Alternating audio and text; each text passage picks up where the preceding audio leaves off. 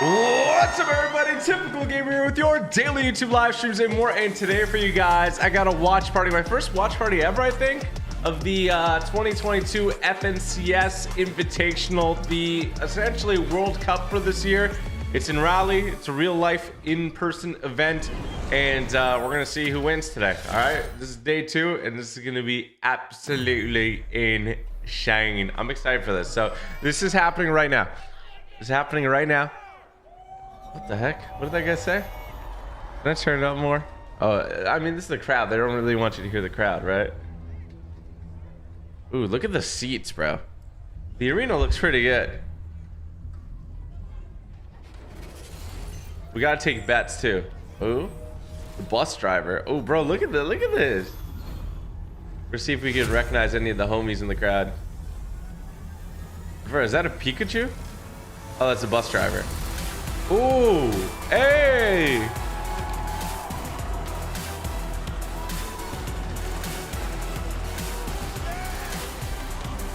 Okay. This, I gotta admit, this is a pretty cool intro. Sheesh. Hello there and welcome to FNCS Invitational 2022. Woo! North Carolina, how Woo! excellent stuff. It has been absolutely amazing. I'm Kelly Ling. This is Adam Savage. And guys, this is the final day of the FNCS Invitational. 50 Final of day. the best duos from around the world representing 7 regions, duking it out for the lion's share of $1 million. $1 million bucks. Walking away with $200,000. But not just that. They're fighting for the pride and the bragging rights, and of course, that trophy right there. Oh, yeah. Look at that trophy. That trophy's sick. It was actually made by Swarovski. You know the jewel people? Amazing audience. We've got you guys watching at home. Everyone is ready to rock. We're missing one key element, of course. The players, the stars of this show. We thought we'd try something before bringing them out here. So if you'd like to, by all means, you don't have to. If you want to, though, do stand up, guys, okay? You can stand if you like to. We're going to ask all of you guys to follow me in a clap. All right, we're going to start slow. I'm going to get faster and faster and faster, and then we're going to go absolutely bonkers. Okay, here we go. I like how you said bonkers. I like that. Hey.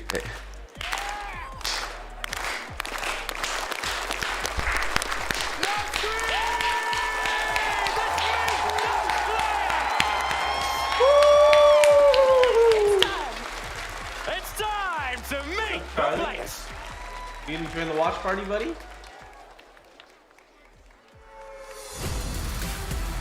They're not even at their... Oh, bro, that kind of sucks. Like, did they get to practice before? Like, today? Ooh. NA West Legends. That 7X next to his name. Currently in 22nd place with 80 points. They have had to black out the FTX logo. For Babs and Snacky with a contested off-spawn situation in day 1. This team is looking for a more consistent day 2 and a huge comeback. I like how they're bringing everybody in. Honestly, they got a really cool stage. Who's first? I'll show you guys in a sec. So there's, of course, going to be 50 teams. Bro, that's why I quit competitive. Look how young these guys are, bro. We're not in the Greasy Rose team's favor. Who do you guys got? Today, they'll need a comeback for the ages. This is the #1 team. Tundra and Queasy. Or Vino and Queasy. These guys need to stay focused in order to secure the prize. Queasy was the one that was on the Fortnite radio that talks right now. This is Rapid and Andolex with a popping performance in Game 3 yesterday. So it tells you what place they are on the leaderboard at the bottom. This is leaderboard 31. So remember, there's 50 teams. Put your hands together for Basil and Jace. Improvement is the key for these guys. They have to show up today if they want to take that. Bro, Jace's haircut though. I like it. I like it. Stand up and get Ooh. loud for Pink and Anaz. with an average Pink elimination and rate of Anaz, these are the 3.5 guys per contesting game clicks. on day one. They're All set 11th for place keeping right the now. points coming in hot today. Kami and Setis. I'd say Kami and Seti. These two legends had 2 victory royales yesterday and are the front runners. They had 2 for the wins trophy. in their third. Can they make That's it wild. happen? They could definitely take it. Let's hear it for Aqua and Reason with challenges right off the drop. This team might take a different approach today. So to they're get to the 44th top right of now. the Aqua leaderboard. won the World Cup duos, which is kind of insane. Shows you how much has changed. Absolutely. Wait, that wasn't incredible. everyone. Once again, just our first 10 duos Oh, coming okay. back onto the stage after 6 games yesterday. I feel like we can't not talk about them, right? Brazil, PH Zin, Kitos. That back corner over there was going absolutely ham Woo! for them. And I want to know how you guys expect them to do. Brazil! They haven't lost their voice yet. I don't know how. I don't know how. It's been amazing, right? PH Zin, Kitos, 25 FNCS finals appearances. PH Zin, Oh my. 4 championships alone, 1 for Kitos, total of 5 FNCS championship titles for the duo. I mean, they're incredible. Yeah, they really are. They're playing so good. They're getting to the front side of zone. I'm excited to see them today. That's right. Let's go ahead and meet the next 10 players. I like how clear you can hear the audience sometimes.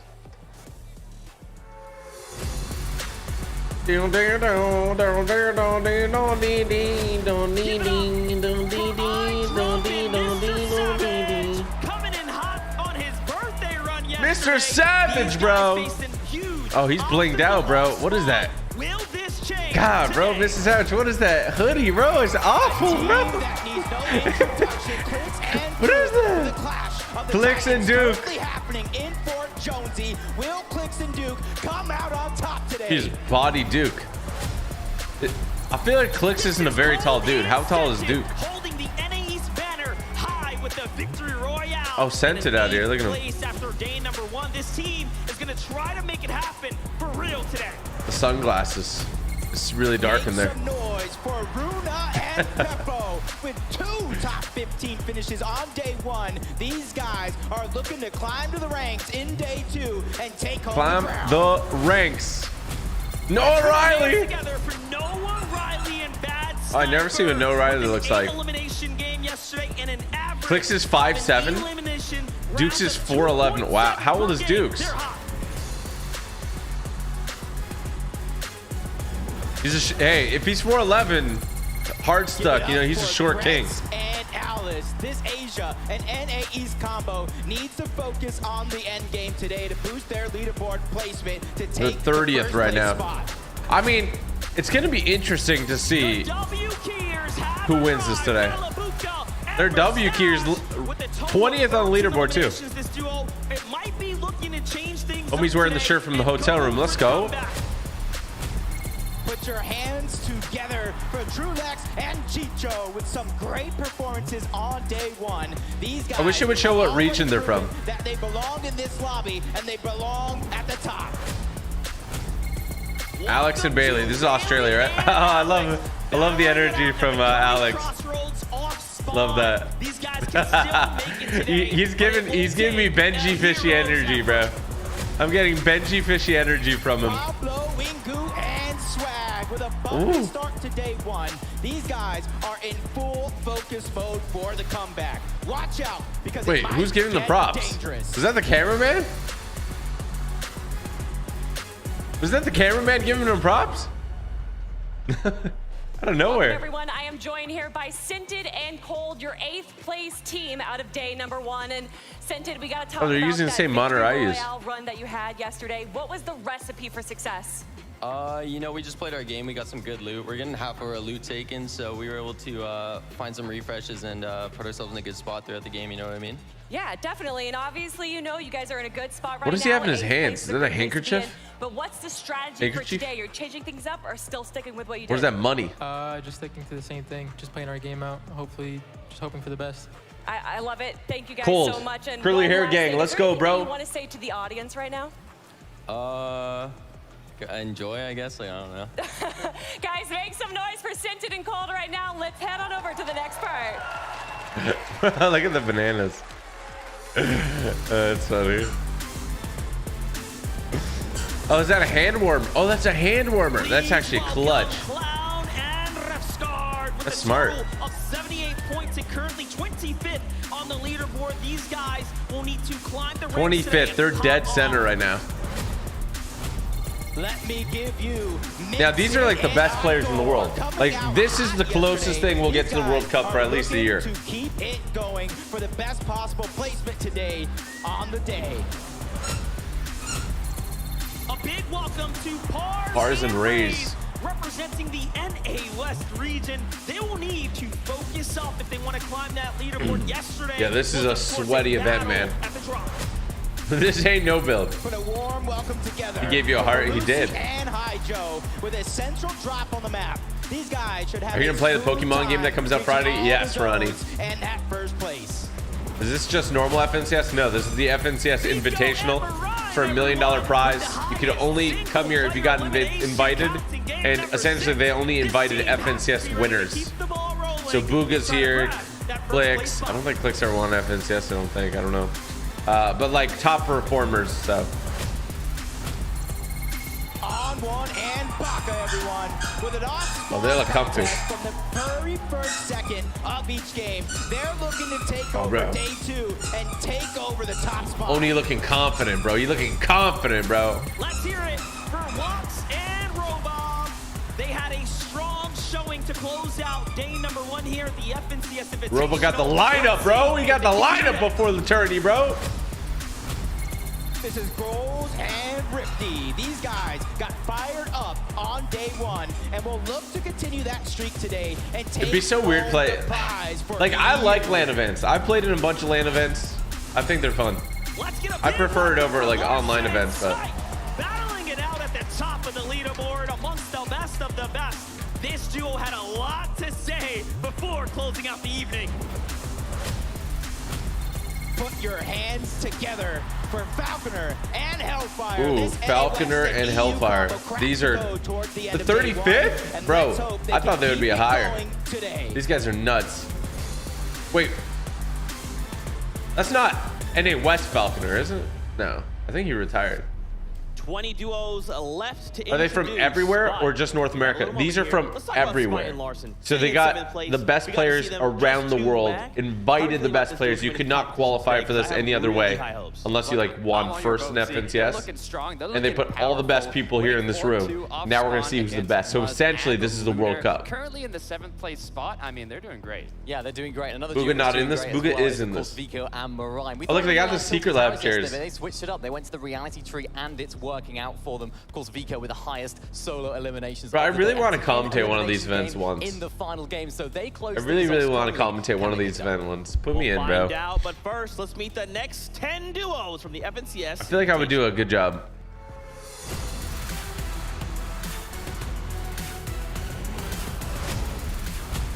Put your hands Ooh, together Peter for Bot. and Jepper.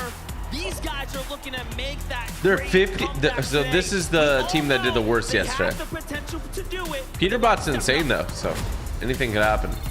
Make some noise for Pam Stu and Fatch. Currently finding themselves in the top 10. Write a professional These letter guys to them. are Honestly, running for it might the work. trophy. Now is the time for them to shine. KBR in seat, folks. Ooh, Giving Brasil! it all Brasil! themselves as the Meu amigo! sixth team in the tournament so far. They are here to make the Brazilian region proud. Sixth place! Let's give a warm welcome to Bevy and Vortexers coming out with an average elimination of 2.6. These guys Ooh. are amongst the top fraggers in this lobby. Let's see more of this today. Vortexer's wearing some drip, bro. H&M model type beat, you know? Taking novice, finding themselves at the bottom half of the leaderboard here. They have to now make this day the comeback. Did they use the same network or different? Yeah, I'm pretty sure they're on the same, like... it's not operating online, the event. I think it's like an off... That's how I would assume. It would be like an offline LAN type beat. Scram and Jim showing they belong in this lobby with a top How old do you need to be? I think you need to be 13. Will they keep that momentum? Booga already going? come up? No, he's gonna come up soon. We're probably gonna introduce him last since he's Together. Hey! With a great day 1 and several fans 18th place, bro, showing up. Let's go. These guys look hype. I love their energy, bro. I love their haircuts, bro. Fantastic welcome to Ju and U3. Today is the chance for a comeback for this team, and they are looking for that opportunity now more than ever. It's crazy because for a lot of these guys, this might be the biggest. For most of these guys, this is the biggest event they've ever done, and this might be the first LAN they've ever been to, right? So imagine the nerves. I've done a bunch of these, and I still get nervous for these, man. Ooh, yummy and cool. Finding themselves yummy. Close to the top 10. So this was this is an NA West duo, isn't it? Is their final They're really good. Bro, is that PSG?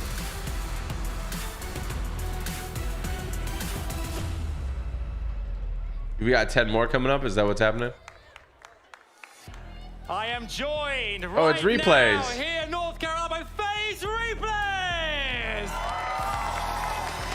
Replays, my guy. Replays, blinged out, bro. Experience this is. You were at World Cup. Here we are, FNCS Invitational. How has the vibe been for you? Oh man, it feels great to finally be back at an in-person event. The vibes, the atmosphere is feeling absolutely amazing. So, shout out to all of you guys coming. Honestly, let's make today a great day. Yes, Replays. I mean, speaking of the community as well, what let's go to do this to the community? You're a huge ambassador of the game here. Yeah. How great is it for these guys? Honestly, this is like I said, it's being back again after like 4 years. Like I think this is great for everyone to experience. Like just seeing all the players here from around the world. One of the best, some of the best players around the world, being able to watch in person is such a great experience. So let's have fun. Let's see how these players do today, and let's see who takes it all. Let's do it. Enjoy the show. Replays, everyone. Let's meet the next 10 duos. Zooming right on his face, bro. Replay's a good guy. I like him. Bro, I just want to keep busting out moves while watching this, bro. Oh, King and Glory. Okay, so is King the same guy from World Cup? Has to show up and perform even better here on day 2. Can they do it? Okay, 46th place. They got a lot to do today. They got a lot of work to do today. Is Ninja at the event? I don't think so. They ready to do it.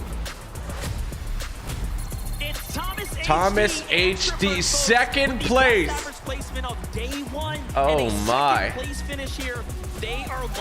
Thomas is nuts, bro. First place today. Dude on the right. Macwood and Kanata. Ooh, I like that. With an average of over 13 let him know. Goodness gracious. But now it's time to why does this guy keep giving their own props, bro? Ah! My dog is biting me. Stop! Hey. With 3 top 6 performances. Edgy and Acorn. Ooh, that's a big team right there. Coming into day 2. Bro, I want to bust out a move. My dog's gonna jump on me. Make sure to get loud for Hand and Vortex. This incredible duo showed they belong in this lobby. Why aren't you in there? Because I didn't win an FNCS, bro. These are the best of the best of the best of the best of the best. Commandment and Avery. With an amazing victory. Hey, that's not Avery. Commandment and Avery are focused and ready to get even more here for day 2. All right, Avery's in it. Look at him.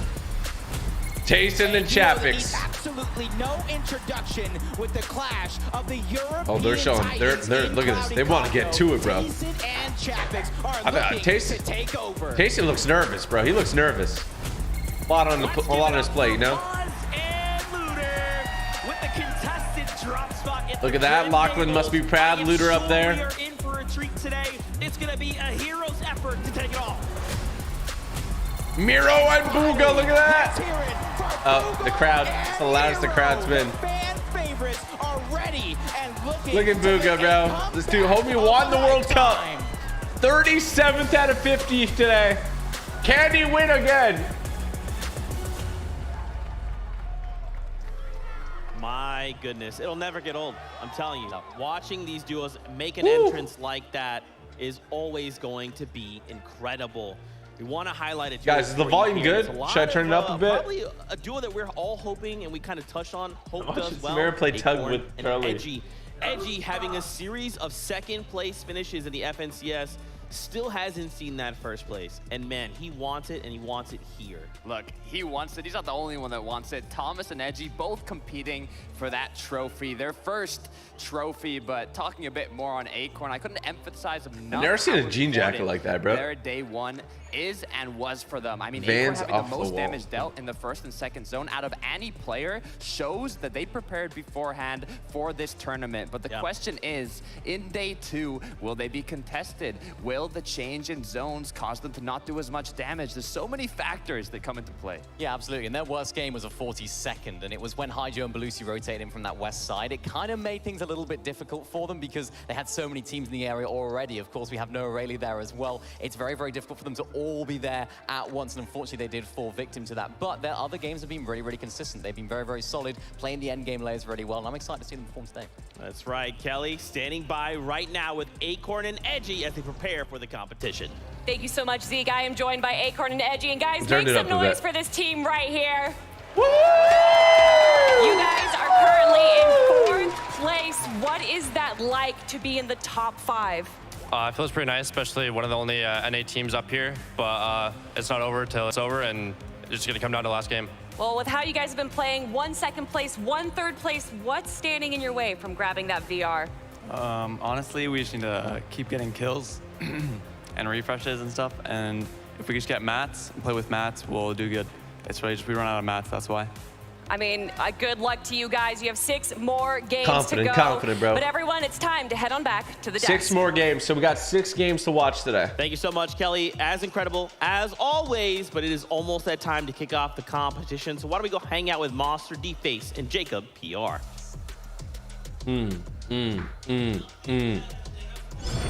Heading into the action. Let's go ahead and start gearing up, of course, for that first game there, Jacob. Yeah, first game of the day, but it's the 7th game overall in the competition. Homie's got the 2 chains on, bro. Invitational 2. has not disappointed one bit. That's right. A 2-day competition leaves a lot of stress, of course, on the shoulders. You get that first day out the way, and then you have to think about everything and how it played out. Yeah, and luckily for them, this is a 2-day competition. For some of these teams that might be on the low end of the leaderboard, don't count yourselves out yet.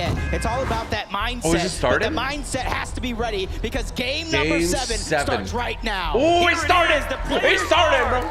It started, bro! And we get to see it all play out.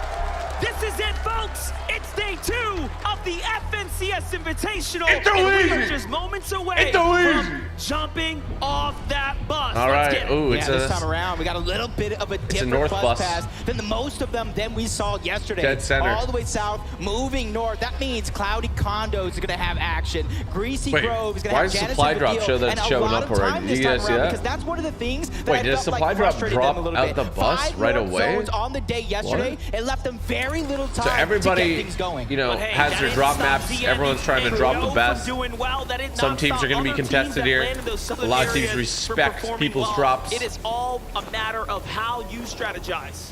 Yep, and already you see Cammy and Seti, the only team with 2 VRs on the day. They got their own drop spot and they held it for seasons. And already you can see where they're getting a lot of their surge. That early bus path already. I'm actually going to turn down the volume a little bit. That's right. A great job there. Early tags, playing smart, and luckily for us, we get to really pick up. Oh yeah, this whole under part. There's no boss though, right? Larson and Smite So they did get contested. go their way. Although they did manage to end inside that top 10 window, it was still very much a competition. Maybe I'll move my head. I mean, this is the most room we've actually seen them have. Yeah, yesterday you seen like a 4-2 in Smite and Larson's Is that better? favor. That's Over better. here towards Vico and Moran. Vico has been going off as a The launch pads solo are all okay. day long yesterday. Oh, they're You can already they're tell. landing on Looks like top of they're them. on the hunt, trying to catch somebody off guard, and that's a lone player that they're surrounding. The first thing Vico told me was, "Did Oh, he you knows. see He me knows. pop off last night?" Oh, he doesn't. I was like, I think we all did.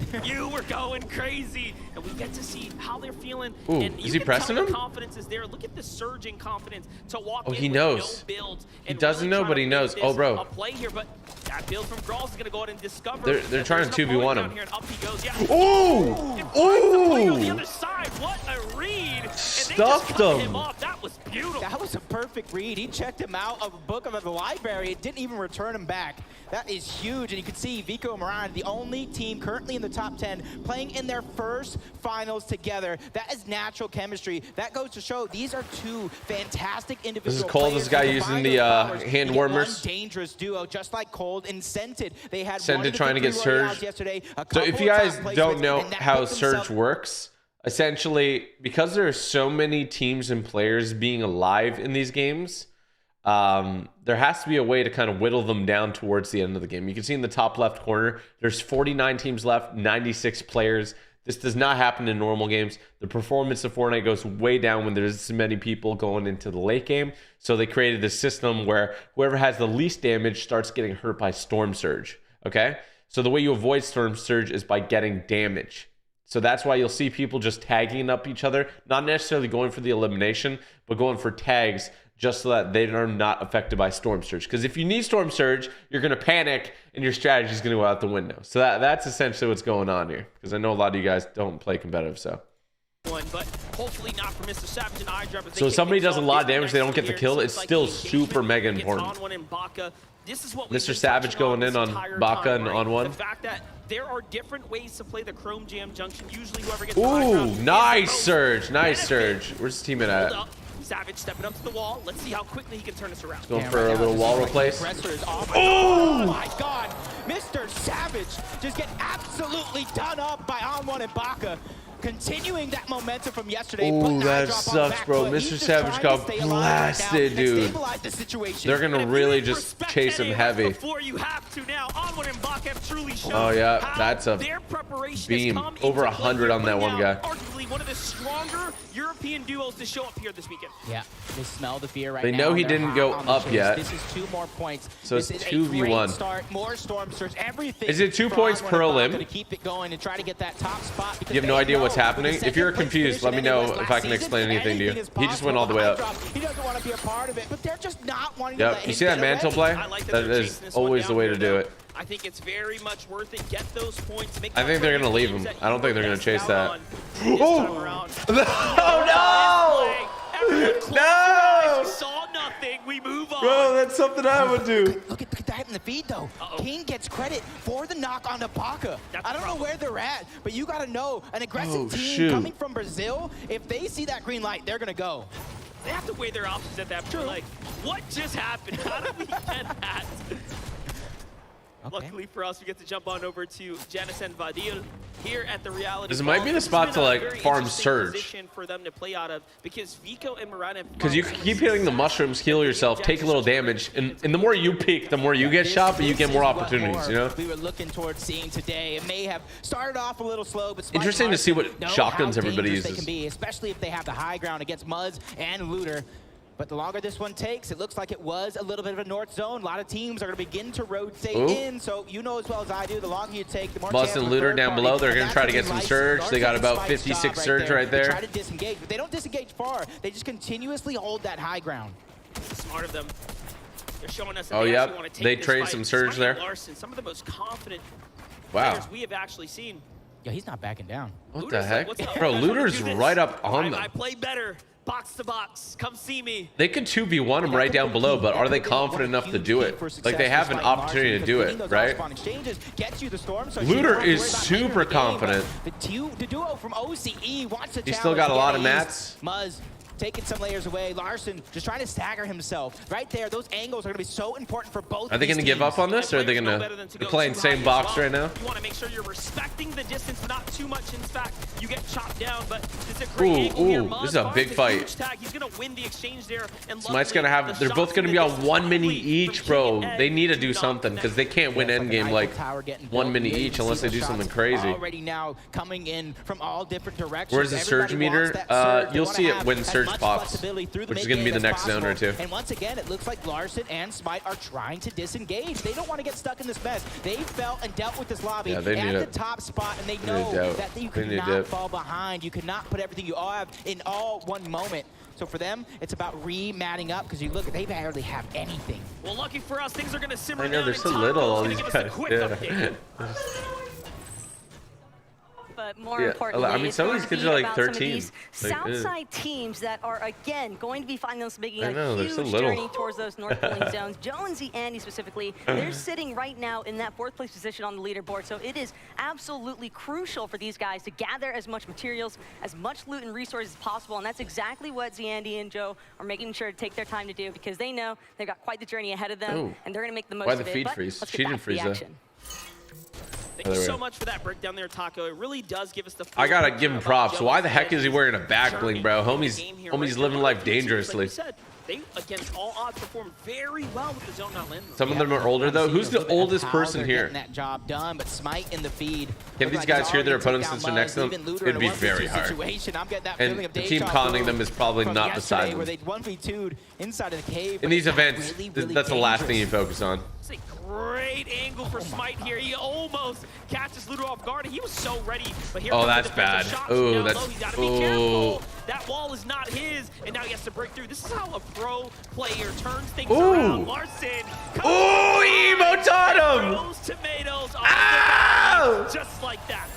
Smite, how old Smite, bro? How old Smite? He looks young. First elimination. This is how Muzz went down. He's building in wood. The what? The lack of resources right now. He got did about up like Larson? a sit-up, sent back to the lobby. Now I thought it was Smite. In exchange, he got the knock on to Bailey. The Siphon finally going to come through, and this is a chance for him to slow it down, stabilize here for a moment while he figures out what is next. Alex and Bailey. A lot of people rocking. Yeah, it's gonna be Prime and Ranger Shotgun, I think. Mixing things up. Seems like they haven't caught a break just yet. But way to kick things off. Raze is down, in fact. Is nobody using Chrome? I haven't seen anybody with Chrome in their inventory. I thought that would be a big play. Can he find his way to a reboot, Van? The longer this goes on, Charlie, the chill, tougher it's going to be please. for him to go ahead and turn this bad situation around. Yeah, but don't worry. If they're going to go 90 people left, for real. Opportunity with the med miss and the flopper. I'm gonna kick you out of my office, buddy. That is in storm, but you got to do it sooner rather Oh, look, than it's later, sleepy. This is a northwest zone. You can see the zone on the left. That is going to be another northern zone. So the players that we were talking about, Janice and Vidil, Joe and Zandy, and a lot of those teams that are on the southern portion of the map. I'm trying not to react so he doesn't, like, I think he wants a reaction out of me. So, like, as part of training, I can't react. It's really hard, though, because he just bites me in the But Joe and Zandy have already proven hip. us they know how to play. And it's so sensitive One thing there. we do know for certain is so does Vino and Queasy. So if you see me just make a face, it's literally my dog biting my back. My puppy. We'll see if it ends up happening. Bro, John. Moving from outside the zone. I'm sorry, you're gonna put Charlie down. Down to sleep, maybe. They have to go a little wide here to get themselves. Chrome is disabled in comp? Cammy and Seti, Oh, so bro, they're that's so much. And then of course Macwood and Kanata here to the left. That's the resistance. Yep, you see Joe. They had 5 games with 5+ elims day one, most of any duo. Wow. Day one, most of Okay, Queasy. So this is the #1 team right here.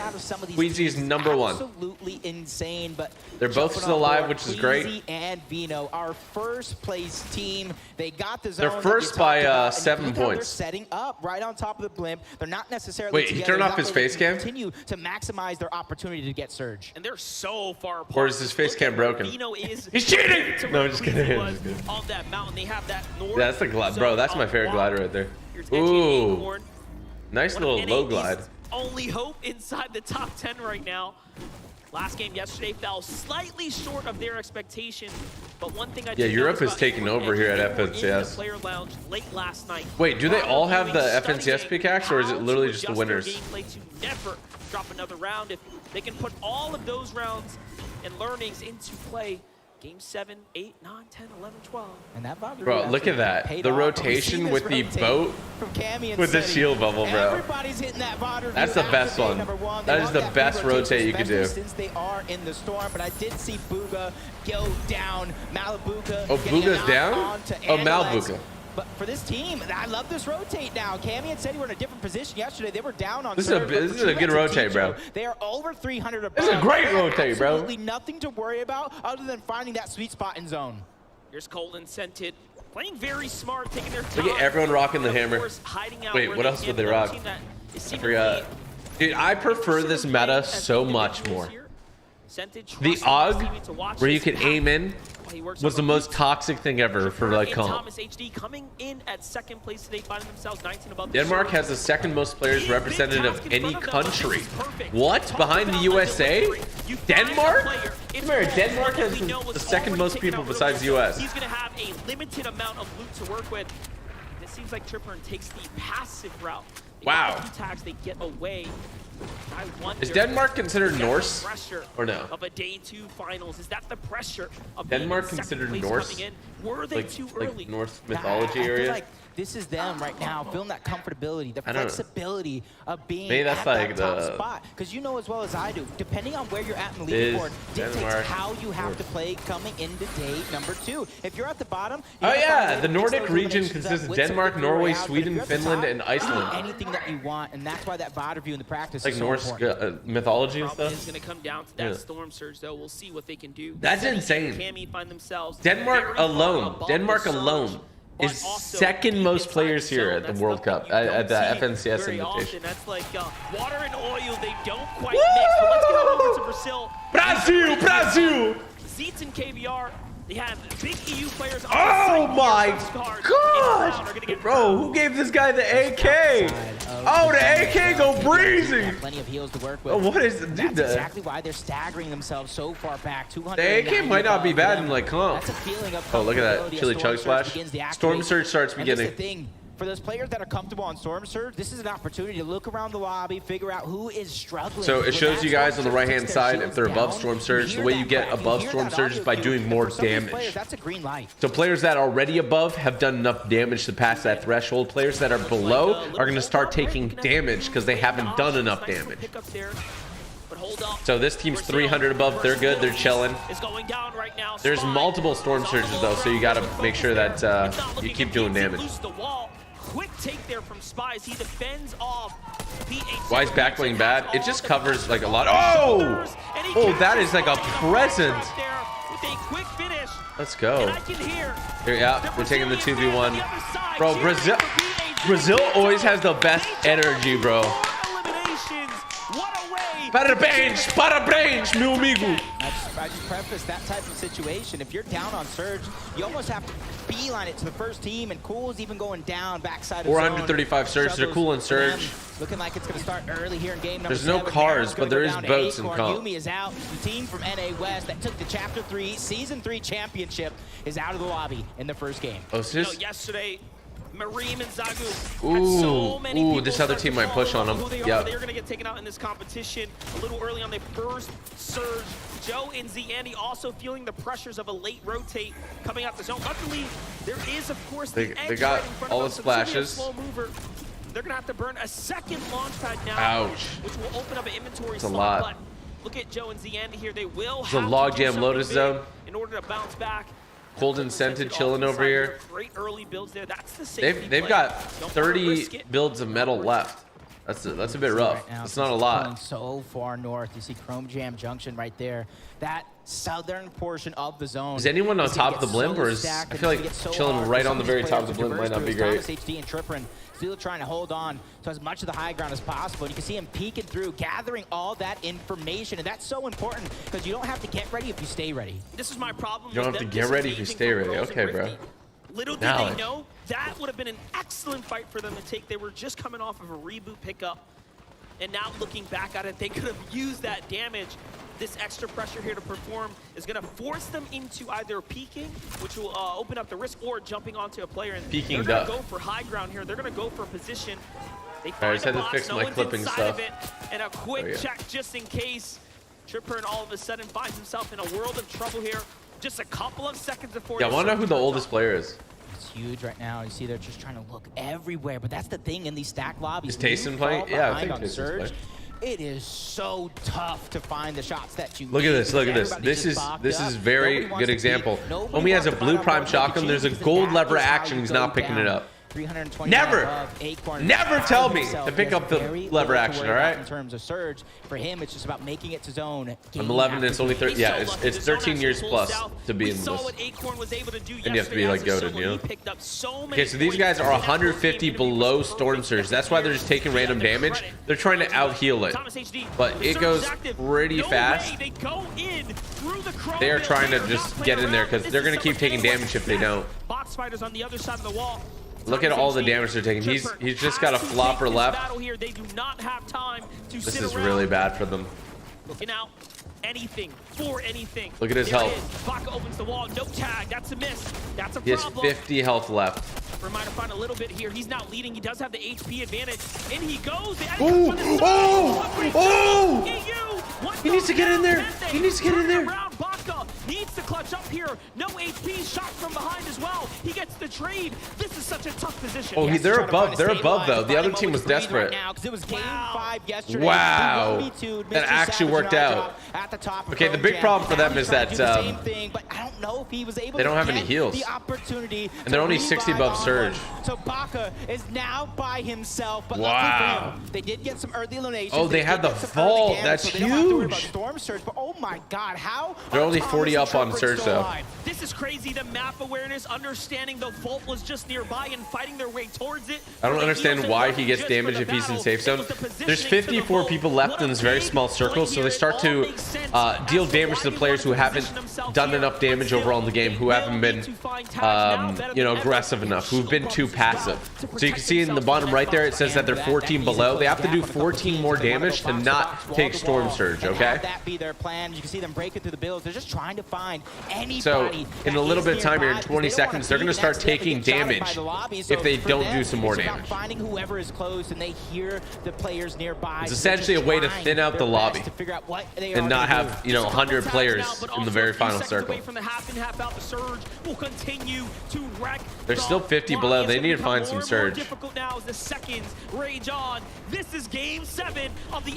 What team has the most chance of winning? It's going to be Queasy right now. They're first place. Went down early on. Batch left by himself. A consistent duo on the day. He's 17 below the damage threshold. He's solo. He's starting to take damage. He only has 2 splashes. He has to do something here. He's 4 above. Oh, now he's below. It's going to go all the way north here. He's got to do something here. Oh no, I think Surge is off. As well. A tough position to be in. Take a look at the points. It is looking very much like a 3-way. Why don't they heal and get mats instead of trying to bloodthirst? Nobody's going to let you get heals or mats at this point in the game. Nobody. You're going to get punished for it. Shield bubbles are down. Tripper and Thomas HD has found their next targets, and it's not an easy choice by any means. We are looking at KBR and Z on the other side of the wall. And you got to think, every player that fights another player here, you're fighting the world's best. Not activated right now. They knew where they last stood when it came to that damage. Exactly that. They are still below. It is still a worry for them, and they have to travel through all these players who are actually beating them to the punch. This could get dangerous, but for Janice and Vidil, look how many people are in the zone already. Queasy all locked up. Vino, those are the 2 players that were first. Right here, you see him. He has 10 splashes, 2 pads, and turn it to their advantage. 400 above damage. Big HP. This is why they're first. Launch pads to work with. This is a story written for them right now. They have all the pieces of the puzzle to make it to the end. This can only end well for them at this point, but let's go ahead and look at Aqua. Aqua's in a pretty good spot too. Gold, Ranger shotgun. Mats are okay. Oh! Oh! For the risk. Was it worth it? Reason has to leave him behind. He turns it around. Another team says, I mean, it was a good play, but like you got to think you're fighting the world's best here. You know that might work in a rando tournament, but everybody's ready. Everybody's ready to go. Aqua just got bodied, bro. And that was tantalizing him to go for that shot right then and there, and he went for it. That was a huge Why is Prime Shotgun preferred over Lever? Lever doesn't do enough damage in these kind of one-shot trade-offs. So a lot of times in these fights, you're going to be able to pop, you know, reset, pop, reset, and kind of just like play it like that. You don't want to go all in. If you're going all in, Lever could be good, but still the Prime has some big damage, especially when these guys are smart. They're really good players. and they're gonna hit their shots. The Prime is just a better weapon. Yeah, the lever is extremely inconsistent. Interesting now as we're seeing changes happen. Oh boy, look at this. Take a look. Queasy Vino up top. As a solo right now, making do with Here we go. They have so many splashes. They're taking high ground. They're so good. How can you be that consistently good? That's how you know you're the world's best, bro. Sinks in yet again. 6 moving zone. That's the Look at this same time rotate they here. took it yesterday as Thomas and Tripperin. This time around, they're going to have that flexibility because they're 141. This guy's got a lot of the damage heals. threshold this time, so they don't have to go hunting. They can stay ahead of zone, try to get themselves 30 in a people good left, spot. 19 teams. This beautiful way and usage of the shield bubbles to make their rotate on Yeah, the shield dead bubbles side while make it using so the shield confusing, bubble. bro. You don't know what's in, what's out sometimes. Oh, there is chrome, bro. Why tell me there was no chrome? This endgame to the hands of Larson Cammy Falls. Yeah, and this end game is just getting so rough. Up and down these mountains. These players are going to have to figure out what they're going to do. Oh, no mats. especially Tripper, 0 who is out mats. of builds. Him and Thomas have to figure out something, but they have been through the ringer this game. Yeah, I'm surprised they're still around, bro. This is crazy. Tripper and Thomas. Ooh, this is, don't even look up. Don't even look up. Oh, Thomas gets in a limb. What? Bro, homie's just gonna stay in zone. He's got like 3 med miss. And now we have another top 3 player. Look at Queasy and Vino up top. They're #1 already. And they're dominating this game too. And they have so many heals. They have everything. They're so good. And it's all about smart play from him. Yeah, he had 2 med miss floppers on the backside of zone. Thomas doing Look at everything Larson he can here. to stay alive. Larson's just like Samaritan's Larson here favorite player, I by think. himself. 5 eliminations as a team, most of them coming off the back of Larson and that early Look at game Queasy start. Vino, bro. But first place, Queasy 8 splashes, and Vino over holding on high 500 ground in the mats. sky. And Brazil is still alive in this game as well. So we have EU and A Thomas and Brazil Tripper. all in this same game. You can see the heals coming out from Ketos and PH in there. I don't know how they're still alive, but 2 of our top 5 teams already out. So for Vino and Queasy, they are starting to take away. Tripper holding on with dear life here at 200 points. Brazil Making team sure is the gap 4th does not place go right too now. far. 6 elims down for a Brazilian duo. Larson has a solo right now, trying to steal away whatever he can get. Only 2 builds of names, trying to Bro, play Thomas is going crazy. You gotta respect it, bro. They had such a bad game here. Such bad cards dealt to them. And they're crushing it. Right before our very eyes. Top 10 One more finish. build. Now he's in the top 7 as well, trying to keep it going. KBR, Larson, all these solos coming around. This is going to get good. Ooh. Vortex puts him down. KBR, it's Ooh. down he goes. Queasy and Vino got this, bro. They cannot fail this. There in the low ground, Queasy and Vino are starting to run out of, Matt's down low, but that's all. They have tons of heals to work with. Meanwhile, Bevy for sure, bro. clawing his way through the builds here. It is not looking too good. He still has 200 builds, bro. This should be their game. That feeling of deja vu comes in yet again, picking up where they left off from yesterday. But this time, Janice and Video. Oh, Vino going down for some limbs. It's going to be a 2v2 right now. 2v2. 2v2 situation. Vidil and Janice got some really good loot down here. They don't have that many mats, though. Yep, no more mats on him. This is basically high ground. Both sides are starting to run out now. Queasy's down to 1 build as well. This is looking very dire. They're going to have to catapult. Janice and Vidil know better. They need to continue the pressure. Vino goes down. He takes a shot. Vidil blocks. Ooh, big hit! Step up from behind. Queasy with a great follow-up. And oh my gosh! Oh my gosh, bro! Holy smokes! Let's go! Woo! First place from day 1. Oh, look at the pyrotechnics. First team from day 1 wins the first game of day 2. Bro, so good. What? Vino and Queasy are showing us why they are. How nervous would they be, bro? Good while they do it.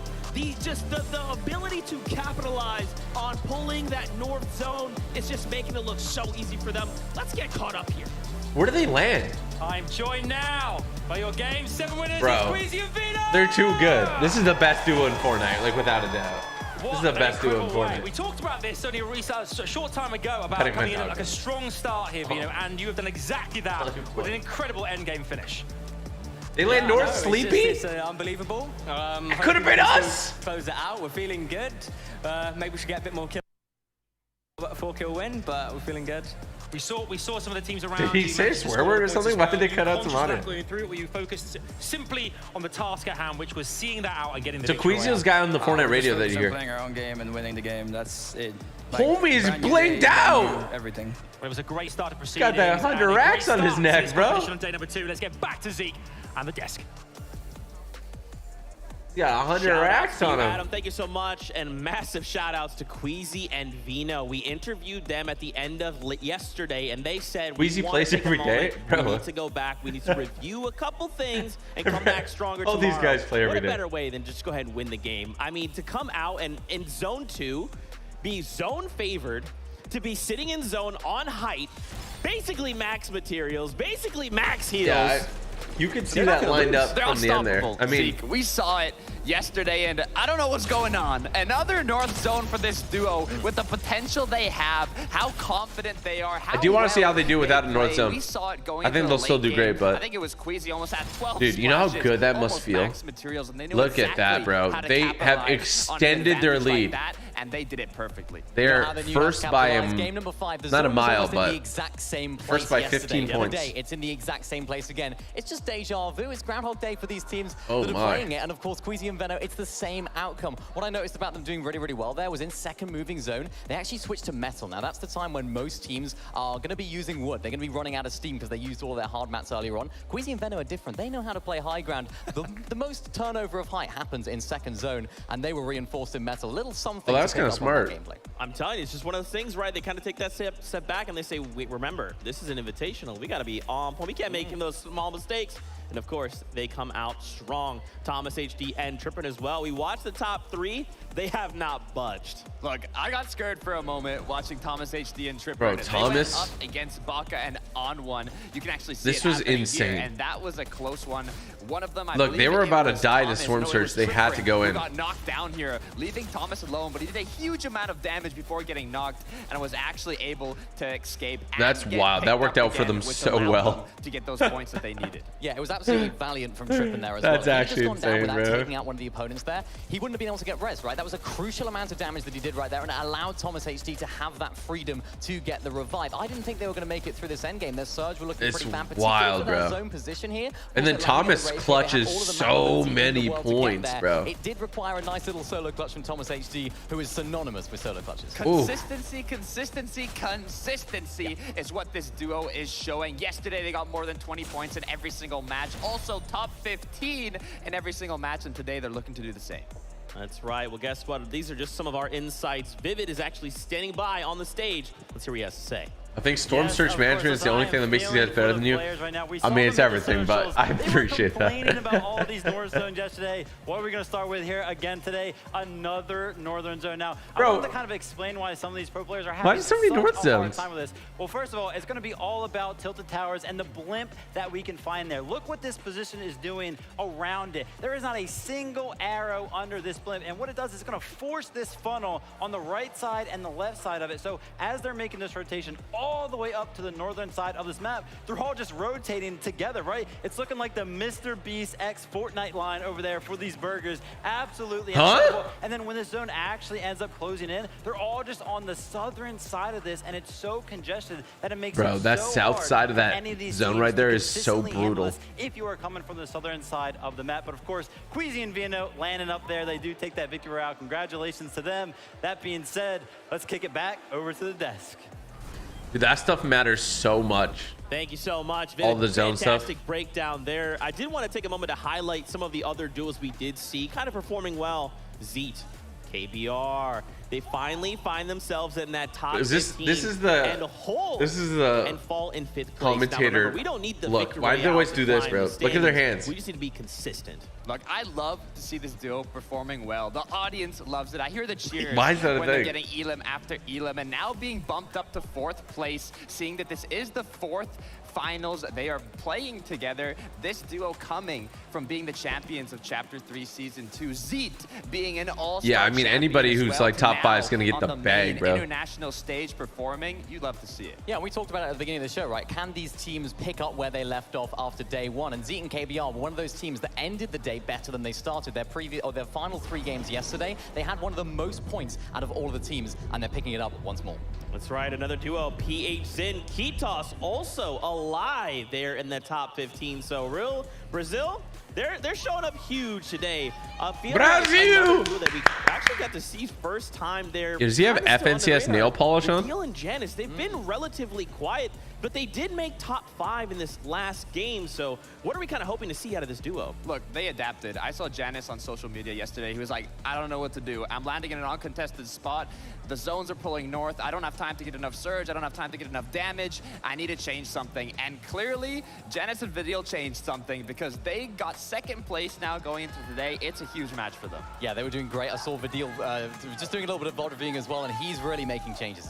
Man, a lot of these players, they VOD know reviewing is today massive, is the day bro. to bring Massive. it all. But as we prepare for Game 8, let's go hang out with Monster D-Face and Jacob to get things started. Thank you so much there, Zeke. Yeah, we really get to pick things up. It's looking like we're closing into a runaway train potentially. Yeah, potentially it is so, but there's still 5 games left on the day. For some of these teams, 5 games left, Game 8, baby. Let's make some noise. To close the gap on that leaderboard and fight for the Why are you not chance to there? call yourself They invited the me. I just decided Invitational champion. not to play, but At to be this there. point, if you know? I'm a team, I don't care where I'm landing, I'm gonna maybe think to myself, hey, let's slide on north. Let's play the upper side of this early rotate. How do we get to those general areas sooner rather than later? Well, now we get to find out, folks. Here we are. Game number 8 is kicking off. Yep, got a little bit of a different bus path yet again. I'm liking the little bit of variety that we are coming out with. And for some of these teams, we're going to see a little bit of Fort Jonesy, Clicks and Duke, Peak and Anas. Almost all day yesterday, they completely split the POI, went their 2 separate ways. And that's how they were able to get the spot they did on the leaderboard. That's right. And also, Jamper and Peterbot on that coast having a tough time. Yeah. Bro, it's cold in my office, bro. Very little loot, not much to work with. And does anyone play on controller? Oh, that's a good question. Being imposed I know Reek does. Very at least one person. It's also about what you lose out on. Are you as good as them? Remember, there is No. 7 I would say not. I'm sorry to break some of your hearts, but these guys are extremely good. The best of the best of the best in the world from all around the world. As Cammy and Seti yet again trying to get that early surge. If I put in the hours they put in, maybe, but they are entire house over at Grim experts, Gables. masters of the craft. Coming out from Muzz and Looter, but you got to watch out if you're being this split against a team that is this active in Larson and Smite.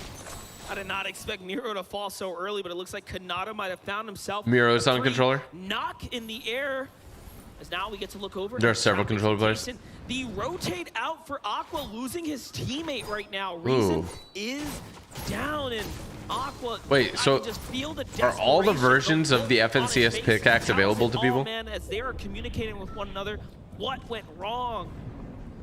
It sucks to die off spawn here. That would be bad. Nyrox is the only players with multiple VRs in an international event. That is absolutely impressive as these 2 teams closing Smite and Larson each other. They want that off-spawn at the Stranger Things house. They want revenge. They want Looter is not happy, bro. He got emoted on and tomatoed on. That last game was a great one for Smite and Larson, officially jumping their way back up into the top 5. So if Muzzin loses not all the world. Here, I mean, it's everybody who is good at the game. So it doesn't matter where you are in the world. They invited those. But yeah, there's some countries where it'd be way harder to be good at it because of the ping difference. Like if you are in South Africa, it would be, you'd have to move or something. There's no way you're winning FNCS on 200 ping, you know? 300 ping. And they had one of the most performances yesterday, almost 20 points in all 6 games. No other Talent team TG isn't just playing these games, it's winning and winning. It is having fun and making us all have fun. That's what it's all about. How well coming in today, number 2 is Joe and Z Andy. We're gonna have a little bit of a North Looter representing Australia. Any Australians in chat? This time around, so for some of these teams, it's gonna be a little bit of an easier game. Bro, Brazil has the best community. I'm happy we have to jump in with KBR here because Z is down. We saw that exchange happen in the feed there. Remember, they are not completely clear here at the Lustrous Lagoon in this general area. They do have tons of players that land in this general area. Being solo is like the worst thing that could happen. Up at the north side alongside Scram being another set of duos, right? So that is very much a contested area, and now he has to play for the save. Yep. On board. You playing cash cups on 200 ping? Yeah, but you're not winning, you know? In this event that has 2 victory royales so far. The odds you winning in is this tournament. very. You're seeing how they're getting the job done. You got all the Going cards stacked from against you, bro. balloon to balloon, the high ground, getting the surge. Oh, I've seen a lot of Aussies. Let's go, bro. Important. This is such Any Brazilians here? that cannot Meu be amigos. stopped at the way they're going right now. I don't want to call it too early, but hey, zone is Rabakaka, Rabakaka, Rabakaki. Is it going to end somewhere up there? Yes or no? Oh no, it's Rob Bebeki. No. My bad. I want to bet against it. I want to bet against it because some of these teams have been just going through the ringer with those North Aussie zones. Gamer Girl, yeah, that was an obvious one. Where you're Some of our from? teams on that, just a little bit of a chance to kind of climb up that leaderboard. But a team Queen's that does team get is a so chance stacked, to it really take is. By forces, Wox, and Robob Kebab. They're one of my favorite Robob teams. Kebab. That's how you pronounce it. Robob Kebab. Yeah, you say it all the way through every time. Any Canadian teams? I think there's Canadians, but no Canadian. I don't know. It's a good question. I don't know that. Don't know that. They're one of the few teams that have been contested, but not have really turned. Dude, Jew is really trying to take this 2v1 here. Oh! Alex got a little aggressive. Alex and Bailey, this is the Australian team, right? Not backing down here. This is a fight that I think kind of settled every single game yesterday. Or at least I guess so, between Alex and Bailey, Jew and Yusri. But Alex and Bailey, I was kind of talking to them. Anybody in this tournament, realistically, including them, can pop off at a moment's notice. That's the crazy part. To do it while staying consistent at the same time, and they want to go ahead. Consistency is huge here too. They want to go ahead and fight this. Oh, he's on a controller. Look at him. You see his hands under the desk? Worry about it later on, because unlike every. Or he's playing with his keyboard on his lap, which I think is very unlikely. This side around, ooh, Alex just got smoked. I think what we're seeing right now is stage pressure kicking in. I had a lot of time to kick up, really catch up and get to know Alex and Bailey in the lead up to all of this. And what they've managed to tell me is they were winning most of their creative head-to-head. So I think when it comes down to raw skill, Alex and Bailey might have the edge. Oh, Epic Whale over there. Look at that. I think the big thing is too, and he brings up a good point, is like stage fright. You know, it's scary. Like a lot of these people have only played at home, and a lot of these people have come up during the COVID era, and being at an international stage away from home with all this pressure, all this money on the line, it's scary, man. It's scary, and you got to consider that as a factor. They had to go hunting just like so many other players in the lobby, and you're not really able to control your game if you're just forced to go for surge game after game. That's right, but luckily for him, he does find a little bit of success. And think of like every little thing matters, man. Every little thing matters. So he can go ahead and rotate. It's like those things are huge. Tripper taking their yeah, hit the like button if you're enjoying the stream. If you guys want to see more watch parties, hit that like button. Let's go. This is learning from your previous game. They do not want to find themselves in another storm. Who are you rooting for? Fight for Surge. I'm just here to see who wins, honestly. It'd be cool to see Fuga win a game. I think the throwback to World Cup era. That's not too surprising, because we talk about it'll be tough for him to win the whole event at this point with, you know, #1 team winning the first game, but deal with an FNCS championship, and he could really cement himself as one of the best players of all time. And you can see he also led all damage on day #1, really earning that respect there. You didn't believe it before. You and Speed have 13 million subscribers. Speed probably has now passed me in subscribers, meaning that he's officially the #1 most subscribed live stream exclusive channel on YouTube.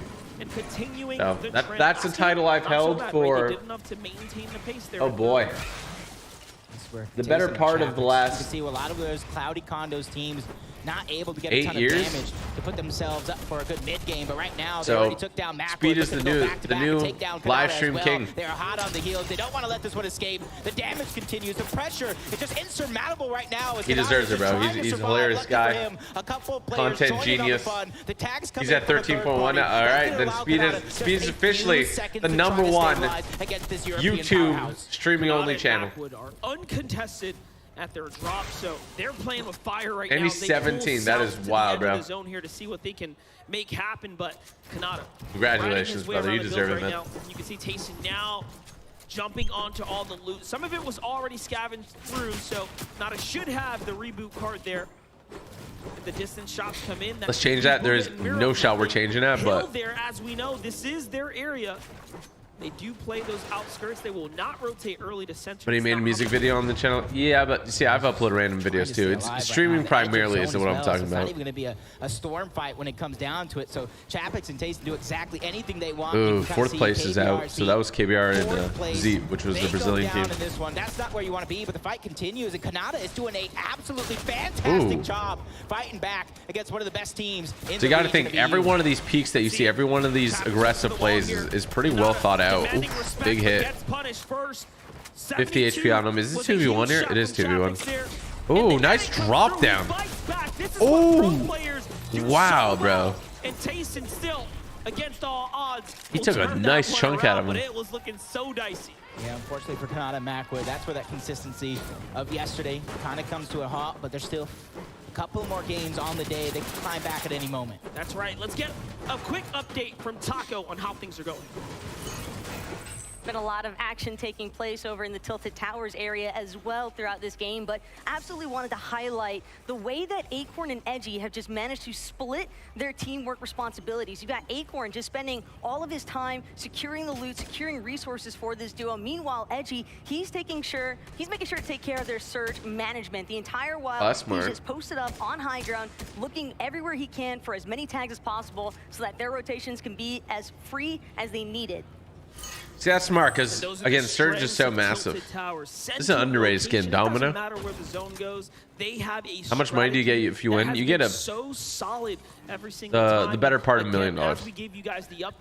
So whoever wins this is going to be stacking cash. Queasy's going to be able to buy massive chain, bro. He tries to throw down a chug splash, but unfortunately sends one into the bush, and good edit, but that gets eliminated there by Wax and Robob. And it's all right, boys. You'll get him next time. That's a tough one there because again, they were doing very well. A lot of these people are going to take more generous peaks because there is no snipers in competitive. I want you to remember that. Still do very, very well. They can still jump up a ton of okay, so it's 200K if you win. You just have to buckle down. You can see the TSM duo far below. But now I want to go over to Larson and Smite. Is this the longest either one of these teams have not only been alive, but been in Grim Gables as well? But at the end of the day, they're beefing. That fight they will get. And between Larson and Smite, they have a little bit of that high ground. Smear's MVP Larson is just he griefed him. He didn't grief him. He emoted on him, and now they created an internal beef, bro. Huh? But no, it's just Larson. That's Smear's #1, Larson. It's just Muzz, it's just Looter. And now out of material, Larson trapped up. Box like a fish, almost. Turns it around though, 2v1. They try to swing in, and it's not looking good. They are hurt. No HP, low material count. It's down, goes Smite. Larson sneaks out the side there. And Muzz catches the first elimination, and the siphon is enough to get some. It must feel good. It's huge. Well, they need to catch Larson. Larson's the one that emoted on him. They're gonna 2v1 on him now. Poor little Larson, bro. I like Larson a lot. Larson, can we play, bro? For a moment, but he cannot go back into the storm. Otherwise, he will get. No, Larson! He's dead. He gets those 2 points. Where's Larson from, bro? He's quickly becoming my favorite player. 3 points. Oh, he's 5th place. Larson's 5th place right now. Albino and Queasy, but now 4th place is down. 5th place is down. No, they're the out. top 3 have more of a runway to start ramping up here. King and Ed, though, under shots here. They are making the rotate. It's Avery and Commandment who's up above. Low on material count as well. King has to box up.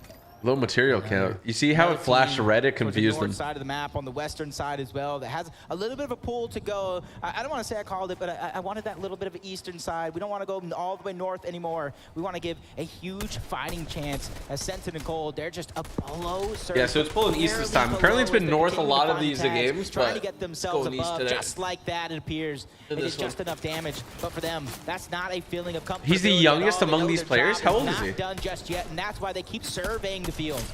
That is right. Muzz does look like X-Off a little bit. Larson plays NA East. Really hit your shots when your team is just on that line of danger when the storm surge is looming. I want to see where Vino and stuff, like how are they rotating in from that matter most. Sleepy. O'Reilly, bad sniper, very low on HP, not even pausing to go ahead and heal one another, instead pushing on in. That's the Japanese duo right there. Zagu and Mareem, they are champions of Asia, the most recent FNCS champions throughout their region. This guy's not in a good spot. And these EU boys are learning very quickly as to why you don't walk up to that wall. Yeah, and they're actually one of the teams that have. Oh, they're pushing the Japanese FNCS champions. They got a second, but no They're pushing the Japanese FNCS champions. But the Asian powerhouse team do it again. Let's go, bro. Representing Asia. Love that. For Japan, we love For to Japan. see it. It's a jammed house here in North Wait. Carolina. We love to see these teams stepping They're up. Why can't he build a wall there? That's weird. Probably so The laggy. action. There's so many. There's 67 people left. Look at how they adjusted from game 1 on this day. So this From is game second place 7 to team right game here. 8 now, right? All of a sudden now, they are so far above with the damage. But historically, when it comes to Thomas HD and Trippin, I will say they're a second half team. They're a second day team. Historically, they just perform better. Larson when their back is 17? up against the Oh, wall. And okay. hopefully for NAEs, That's what I was hopefully for saying. North America altogether, He Acorn just and looks young. Engie can have that same fire. Yeah, I We look talk young. about them being in 4th place on the day. It was only because they had a bad game 2. They had a 0-point game 2 yesterday. Other than that, they were among the top 3 in performances at the second half of the day. If they can continue that here early, They will got be on okay, the run sirs. They're to the definitely gonna have to race. get more damage. They're gonna short pad here. In the feed there, that's going to be a huge refresh for him. But Kitos and PHN holding on to dear life right now, just edging on the top 10 Yeah, here. we haven't really seen too much from Booga or Clicks or some of the people that are more popular. I haven't seen too much footage of Epic Whale or Reed or anybody. At least these North American competitors. I wonder if they're just getting thrashed around. Finding themselves pretty much dead center here. Now remember, if there's any I mean, I think a lot of these players are gonna have a brand new perspective of the world stage of Fortnite. Beyond that, it's anyone's ball game. North America's gonna have a lot of respect for Europe, you know. Where they're playing this weekend, because historically, we've talked about it in the desk to kind of start the day yesterday. They're not an aggressive team, even though they're in a top placing team. Malbuka over here. Low, but right Ooh, now, no, Malbuka top going placing team on down. leaderboard. Joe and Z Andy trying to get busy. Bro, Malibu this goes down. Shield Cake by doing himself, business trying right to now. live with Oh, just a sliver of see, yeah, HP as exploit Joe stuff wastes like that, time bro. trying to get to the box, but He's Z gonna Andy get that goes head down off. the storm. 1v1 situation. Peace Control goes right back over to Merstash. He peeks through at the wrong time. Back-to-back by Joe to get the double elimination. And we love to see it. It's usually your friends that turn on you, Joe. Z Andy against Malabuka and Merstash. Tough one right there, but Vino Queasy, full HP, 200 up, 9 splashes, 9. Comfortably in first What's his place is teammate? Booga 6. taking down Clicks Ooh. in the feed. Booga killed And that's what Clicks? we want to see. We saw Miro Show get me. a little bit busy Show me. earlier. Now we're Show seeing me. Booga start to get active. Show This team is beginning to come me. online. And for a team as dangerous as they are, they have never placed out of the top 3 monster, and they want to keep that accolade intact. It's going to be a tough one, though. They will have to continue to turn up. Bro, But come on. Vito We want to is see the gonna World fight Cup champ, up bro. We want to see him against Sadu and eliminate Marine, Clicks. He will turn things around. Vito had the biggest game closer yesterday of any other player. You think anyone's on the gonna day. drop a 20 bomb? This man is an animal. Dangerous. An animal, full animal. Very, very similar situation. Top of the mountain. They got some traveling to do. A few teams around them as well. But they're just trying to figure out where the rest of the teams actually went. So right now, they're trying to figure out what that slow side is. Let's see it. Joe by himself.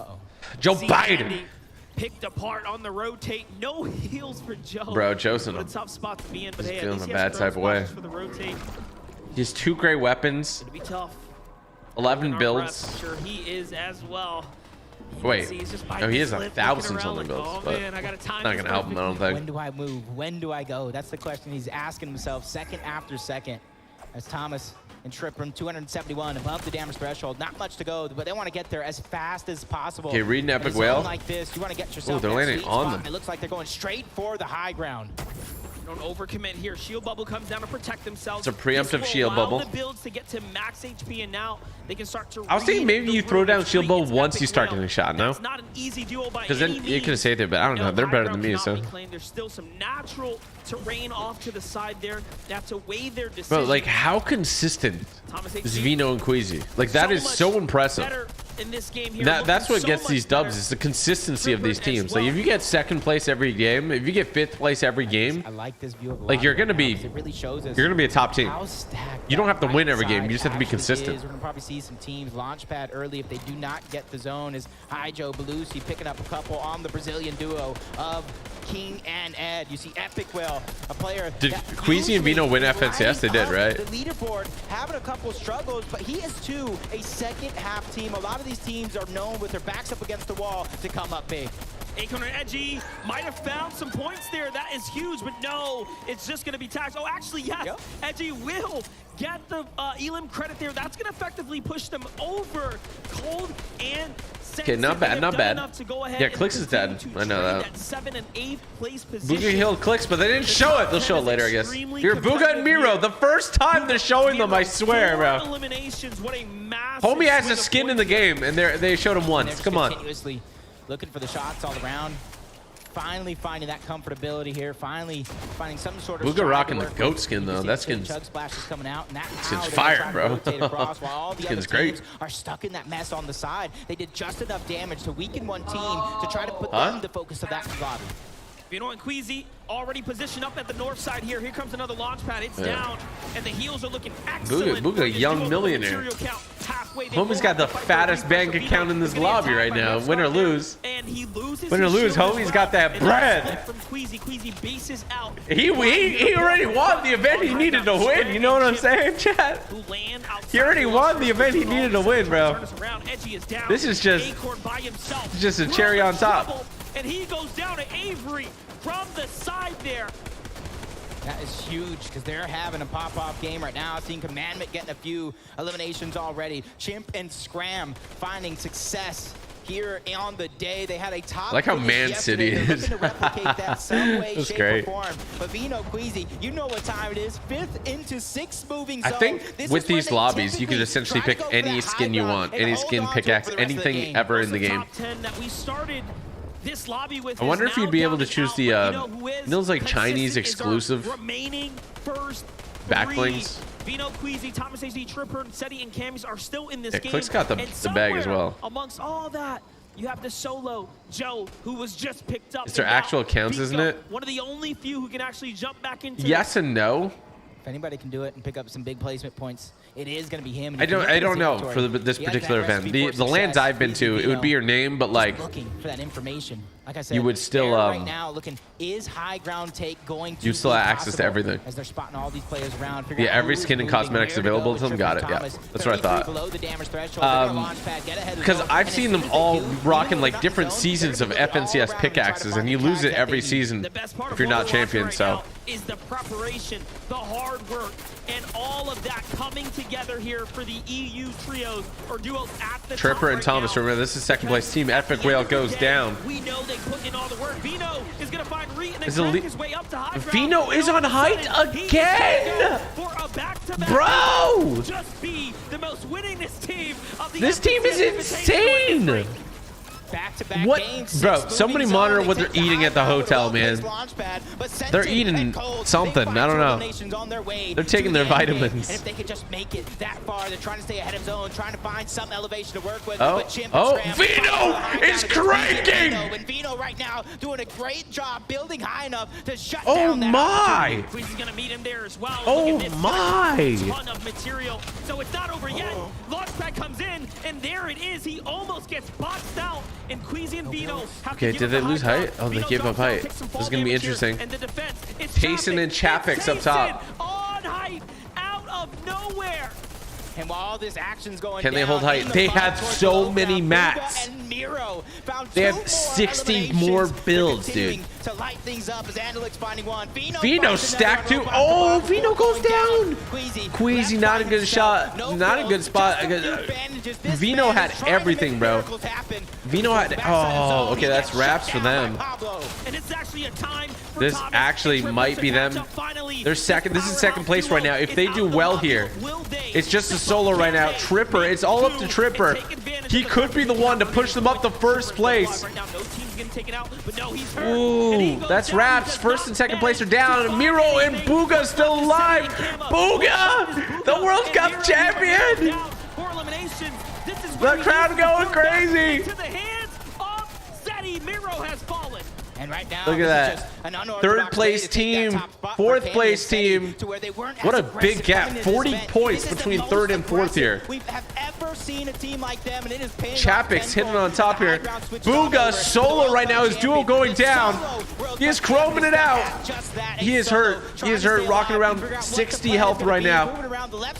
He's trying to chrome everything so people can't peek him. You can't edit something that's chromed. It's a smart play. Booga not in a good way. He can't even take one tick of storm. He goes down.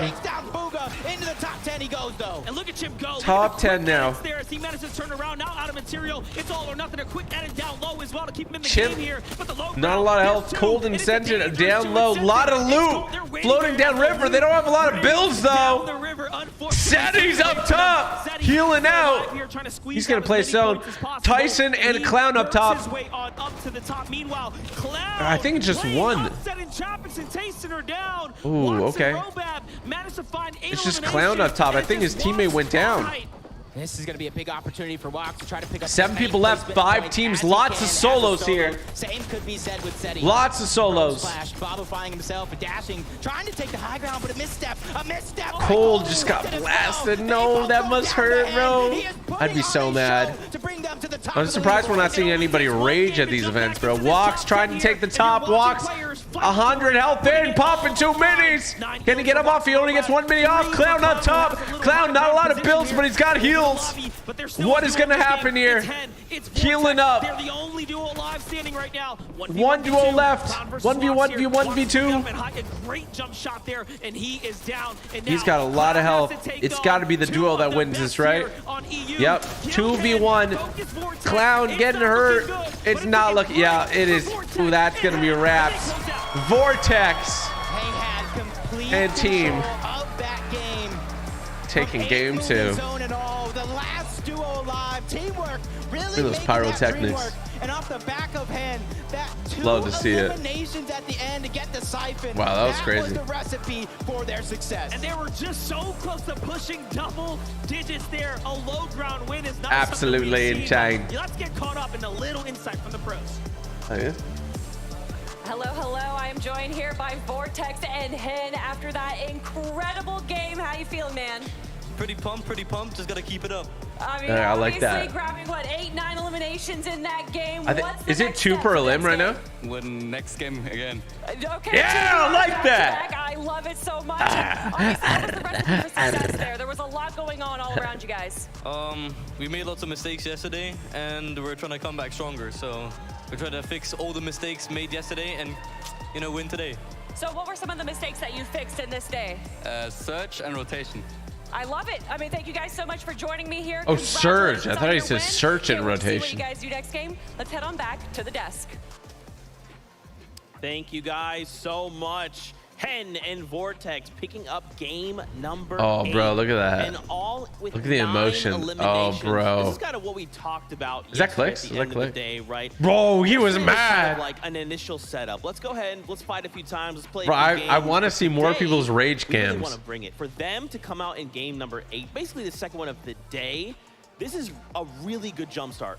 This is where they have to shine, right, Zeke? And they did exactly that in this match. I mean, one of the few victory royales. I want to see someone punch something, bro. From down in the dirt, from below, and they made it happen. Yeah, they already did. And what you noticed from that interview right there, they were saying, of course, they had surge issues yesterday. They had some positional. Dude, winning one of these is the best feeling ever.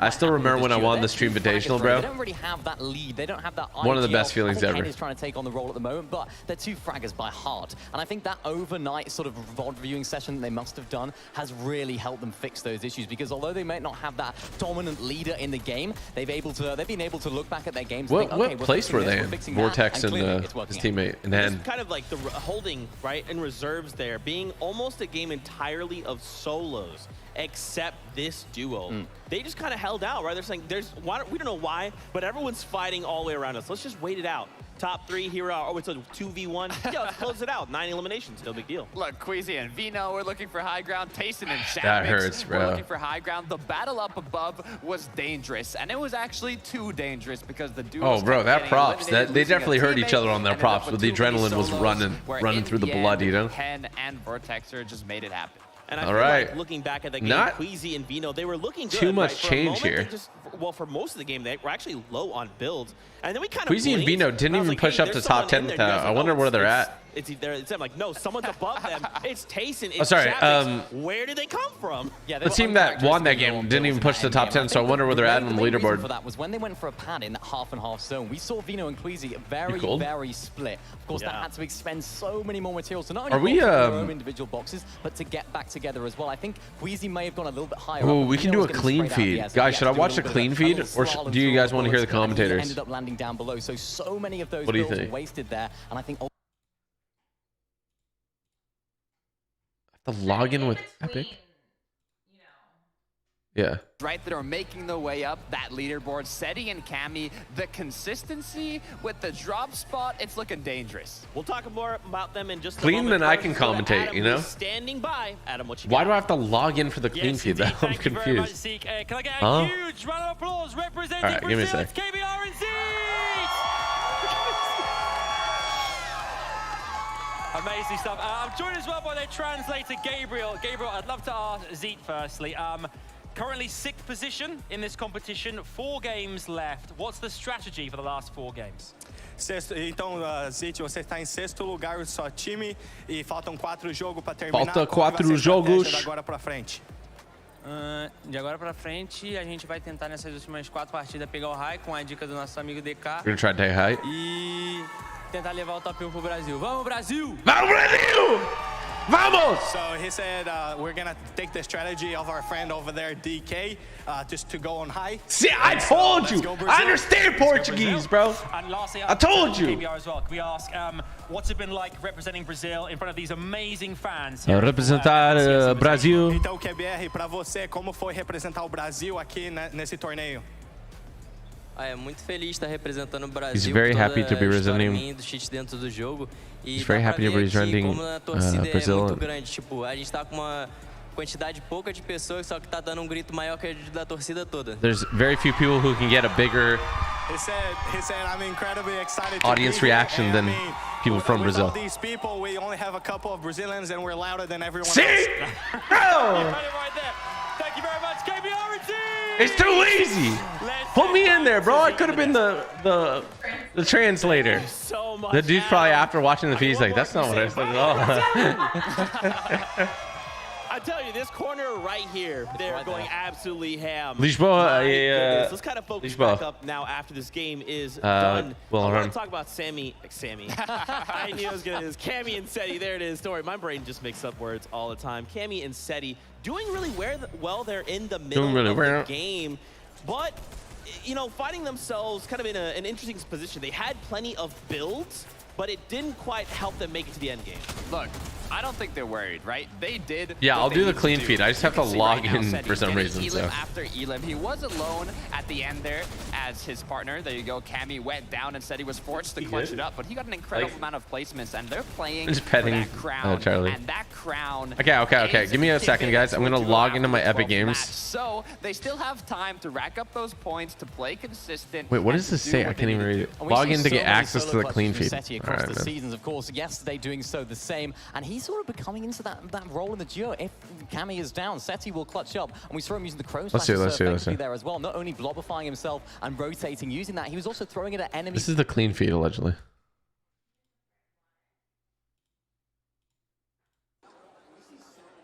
I like that. Okay, so this is... Oh, bro, the clean feed looks way better, doesn't it?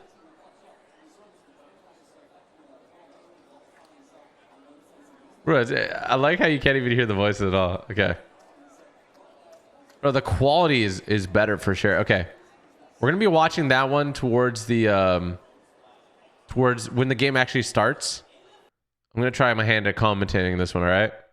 More of the exact paths that their opponents have been doing around them and how they can adapt to maybe take those engagements. Janice and Vidil, they were having trouble finding Storm Surge being uncontested. So, but don't now go anywhere, they're guys, able to get because to the I'm about to be late game. And that commentating first this match, next they're game. doing a better job adapting, and that's what all these duos need to do. Yeah, adaptation is the most important. You mentioned Janice and Vidil, of course. Last night, Vidil was sat in the VODs the whole night, looking back at what went wrong. Of course, you mentioned the Janice social media post earlier on as well. They were struggling for those surge positions. Of course, they're synonymous with going on that dead side of zone. And of course, they weren't able to find as many tanks. There isn't as much action to the south of them as they may have had last season when, of course, they did win. So it's a little bit rough for them, but there's still plenty of games to go. That's right. Game 9 is on the way. So, Monster D-Phase, Jacob, over to you.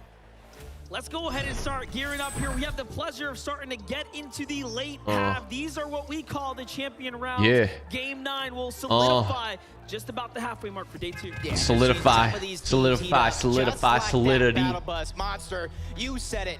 Game number 9 is about to start, and for a lot of these teams, this is the second half of the day.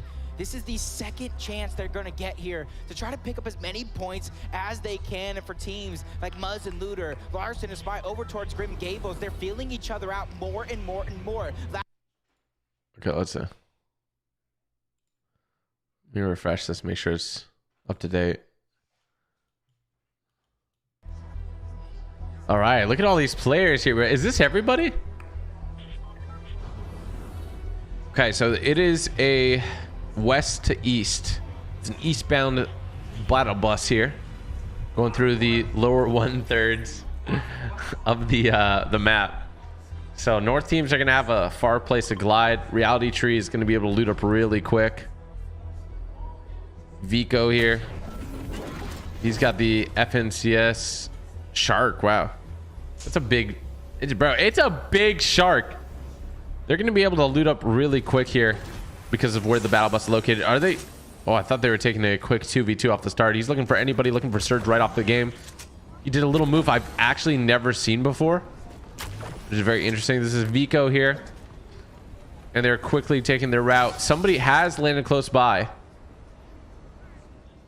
and it looks like we're over to, bro, the new names I keep forgetting, but they're just landing. Isn't that wild?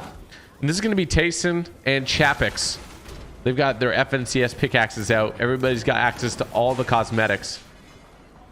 Absolutely insane. Oh, what? I didn't know that. Did you guys know that there was a slurp truck there? I did not know that. So they're building up, trying to loot the under parts here, while Aqua is up top. They're going to fight right now, I think. It's going to be a cave fight. They're actually not looking for it yet. They're just going to go ahead and loot up here. Try to get as many mats as possible. They got to land early, so their advantage is that they'll have all their mats and weapons and everything earlier than everybody. They'll be able to rotate earlier as well. We've been seeing this brawl right here. Looter, Smite and Larson. Smite is chilling in the bushes. He clearly knows his position's been given away. He's getting shot through the corn, and he's going to try to escape back through the Grim Gables house. Looter with that Cobra DMR able to put a lot of damage on him.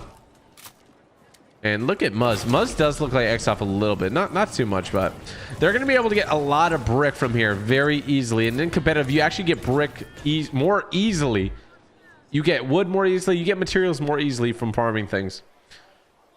Zagu is on top of the crates here. That's where they had the Ukrainian flag. I guess they kind of still do, right? You can see Queasy up top. They're in the lead by quite a big margin. They're in the lead by 18 points from Thomas, HD, and Tripper, who are rocking second place here. And then third place isn't too far either. It looks like Vico, we're going to be getting into one of her first few fights here with 5 players already out. They're getting some damage in here, not too much. And you got to remember that every fight here is expertly crafted. These guys play every single day. Vico taking a lot of damage right off the bat here. The Ranger shotgun looking like one of the shotguns of choice. It's either the Prime or the Ranger shotgun here, and it looks like a lot of people are opting for the Ranger shotgun for the massive burst of damage and the accuracy. They're taking walls. Everybody's on the same ping. No ping issues here.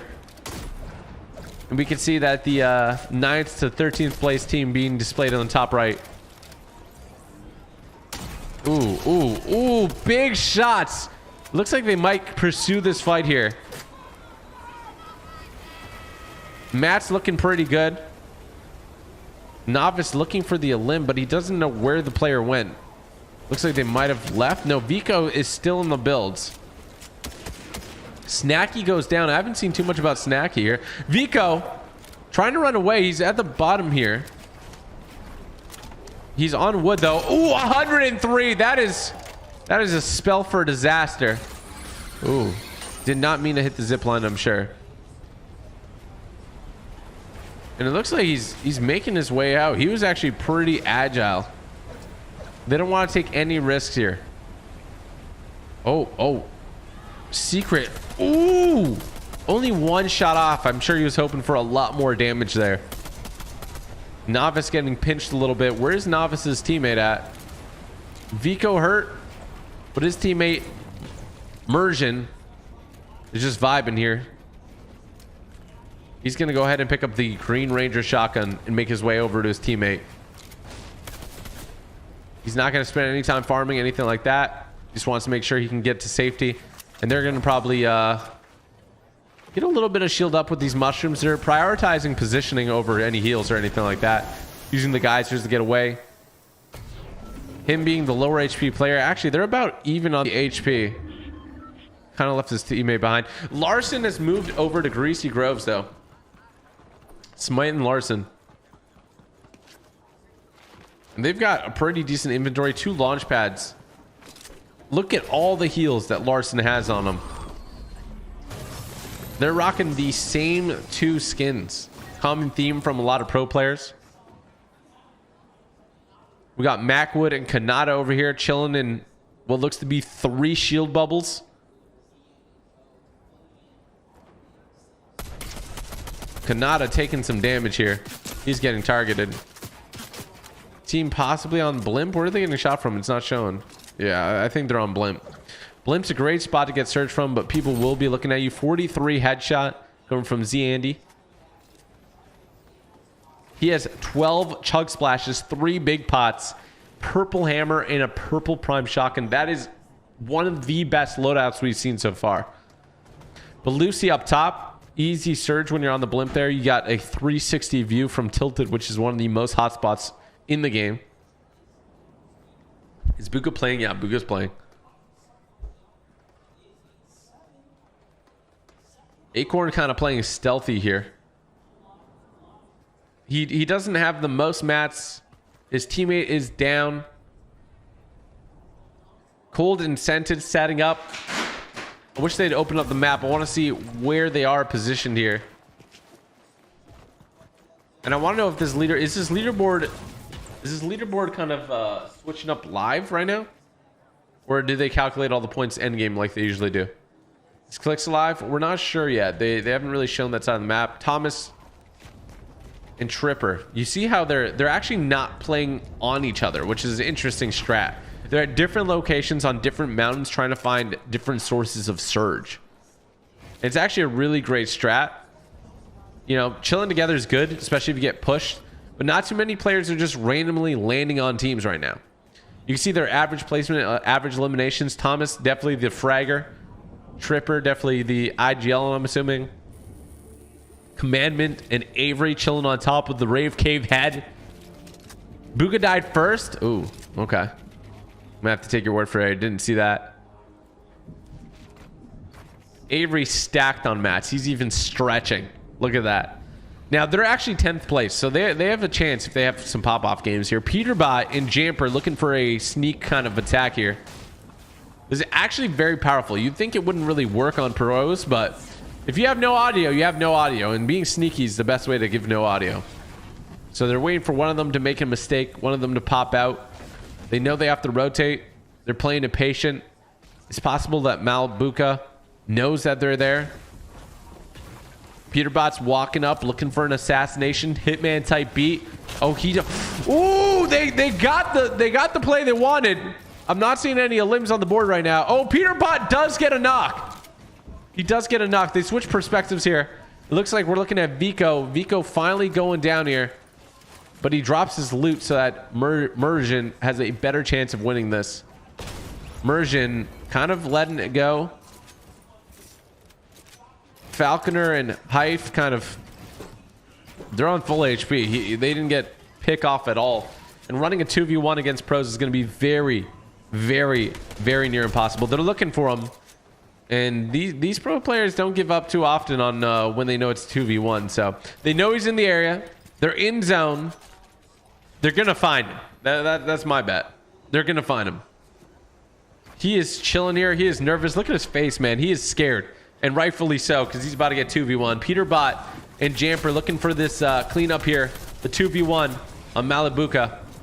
Their play has paid off. Taking out two of some of the best players in the world. If they can get this limb on Malibuca here. And they're going in on him. Not going to go in for the exploit there. He plays it safe. He knows he's fighting a really good player here. Peterbot, no white heals, but he did find a flopper there. Jamper finishing the play there. 2v1 is easy peasy. Looks like Vino and Queasy. This is our #1 team here. They land north side Sleepy, and they're in a fight right now. Teams may be starting to target them. You know, knowing where they land, knowing their place. It looks like Looter, the Australian team here, is going to be pushing in on Vino. And this is usually the fight that, you know, our boy would take in Grim Gables, but it looks like Vino and Queasy are taking this fight. Ooh, big hit, 132.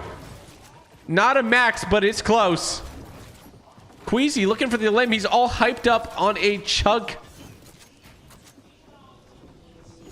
He's going to try to take the wall. He gets the wall. And the other team moves out of that box really quick. They're playing this safe. They know they got to be consistent if they want to keep that first place going. Yeah, off spawn eliminations. You can see that Booga was eliminated off the spawn at Chongqing Speedway. Now they have healed up Looter and Muns. But Vino is not letting off here. They're playing a lot of piece control here. And you got to be a bit more nervous knowing that you're the #1 team. Or you got to be a lot more confident, think that you're the best. And that you play like that.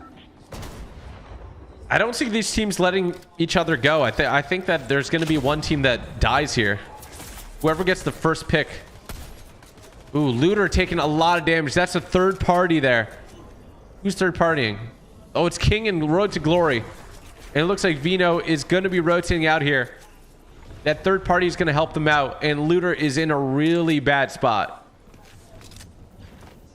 They got the heals, though, so they might be able to make it out. King, I think, just looking for the surge, and they got it.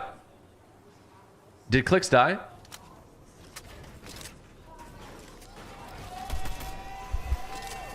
Kami looking for some surge here. They're 300 above surge, but you can never have too much surge, you know?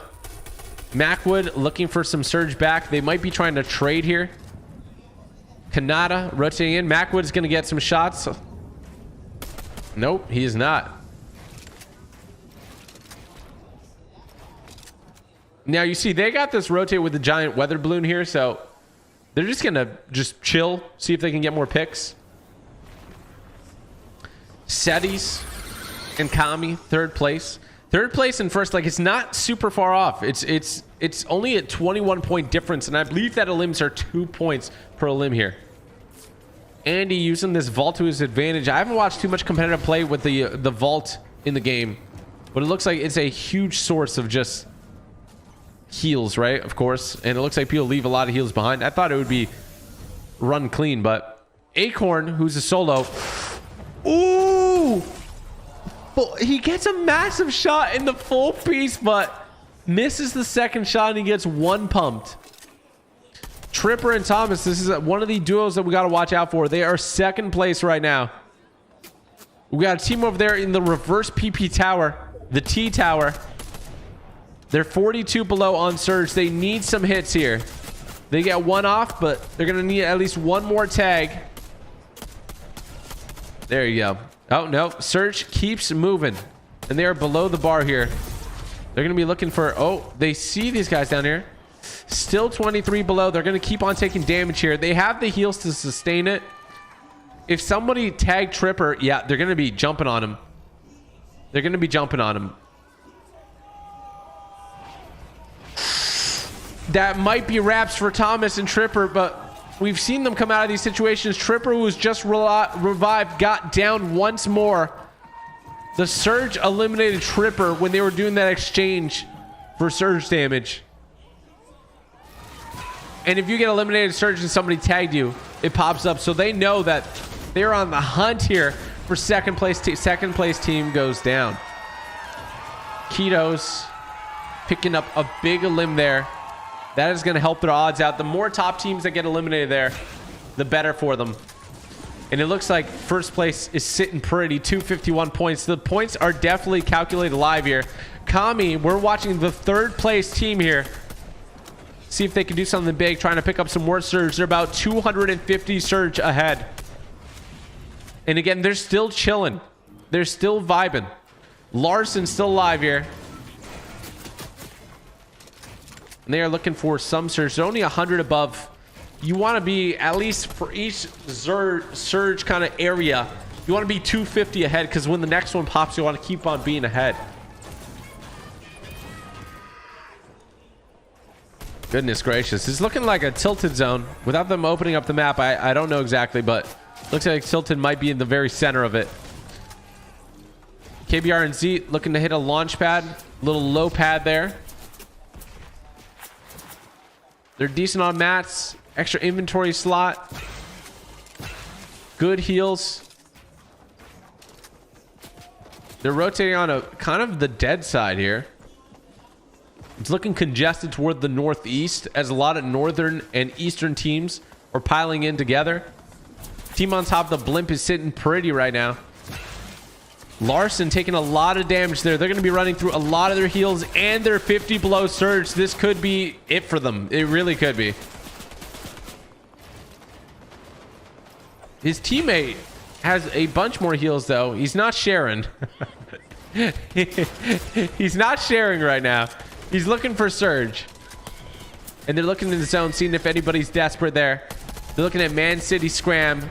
Larson taking a big chunk of damage again. He's sitting on white health. And they need this surge. They know they're on the edge of zone. They might be splitting heals now. They are. And, ooh, that is actually massive for them. They know they got a couple of med sprays in there. They might drop their items and go collect more. They're looking for any surge they can get because they're starting to get ticked by surge. It's going to be powerful. It's going to hurt. It's 25 damage every few seconds, and they need to put some more damage on the board if they don't want to take that damage anymore. You can see they're running low. Both of them under 50 HP. They could be able to out-heal here with the med miss.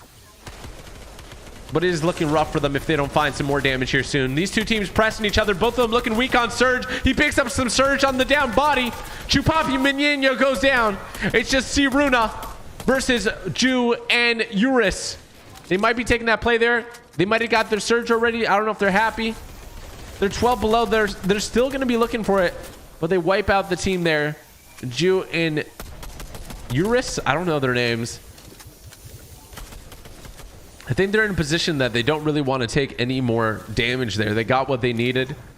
So Smite and Larson are in kind of an icky situation. King and Glory looking good here. I wonder what their surge is like.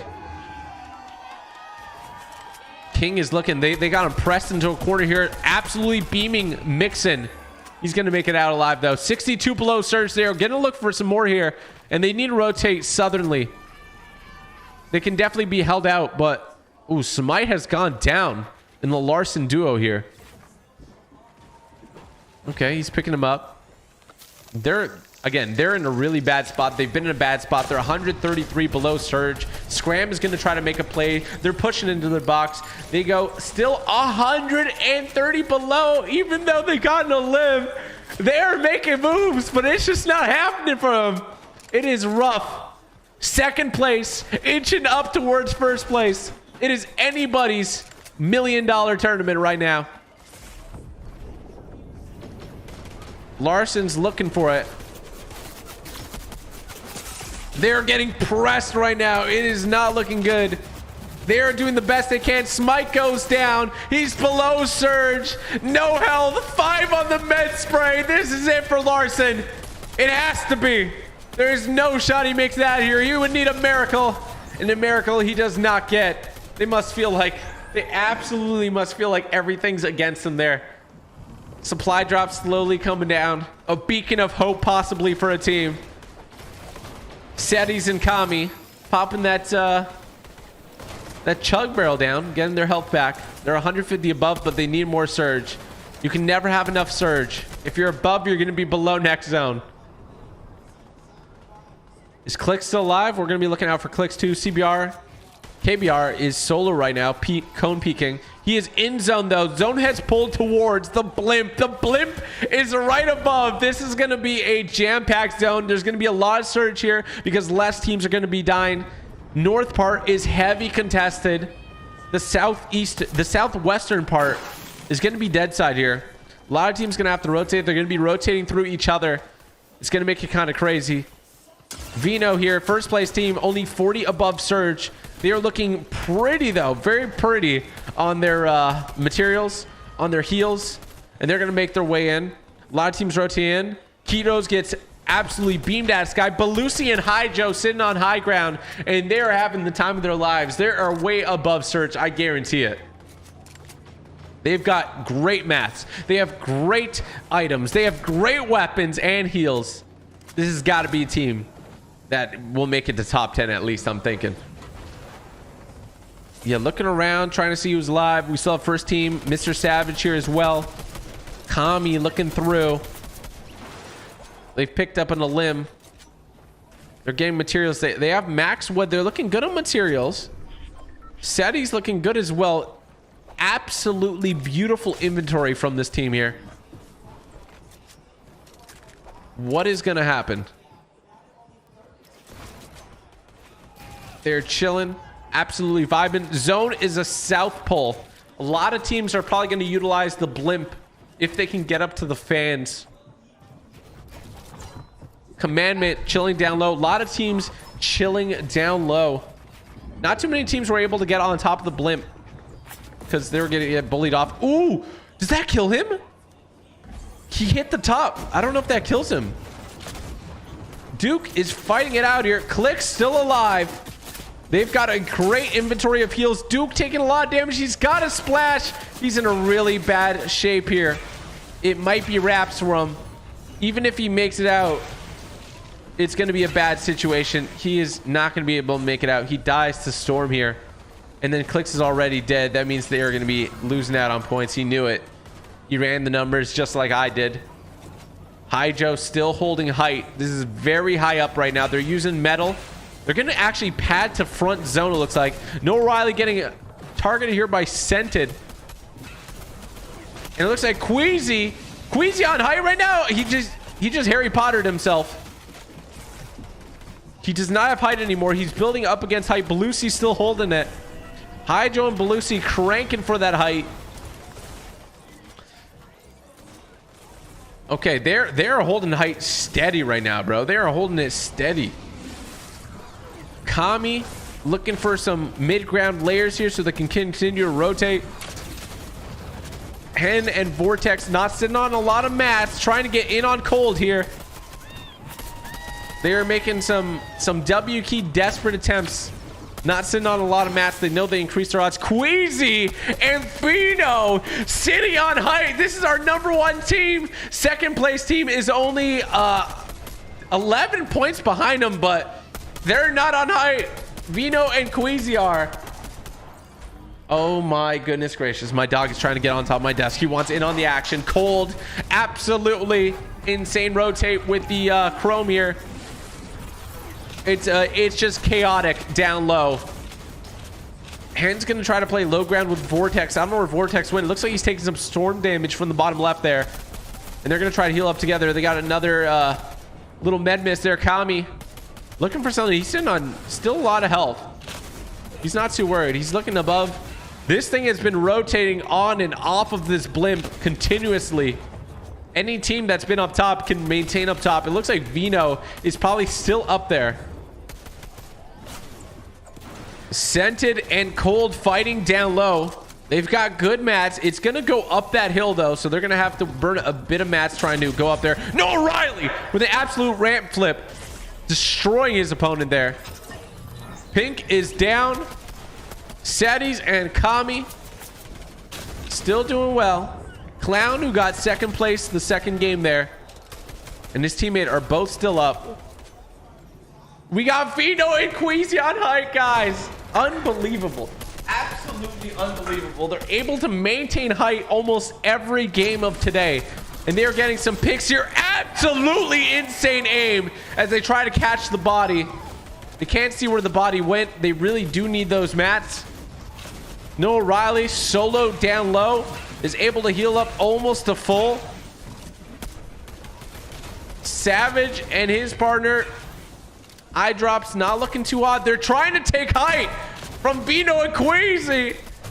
And that is a ambitious attempt. Oh! Mr. Savage getting a massive Ranger shotgun shot. He goes down to Queasy. Oh my goodness. Queasy showing that he's the world's best right now. Kami taking height. Vino's got to pull off. Vino goes down. It's just going to be Queasy solo. And he is doing massive amounts of damage. He drops eye drop. And he is looking for something here. He has no builds. No builds. He's got two limb. Big a limb on Noah Riley. He has no more mats though. That's where he's going to wrap up. He did what he needed to do. Kami up top. They're looking for this dub. They need this dub. This is a massive game for them. Sitting on 40 points. Send it down low and cold. And it looks like it's going to be a 2v1.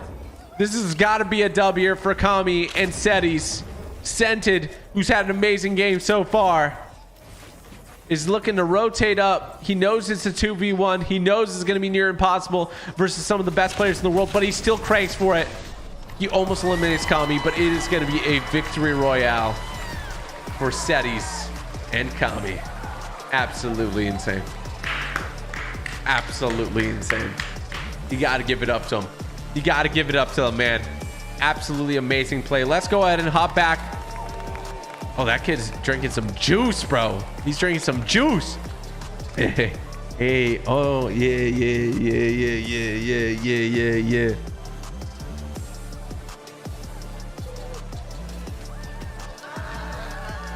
She's losing it, bro. I thought that was Donnie Mustard, bro. I thought that was Donnie Mustard for a second and his wife.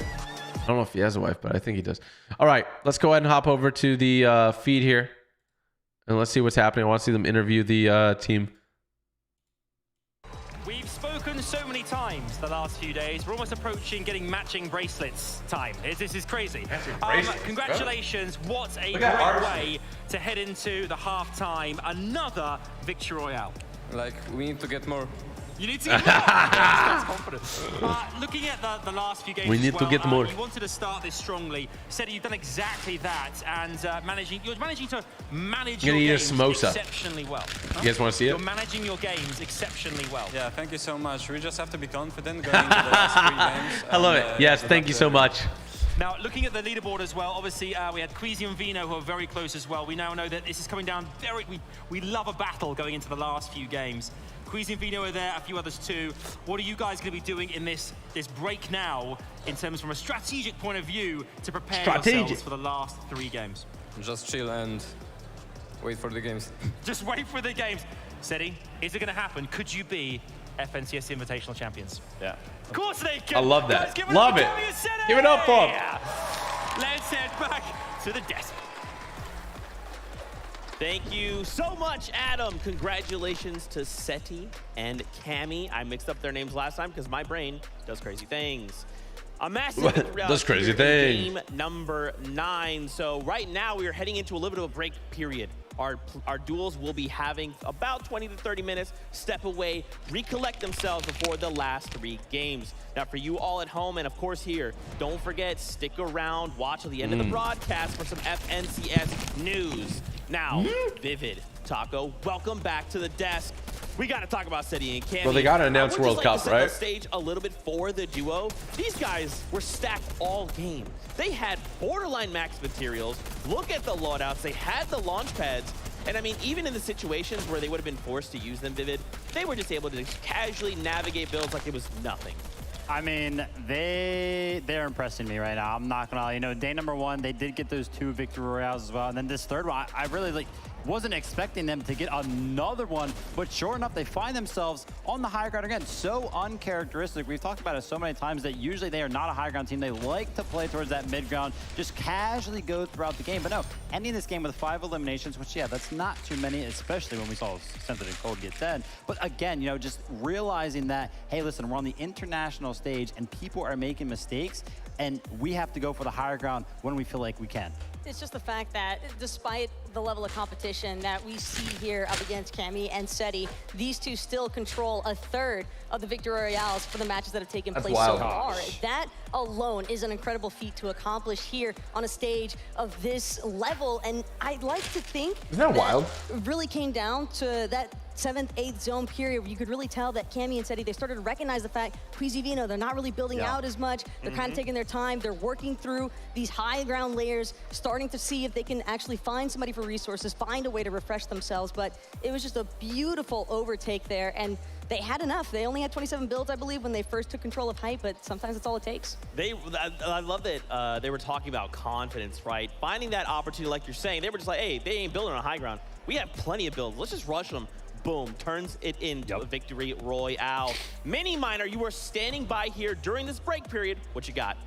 Thank you so much, Zeke. Now let's take a little look at our game number 9 winners, Cammy and Seti. How did they manage to get into the position to win the game? Let's take a little look. As you can see, that is their drop spot, the Cammy split, as they call it. And we can have a look at how they're getting their surge off spawn. It was something I talked about on the desk. Oh, they land there? Had a little bit of a problem, right? They were having a few issues with their surge, going down in that first moving more often than not, and it was down to surge. But look at this. They have the balloons to give them that elevation. I mean, it's anybody's dub right now. Who's going to win? Into the storm to take advantage of the fight that was going on. We saw Kanada, Macwood, Basil, and Jace going head-to-head. And look at this. Cammy and Seti just thought, you know what? That's free surge. We're going to take that for ourselves. And what's most beneficial about this position is, of course, you can wait late because you have the balloon to rotate in late. This is a risky rotation. I was watching this in the back and I was thinking, oh no, they could get beamed by so many of the teams that were pitched up inside of Tilted Towers. But look at this. Beautiful plays using the buildings to prevent them from getting seen. Not just seen, they could have been memed, though. Also taken out. And that is ultimately what this team are doing. They're really adapting their play style to get that storm surge early on. And they're even staying back in the zone to get those tags and then rotating in perfectly. That's a little look at what Cammy and Seti are doing. How are Thomas and Trippin thinking? Kelly, over to you. Thank you so much, Mini Miner, joining me here. I have Thomas and Tripper. I want to see the leaderboard right now. Start talking about yesterday's games. Just consistency is key, and that's what you showed. This is one of the top 5 teams right now. Back-to-back 4th place finishes. What was the key to that success? I don't know, we just played consistent. We had our search and we just played in game, and it was easy from there. So obviously game 9, not the best. Was surge the issue for you guys there? Yeah, we didn't get a really good spot, so and we couldn't see a lot of players, so we just had a really bad game. See, they had the two peaks of the mountains there, but there wasn't enough players rotating in north. More games to go here, and you have a little bit of a break. What's going to be the preparation for the second half of the day? We were just too slow off spawn, like, to get out, and that's just it.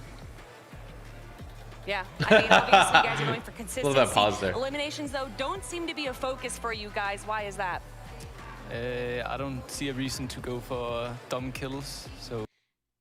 Obviously, it's a bit... We just play our game and... What? They're muting him on purpose, right? Like, what does he say? You think he's swearing? Game 9, he's you probably are still swearing. in 4th place, so still doing a great job. Thank you guys for joining me here. Jump in! I haven't watched all of them. Want to go?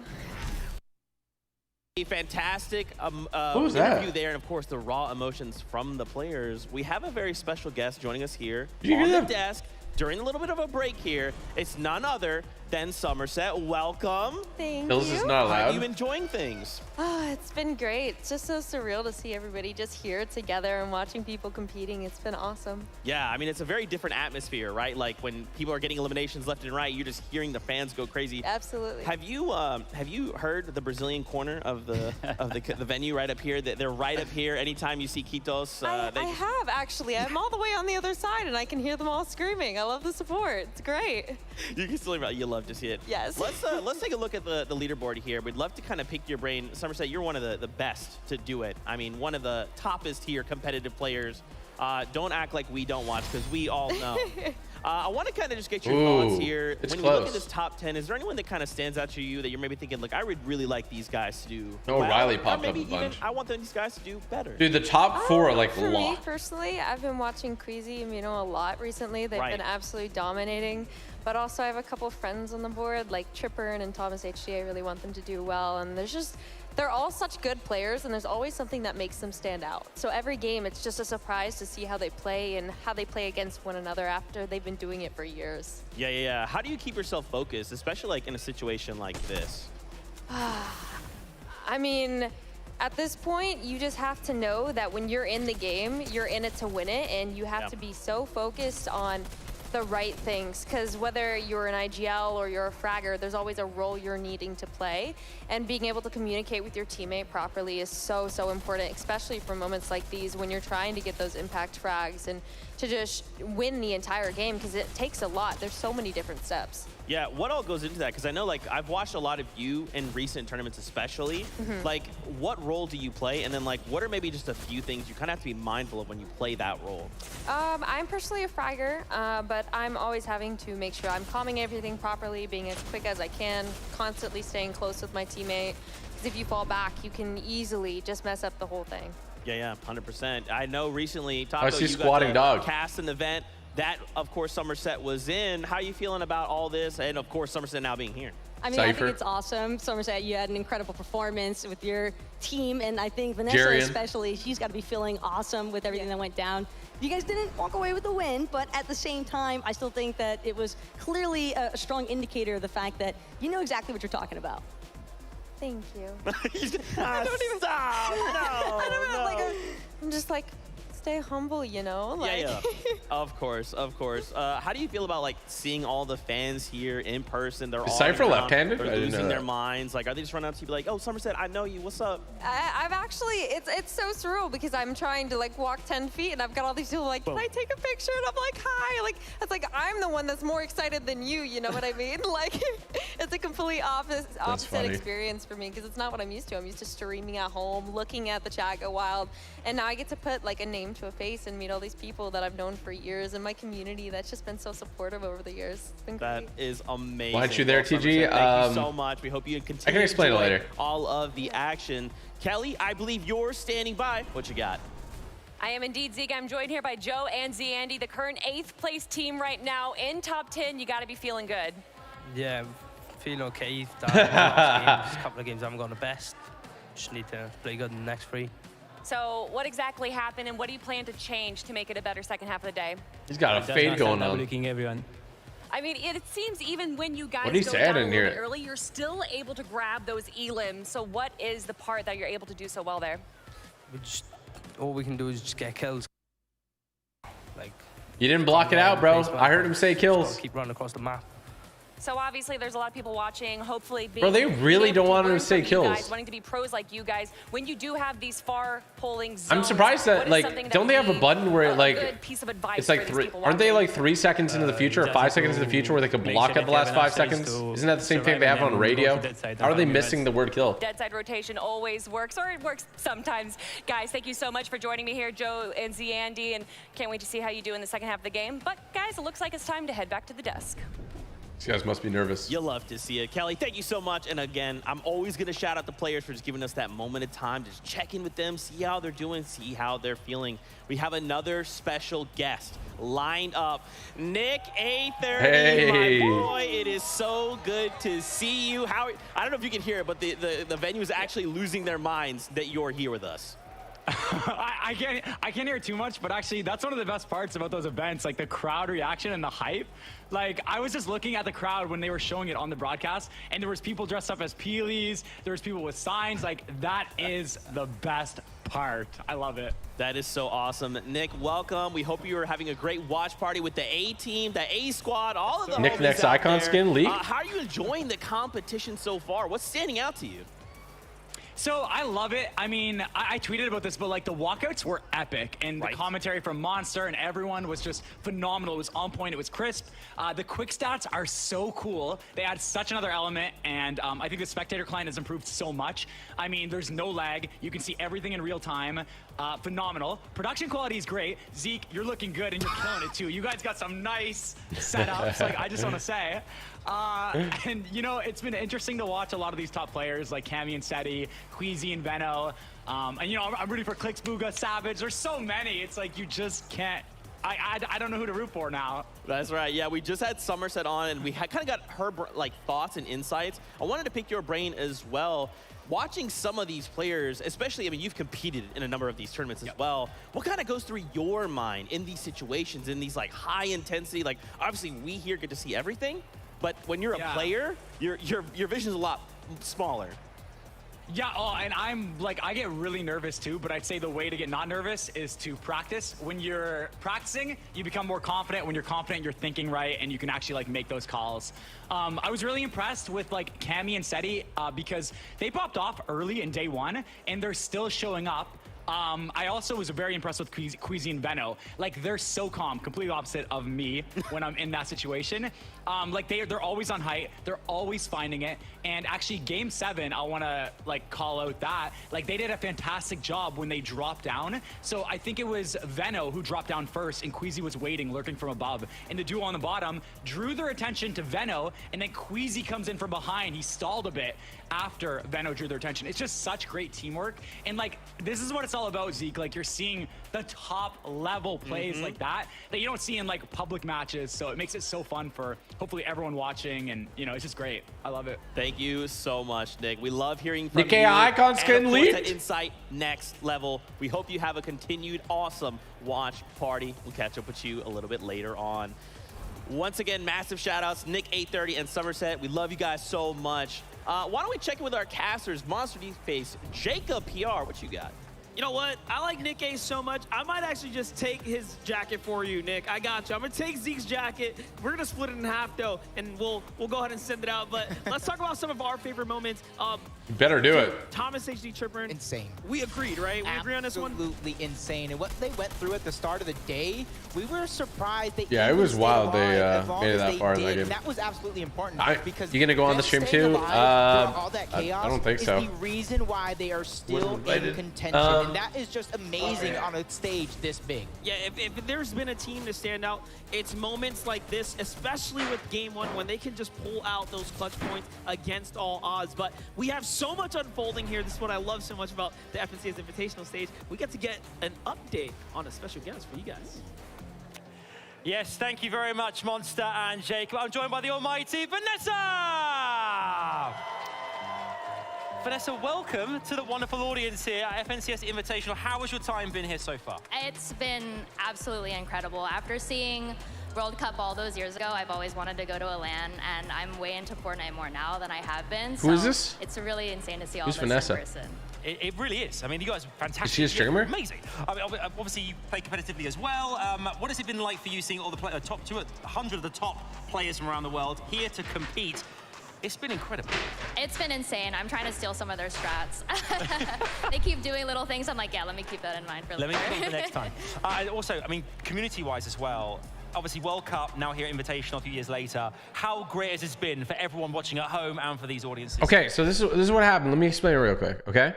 Fortnite did invite me to the FNCS Invitational, okay? But they invited me for a specific reason. They were going to have a streamer from each region, so like North America, Europe, Asia, Brazil. They're going to have a streamer from each region at the event at their own streaming booth commentating for that region, and they would punch you in at certain points, okay? So I was supposed to be that person for all of North America, which I was super, super hyped for, but they decided to not go with that. So nobody got that role. And then they still extended an invitation, but you know, it's a long trip, and I had a couple of other things and kind of obligations around this period too. So I decided to stream it from home, and that's what happened. So Fortnite did at one point offer me a really cool role, but they just didn't decide to go that path for anyone. So they still invited me to go to the event. They still said I could, you know, be on the stream and stuff like that, but yeah, dude, I was so hyped for it. It was one of the big things that I wanted to share with you guys, but unfortunately, sometimes things like that doesn't pan out. It would have been really cool to be the commentator for North America. streaming at the event. But hey, man, you know, it is what it is. Shame that would have been sick. They could have given you a heads up. They didn't give me a heads up. They gave me a couple weeks in advance, and then they said I could do like a signing and all that at the event. But next live event I'll go to. Kind of regret not going, but. Nice, bro. It's a very long travel time too, but you know. It isn't. 5 kills. Not bad. Yeah, drop it. Yeah. Hit me. Back. Watch me. Watch me. Nice. Yeah, let's see where zone is in 30 seconds. If it's far, keep the bubbles. Do my bubbles. Okay, wait, so. Yeah, drop your bubbles. I'm chugging. Come on. Okay, well. Attack 200. Nice. I got chugged. Yeah, you need to go. More chugged. No mats. Yeah, come here. Just go. Get ahead. We just play for placement. Get all 150? Yeah. 100% I'll be at the next event. And you guys better be at the event too, because if I have my first meet and greet and nobody's there, I'm going to cry. Nice, bro. Second. They padded up.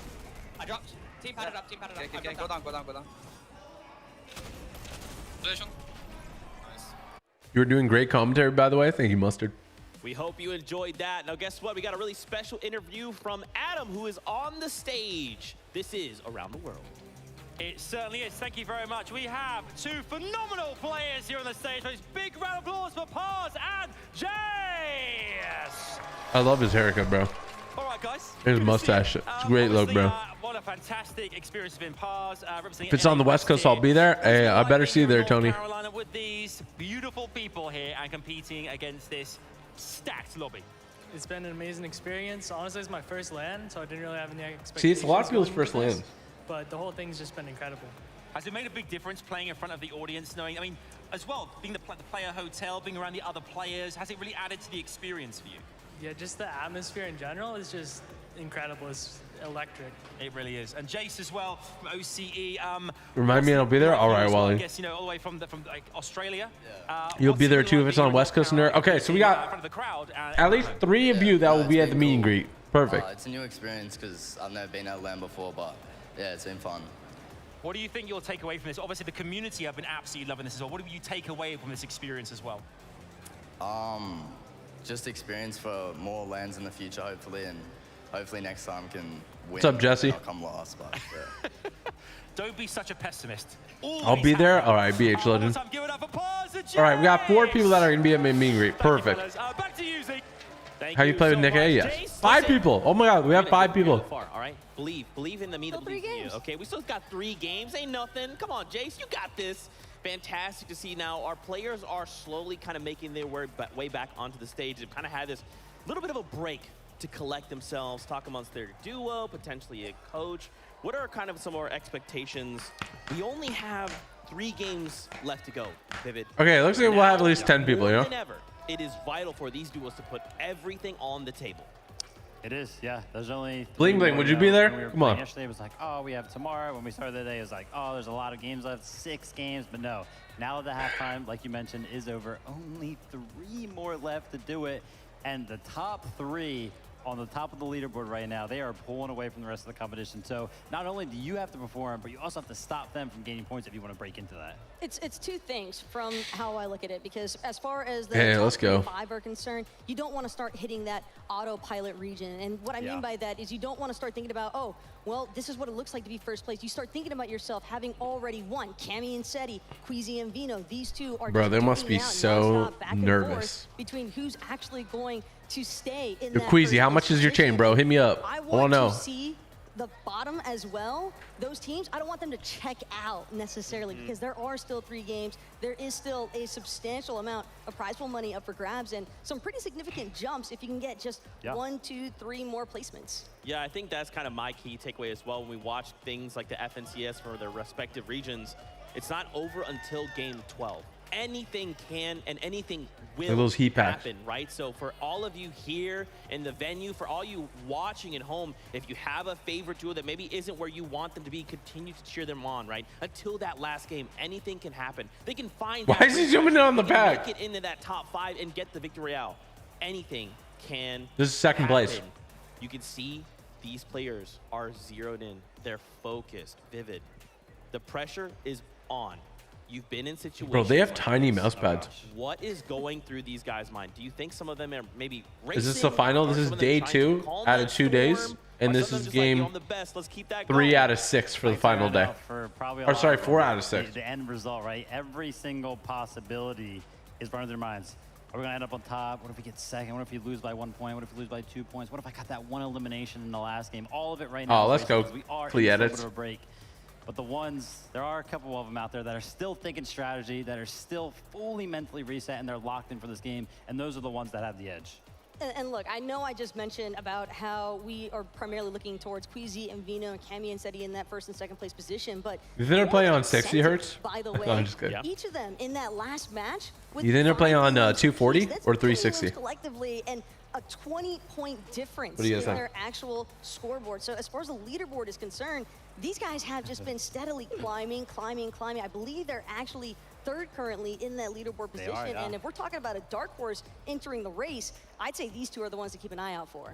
It's incredible. Third place, really, gold because incentive. I think that they were, expecting themselves to be. Oh, look at his mouse contested, pad. Actually, and Those I are just don't cats. think that they have been getting contested. Pretty Gold's much mouse any of pad's the games. massive. Why Is we this see them clicks? rising up the leaderboard so fast? But then even coming into today, right? Like we were talking about, there was 5 EU teams in the top 10 and 4 NA East, and Acorn and the Edgy were that top NA East team, whereas Cold Incentive, I believe, were in 8th coming into today. But now, in 3rd place as well, so taking that top NAE spot, and they're on a hot streak right now. Like, they're coming for top 2. Yeah, man, and I think one of, I guess a reminder for us as we watch these games, remember these players only have their perspective, right? They can't So bring to their own us, controller when and these players mouses? are I don't know. possibly making what we would consider a mistake. They don't have all the data. No way they buy right? We're 360 watching hertz for all these players? We have the bird's eye view, so we can see. Wait, what do you mean, bro? So I think for a lot of these They players, kind of spent $1 million on these events. You think they wouldn't buy time to say, okay, let's VOD review. $500 monitors for 100 players? What actually led to us ending the day the way we did? 50K I'm more? happy to, like, report a Onto lot the of these millions? players, pretty much all of them were back at the hotel reviewing every little thing. Those cameras are probably a few Yeah, grand. that's what it's all about, right? Like, we talked about it on day number 1. They're broke now? Oh, Some right. of these teams are going to go back to the hotel. They're going to. I was gonna say, movie guy does not, bro. I was there Movie guy in the trolling room. me. I know Acorn and Edgy, they were working hard as well. Like I mentioned earlier, they did come into the day 4th place position. They were still VOD reviewing, working hard, even though they did get that top 4 spot. So the hard work is being put in for sure. And it's also just awesome seeing the amount of dedication as well, because it is quite the grind, both physically and mentally, I think, to just sit here playing through those 6 matches, go Are they home, 240s? sit through more VOD review, and you're still staying mentally honed in. That's not an easy accomplishment by any means for all of these duos that are here competing. And I also want to just try. Will you sign my hat if I go? In that top 10 I'll sign whatever, man. Whatever I can. Golden Senate kind of making their way up in the leaderboards, but there has been a whole lot of shakeups as far as 4th through 9th are concerned in the placements. That's right. I mean, here, the tension is real. I wanna Google that Raleigh, camera. I North wonder how much it Carolina, is. Here, the Raleigh Convention Center. I know y'all have been able to hear this crowd go absolutely insane. We've had 3 games already with cute 3 town. left. There was a break between these So this 3 is sets where of games. So a lot of Epic these Games players head collected office is too. themselves. And you can just tell, man, anytime we take a look at these faces, they're just thinking like, okay, look, whatever happened doesn't matter. Like, I just have to perform here for the next 3 games. Yeah, and some of them don't even really care for the break even, right? Like, I know that we had that interview with Cammy and Seti right before, or right after they got that victory royale, right before the break, basically. And That Cammy skin's was fire, just by the like- way, the wolf one. Or Adam asked Cammy, hey, like, what are you going to do on the break? And Cammy was like, I'm just You sign gonna my wait for the toe? next game. Like, Mm. right? Like, some of them are still locked Drill, in I that won't even break, know what isn't you even look like when I phasing see them you, at bro. all. And then That's Seti's crazy. been loving it, right? He's got a big smile on his face all the time, feeling confident. You better bring your What I mom, see though. Is what the momentum shift is going to be for having this break period, though, because it's not necessarily that the players are going to go cold by any means in terms of their aim, because I'm sure just from the energy in this crowd alone, looking out into that audience as a player, it's got to be an invigorating feeling. But as far as that, Shout out to all the dads and moms bringing their kids out. From earlier in the day, for our first game with Game 7, there was a moment with Trippern and Thomas HD where Trippern literally challenged a box Clicks fight in who? a 1v2 situation, Hey. gets a trade. That kid has a little drink in his cup. You seen that? Out on one and Baka while picking up an elim in the process, and from that moment on, we kind of just saw Thomas HD and Yeah, they got some Trippern fire just really make drip a on. strong move up in the leaderboard. Wonder how positions AC because of the cooled. fact Do you they think were it's able warm to in there, or do you just think it's take like that cooler? instance I think it's and probably just run cooler. with that momentum. Yeah, there's a pretty big tonal shift coming into today, right? We observed a lot of duos yesterday. Storm Surge was rampant, right? And a lot of them kept kind of saying the same thing. We need to get more aggressive. Today, duos are realizing that. We have to go absolutely ham if we want. That solves our Storm issues. That solves our issue of we don't have mats or weapons or whatever. We just have to get refreshes, right? We always go into that mid-game zone ready to go. But for some duos, it's still not enough. It's what I'm like, the trend we're seeing is they're getting aggressive, they're finding eliminations, they're doing all the things, but they have nothing left in the tank. I mean, that's just Fortnite and Storm Surge in general, unfortunately, right? And I love that you've kind of pointed out that aggression. I feel like Vico has been one of those players that we have seen constantly try to get aggressive off spawn in that early game, landing over at the reality tree. I just feel like every single time we tuned in with him, he was like looking for a fight. So he himself knows that he has to go get aggressive, but he's also confident in his aggressive. Coming off the back foot of that, a phenomenal game yesterday. I would be feeling confident too. I'm glad you brought up Vico though, because even last night in the player lounge, he was just so energetic, so excited. And the one thing that I remember him distinctly talking about was, I'm aiming for that third place position at a minimum. Okay. He wanted to make sure that everybody there was aware of the fact that he is doing everything in his power to try and elevate himself from that 9th place position where he started out today.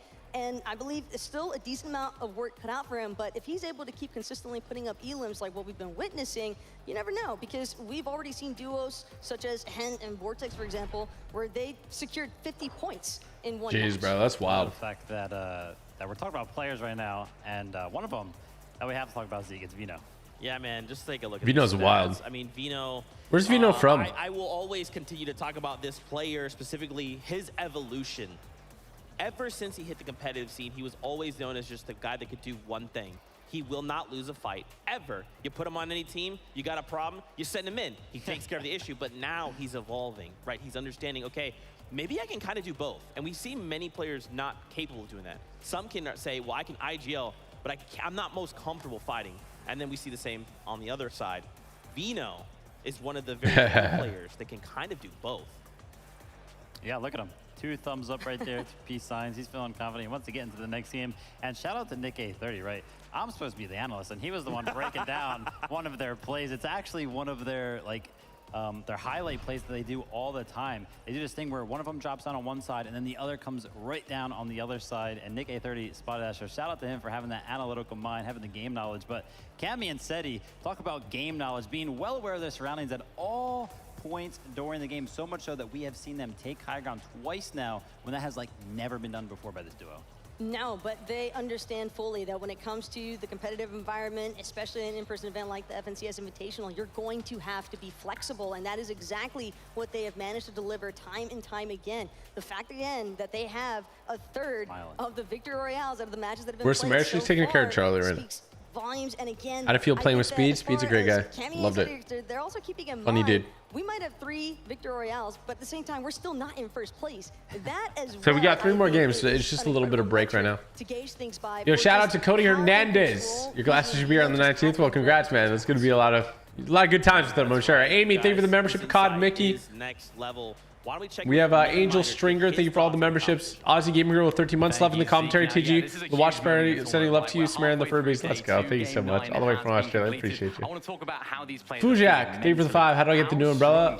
There's no way to get the new umbrella yet, I don't think. As a player on that huge stage in front of this incredible crowd, to stay calm, stay confident, and stay effective in your plan. We've seen so many teams switch things up on day 1, and I feel like we've seen less of that in day 2. We've seen teams that are there's no way to earn it yet. Let's just stick to what we know, and let's try and see if it works, right? We're seeing Cammy and Seti returning to low ground quite often as well, picking up elimination after elimination. I touched on their Storm Surge strategies earlier on as well, and these guys are looking really, really strong when they are in that position. And I think they could take it all, you know. These are one of those teams that if they are getting those end games, if they're getting there consistently with this great Storm Surge plan that they have, they could definitely take it all. Of course, we talk about Queasy and Vino taking the high ground, but that is, of course, very relevant and very reliant, if you like, on their material management as well. So it's exciting back here at the high. It isn't a thing, it's just promo pick. What's happening next?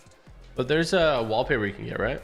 Thank Did you anyone so adopt much the cats from that stream? for Yeah, that so there was insight, 8 Pete applications to adopt Once them, again, which is we apparently just had a little some of the most break, so applications we're just they've tuning ever in, had wondering to what's going on. adopt these cats. So We played 3 matches. incredible. We gave the players a moment to breathe. We had them step away. Oh, what's up, collect Mavis? themselves, and now they are back. We will be getting into games in just a little bit. I want to turn attention to the standings. Queasy Vino have maintained this lead almost all day.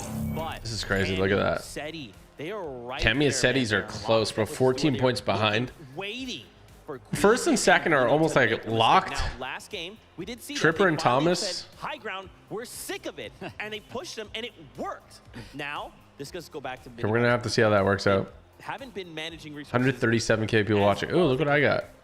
Exactly, but I love the fact that you mentioned that, you know, Cammy and City GG. stick to the high ground, because Spray. another team that was kind of sick to the high A ground, back even bling. actually so much so that they love playing the low ground. It's cold and scented, and they were just running through the lobby throughout the low ground. Typical gamer, by the way. What they finished that game number 3 with, and they're hot on the heels of that top 2. And Cold and Scented, I think, All right, have so just been there was working these quests very here. seamlessly with each other. You can really see this duo's chemistry come to light whenever they're playing through these first and second moving zones. I wanna see this in-game. in-game. Scented as well has really been surprising a lot of these other duos. Who's in just last place? taking I don't know. such I wish they would show, aggressive man. Instances that I don't think you would. I don't know who's in last expect place. Those challenges right away, but it just doesn't seem as though Cold or Scented are willing to miss today. And the teamwork is always there. This is Hang one of those- the things that hang I'm those most pics, bro, I impressed will. by when I watch these two guys play on NA East. You can see in almost every single highlight, pay attention, they are always doing the exact same thing. They know what the other person is doing. They know whether they're going to get that shot in. And it seems like they always get that prime shotgun shot off at the same exact time collectively. It was like 2 people just Going firing in. that shot at the same exact time every single time, whether it's an edit, whether it's piece control, anything. It's about that synergy factor, right? This is kind of something we've danced around, I would say, over the past 2 days of competition, right? Some of these duos they've Wait, how do you go in? doing as long as we can remember, right? Cammy, Seti. Some people come together for the first time in this competition. For There we this go. duo in particular, they, to your point, are basically the same person. They act as a single entity, right? When we watch duels like Queasy and Vino, it's like, oh, I don't know, I gotta go take high ground, Vino, go down there and deal with it. For this duo, they're like, hey, we need to accomplish a goal. Yeah. Let's just go put our heads together and take that together. And it works so well, especially when they get to that high, or that low, I almost said high ground, that low ground position, because Scented has been playing it for so long. Go back to when he got multiple second places, so he is, not that championship title. And, you know, right now, Oh, bro, I just got. behind, definitely within striking distance. That's Where's my teammate at, bro? and Cold and Scented are being set up very Where's my teammate at, bro? And even seeing some of the players that are in those 11 through 20th positions is that Okay, so I did that quest. Collect the. Where's the coin at? see in Does that anybody know? top 10 who are chasing the prestige of their first championship title for an event, and to accomplish it here at the FNCS Invitational, one of the first in-person events that we've been able to witness in quite some time for Fortnite. It's just absolutely insane, and I can Do you have Chrome Punk? Not yet. why these players are just so excited to continue the The FNCS pickaxe is only if you win the game. Like, win the This FNCS. is what we've been grinding for. I mean, just look at these emotions, right? These are just a handful of highlights from every victory royale we've seen. You could just see on their face. Well, unless you're Cammy. Behind the screen? Okay. Yeah, Cammy's just like. Single clap. yeah, you know what? One clap. Boop. You need at least 2 people to play it? Come through, bro. I mean, we're starting to see a lot of familiar faces here. Getting Queue with me, queue with me, come on. victory Queue with me. royales or cumulative victory Queue. royales. Hit it. Man, Hit oh it. man, it just kind Bro. of begs the question, what the heck are we going to see in these last 3 games, man? You know, game number. Come here, come on. Let me do a little bit. What was that? Game number 9. Yeah, game number 9. Oh. So Belusi and Oh my God, the they're goat. kind of tired of seeing Queasy and Vino up on the high ground, and they themselves were actually up there so much so that they had it going. I know you can hear a double echo, but it's literally just because Queasy it's and playing the Vino. broadcast in the game too. But then they went for it again later on, so the battle was kind of continuing. That's something that Queasy and Vino are actually known for. So maybe they're stealing a little bit of a strategy out of their book, because I have seen Queasy and Vino actually lose that high ground on multiple occasions throughout the Invitational alone. But it's like, a minute later, they're just back on that high ground. So I feel like that strategy where you kind of just let somebody take high ground and you're like, all right, whatever, let me reset, let me go get a more advantageous position, and then just take it right back. That's something that Queasy and Vino love to do. However, like I mentioned, Haijo and Lucy were the ones that put it out that game. And they're not the I'm just looking at one target, bro. Aiming to try and keep that high ground level suppressed away from Queasy and Vino. It's just another kind of instance where we see Queasy and Vino, they're doing everything. Bro, it's always in my blind spot. But again, we have seen them encounter some This guy's getting material smoked. issues. Their builds haven't necessarily been able to match their aspirations in terms of maintaining high ground for games 8 and 9. But heading into game number 10, whenever we do get to that instance, after the players get their nice little break, have to keep in mind, these are the players that I Oh no, this guy just got wrecked. an eye out for the 11th and 20th, because I think Clicks and Duke, we've been seeing a lot of Easy. action coming out from that Fort Jonesy He is section. too easy. And Nas especially. I mean, these are all names I need to do one that more. we Collect the have been coin. watching over the past couple of years, just making themselves known. Where's the And stage? I really quickly wanted to turn attention to Thomas HD and Tripperin. We watched the top three be unmoving to kind of start the day, right? Queasy, Vino, right? Thomas HD, Tripperin, and now for the first time, Hold Incentive have actually dethroned Thomas HD, Tripperin. And Does now anybody know where the stage is? still happen, right? But to see them Oh, look at that FNCS big X. have that moment where they're Oh, I like, thought I got it. We were in top three. We have to take a That'd step been back cool. now to Cold Is it down Incentive. through here? What are we hoping to see from this duo, right? Because they got Oh, the look at passion, that. they got the fire. That's why they're in your top 5. But this is a duo capable of winning it all.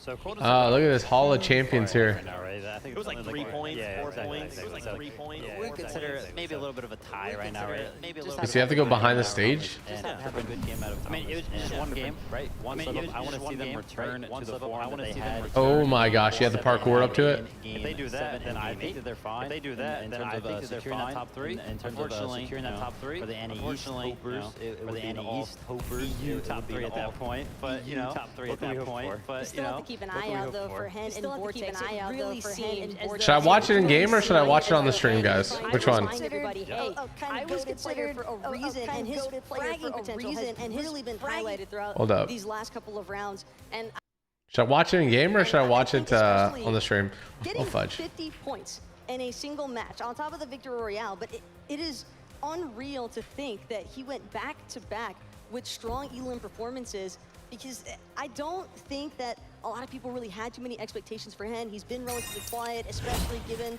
everything that happened throughout the entirety of the last season, funneling into the FNCS Invitational. But here today, he just seems like he's alive again. Yeah, for a lot of these duos, they're Bro. kind of thinking that. Yeah, I'm gonna watch it out. Last opportunity, 3 games. Let's just play with an open heart. Let's see what can be done. For sure. It is almost that time, so very All right. quickly, just for don't. Yeah, I'm gonna pull up the feed. I'm gonna pull up the feed.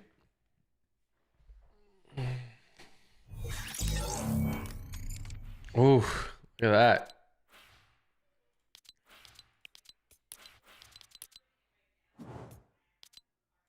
It's too easy, bro. It's too easy. All right. You go ahead and I still need freaking 22 levels. How many quests do I have of this? I only have 20 of these. So that means I need 2 levels outside of those, which I could do the weeklies. That should be fine. All right.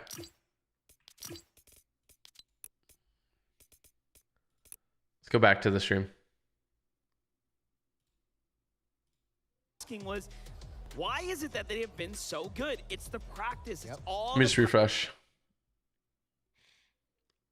European scrims All right. have just been at an I'm gonna go to the all-time bathroom. high. I'll be You right have to back. Shout out the Noble scrims, of course, for putting on these games for them, because it is showing off that they are doing very well now. Yeah, practice makes perfect. And one of the always things that I've said throughout my career in general is you got to do twice the work to stay on top than you did to even get there in the first place. Because there's a thing that some people like to feel complacent. Oh, I achieved first place. I got my FNCS champion. Now it's time to relax. And no, that is actually the complete opposite, especially when you get invited to a global competition like this. There is nobody that is really going to give you any single chance. And it's super interesting when we got to talk to the pro players. A lot of what they say is, hey, the way you improve nowadays, that what we do is actually we just play in creative. We just go head to head on a very frequent basis. But you're seeing now that, you know, playing those end game tournaments, really putting in the work in zone war-esque style tournaments. That's what we love about creative, is you can take it any way. That is some of the best practice you can use to start to hone in and become some of the best of the best. Yeah, and you can even see like that practice that you're talking about, Queasy and Vino, time and time again, that 6 moving zone, that's when you can really count on them to really try to go ahead and take some of that height. But we can count on the Des to go ahead and hold us down with more information.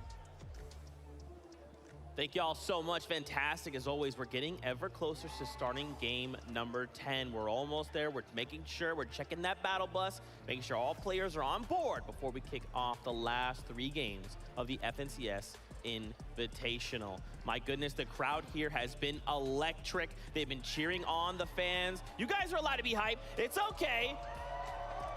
There they are. They're awake. They're focused, just as focused as some of these players are.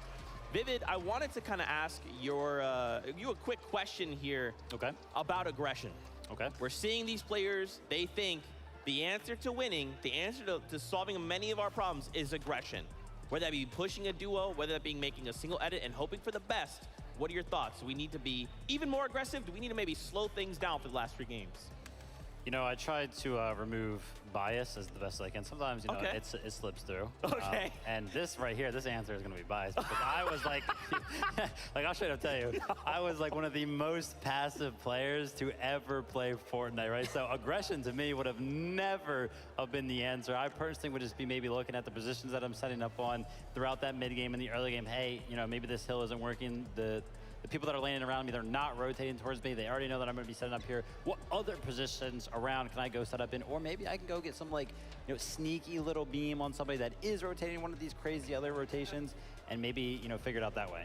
But if the topic's aggression, one thing that I love to see is that we have some of these newer duos, I think, as far as competitive experience is concerned, especially when it comes to playing at an in-person event. But Smite and Larson, they have been a duo that have been very open about how aggressive they want to be.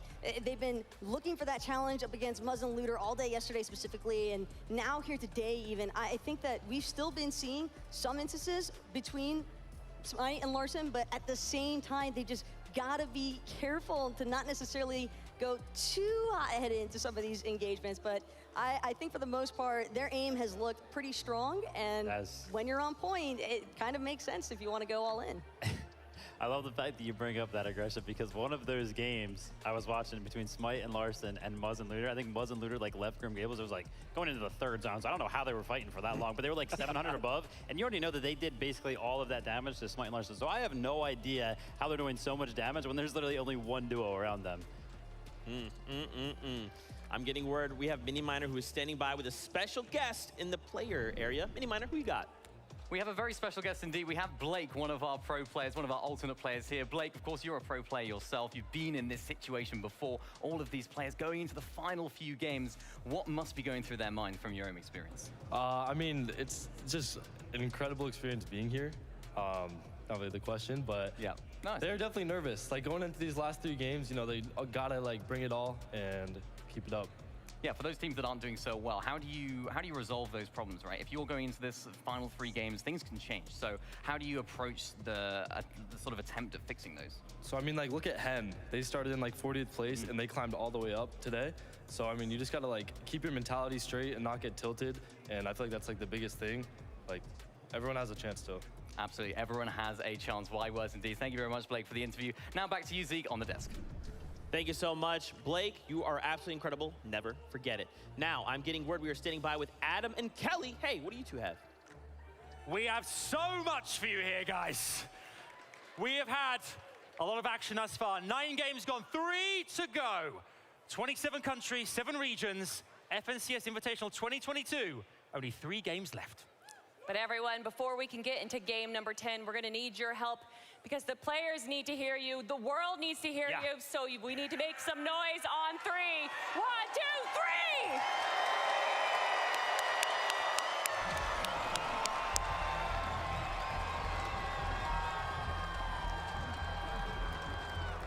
We call excitement, energy, and everything more in the room. Yeah, the arena is just impeccable right now, waiting for the moment that we crown an FNCS Invitational champion, but we got a few more games to go. That is right, and we are getting the taste, and here it is. It's the battle bus. Sounds like it is ready. We get to gear up for game 10, and this is gonna be an important game. We have had this extended break. They have gotten the chance to sit down and really strategize, think about the way they want to approach this next half, and it's all or nothing now.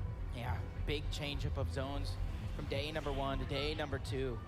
But for some of these teams at the top, Trippin, Thomas, Cammy, Seti, include at the top Queasy and Vino, nothing has really changed. They've stayed consistent through and through, and they are your front runners right now. But like Blake said in that interview, you cannot count anyone out. I bring flashbacks to Chapter 3, Season 3, NA East, where Commander Avery started day number 2 in 9th place and had an ending of a lifetime. That is right. Well, there are just 3 more games in front of us as we are now kicking this off. Mr. Savage and iDrop are going for an extremely wide split here, giving respect and distance to Onwon and Baka, who have had quite the day, if we do say so ourselves, putting up the performance. You can see they've really earned the respect here at Chrome Jam Junction. Early on, of course, we got to talk to iDrop, and all he had to say was, hey, I've been uncontested. I absolutely feel extremely confident here, but that has changed so far. Yeah, with the FNCS Invitational, this is where worlds collide. In last game, we saw an early game drop from Booga and Mero, and shots already being fired off by Vortexers. But Bevies, he takes a huge amount of damage. Mero gets targeted. He is going to be the first one down from this duo, leaving a ton of pressure on Booga's shoulders. Yeah, what's crazy about this is they have just switched up the strategy all the way and have decided they are just going to contest Booga and Mero. Cut their chances at performing any kind of comeback story here and earn themselves a real drop. That's some of the things you have to weigh, right? These are the decisions you have to make.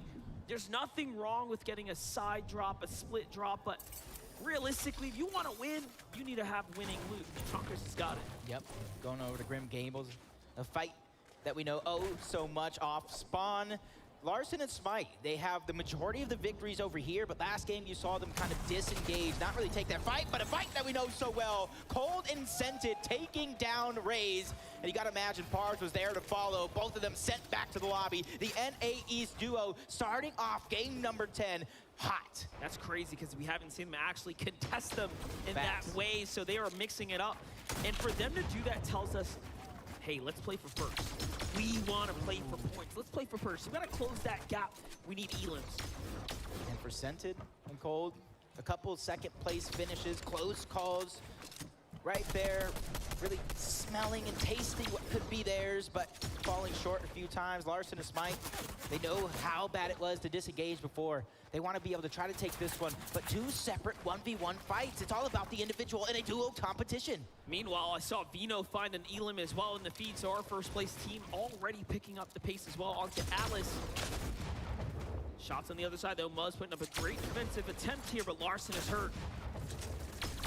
Not looking good for Smite and Larson right now, Jacob. Yeah, he's trying to backtrack, box to box, that into a fight. They want to bring it back to the duo. They don't want to let one person really decide everything as Muzz and Blue. They have the advantage. They have the high ground builds and piece control going over, but a huge shot to really back them up and stabilize right now for Smite and Larson are doing everything they can to fight back from the low ground. Not looking too hot right now for Muzz as he has to reset. Starting to run low on the heels there as well for a second. And again, Alice, the full finish there in the feed, so Vino does find himself a set of points. Smite and Larson, one of the few duos from NA. Yeah, my bad. I was jumping in the battle bus. Exceptional performance this week, and if there is any takeaway here, it is that every region has such standout performers. Performers. On the national stage, I am sure there have been such surprises, great surprises this weekend that have been revealed for us. Yeah, you can see this one being another prolonged fight. More teams slowly but surely rotating in this direction. Trying to go ahead and rotating, that's rotational. It's not going to be a worry later on in the game as Larson and Smite trying to fight around, keep control of the pieces. Looter doing what he can. Flashes coming out. A lot of their resources, Monster, being used very, very early. Yeah, definitely. You can see they're going to double down, start to Ow! some material here. This will make a difference. Larson has to be careful. That is a 2v1 peak. This is one of the most dangerous things to do, but there it is. Smite comes from the side there to back him up. Sorry guys, I was playing Marvel Snap. Meanwhile, Ju, you start to step on in. ARs have been responsible for 44% of the elims during finals. Wow. I mean, have we seen anyone carry an SMG? All of a sudden, Larson also doubles down on the defensive maneuvers. Everyone will possibly have. That's Samara. Samara's sitting right there. I asked her to come on stream, but she's too shy. I think there's an additional team. Can I have the blanket? Into the mix. There it is. Yeah. Shots from up above. Yep, that's our team from the Copenhagen Flames. That's Pablo, Wingu, and Swag. Commentate the last video. To have a great day number 2. Shots being fired on the Larson. Pablo picking up that elimination. And this is where it's going to get hectic because everybody also still has to rotate south to zone. And Bevy's in the elimination feed. He did take down Bugha. That's not what you want to have happen. And even Mr. Savage getting dropped by Baka. The NA West duo rising to the top on day number 2. Yep, so fights are starting to conclude now. Tayson finds Aqua as well, so all of our contested drops are leaning towards a conclusion.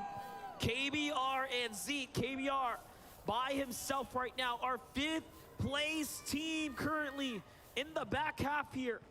Already has a big task in front of him. It's making up the points and a much tougher one. We get to see how Bugha was actually eliminated. Bevy's in Vortex there, just catch him. Trying to escape. All the while, a tough. Yeah, Jan, thank you for the membership. James, thank you for the dono. Zach Sutton. We have Ben H with the 5. Been watching since 2016. Not often I catch you live being in the UK though. So big love, my guy, and of course, Hayden Samari. Hey Ben, I appreciate your long time support, brother. I'm glad you can catch someone live. Big shout out to you. Easton Mifflin, thank you for that. He said go Bugha. Gregory, shout out to you. Shark Pub, next year when you're playing FNCS on the stage, you have to wear your ripped shirt for good luck. Imagine. I'll be like, this is a Balenciaga look, bro. Thank you for that. Brooke, thank you for the 9 months to standings reset today, or just keep adding on existing points and keep adding on. Good question. Pokemon, thank you for the 1. Aiden, Kelly, and Morris, thank you for the 2. Thank you for the non-stop good content. Thank you for showing up. Easton Mifflin, shout out to you as well. Do you think you can make it to World Cup? If I practice every single day, if me and Samara broke up, if I had 0 responsibilities and I wasn't 30, yes. I just have to remove all those factors. Gaming dude, you might not be FNCS changed to Epic, but to me you are. Any tips to improve building skills? Play on PC with a controller, by the way. TG Plays is fire lately. Thanks for that. I'm glad you're enjoying it, man. I think we've really elevated the content on TG Plays recently, and I would say just practice makes perfect. Hop in creative, play with people that are better than you, and keep learning. Dalton Moran, thank you for all the donos too. Thank you, man. Appreciate that. You cannot afford to have any sort of bad game. Batch, Pam still fall there too. Joe and Z Andy just looking around. NA East is getting chopped out of this lobby. But what stands true is Seti and Cammy alive right now. Speaking of good title, I spectated $1 million lobby or something. Potential opponents to fire inwards to see if they can entice someone to take a fight against them at longer ranges, of course. That's what they do best. Is Noah Riley trying to go ahead and sneak some shots from the bush. Him and Bad Sniper landing towards Tilted Tower. And for them, it's just about trying to get these angles. If they spot Epic well at the top, that's going to be 1 shot to kind of add to the total for them. Could you close the door or get Charlie? Not in such a bad spot. Stop being a silly, goofy mood. To really find tag after tag. There was only such few teams near him actually in Tilted. It's one of the best things we've seen from Thomas HD and Tripper in this weekend is that they have been probably the most malleable team, the most flexible team. Great tags here. Tripper manages to land on a rotating duo just in the distance there, but it just shows you they play so dynamic zone to zone. There is no same strategy, but they execute, and they've been executing all day long. Consistency is key, and right now, see Clicks and Duke going over towards Shimmer Shrine. They got a knock and elimination onto 1, trying to hunt down that solo. Jace is going to be that guy. And on the other end of him is Pink and Anas, the other team from Fort Jonesy. Duke gets the piece control, going right in, trying to take down Jace. Who's trying to play the defense right here. Backs down just enough to buy himself some more time to try to stabilize, but we talked about the pressure of multiple teams looking to get this elimination. And it's crazy. Their average placement has been around 22.6. It shows us that they are making it far every game, but they are just having a tough time around that halfway mark in the competition. Getting beyond that point is some of the most difficult parts of Fortnite. And if you're not executing perfectly, one mistake will cross you out. Yeah, and you got to imagine that when you split Fort Jonesy, you're not really getting too much damage on Storm Surge. You're not getting the best loadout. You're forced to kind of either look for tags or look for any sort of some resources. Clicks, spotting out the tags coming from the bush, tries to fire back, not being able to connect with anything. But Duke, once again, trying to push up. This team is in complete focus mode, trying to take control of their destiny, shoot to the top of the leaderboards. And that is exactly what you have to do as the games are coming to a close. Okay, Cold still alive right now, manages to put up a great defensive hold here. And it looks like they might have found an Elim along the way as well, or pushed off what was the opponents, and now the play to go ahead and get out and play for the reboot, play for the pickup. There's a med kit. He's got well-timed information of this entire area. Look at that. Ooh, Cold reviving Scented. Will be rebooted. Our third place team have a chance in this game. The crowd giving them some life as well. Let's see if Easton Mifflin, thank you. Practice every day. Yes, sir. Oh, wait. You asked me. We'll keep on practicing. After their reboot, they ended up with a second place finish. Are you telling me to practice every day? Middle East has arrived. Falcon Spy and Bravado Focus is just nearby. They will absolutely know there's a player at the reboot. The information was perfectly handed to them. They have everything they need to execute an ambush. There it is. Spy opens up, and now it's his time to shine here. It's his moment. This is the first fight we get to see him kick it off. I've watched him in creative. He is gross, but can he hit the shots when it matters most?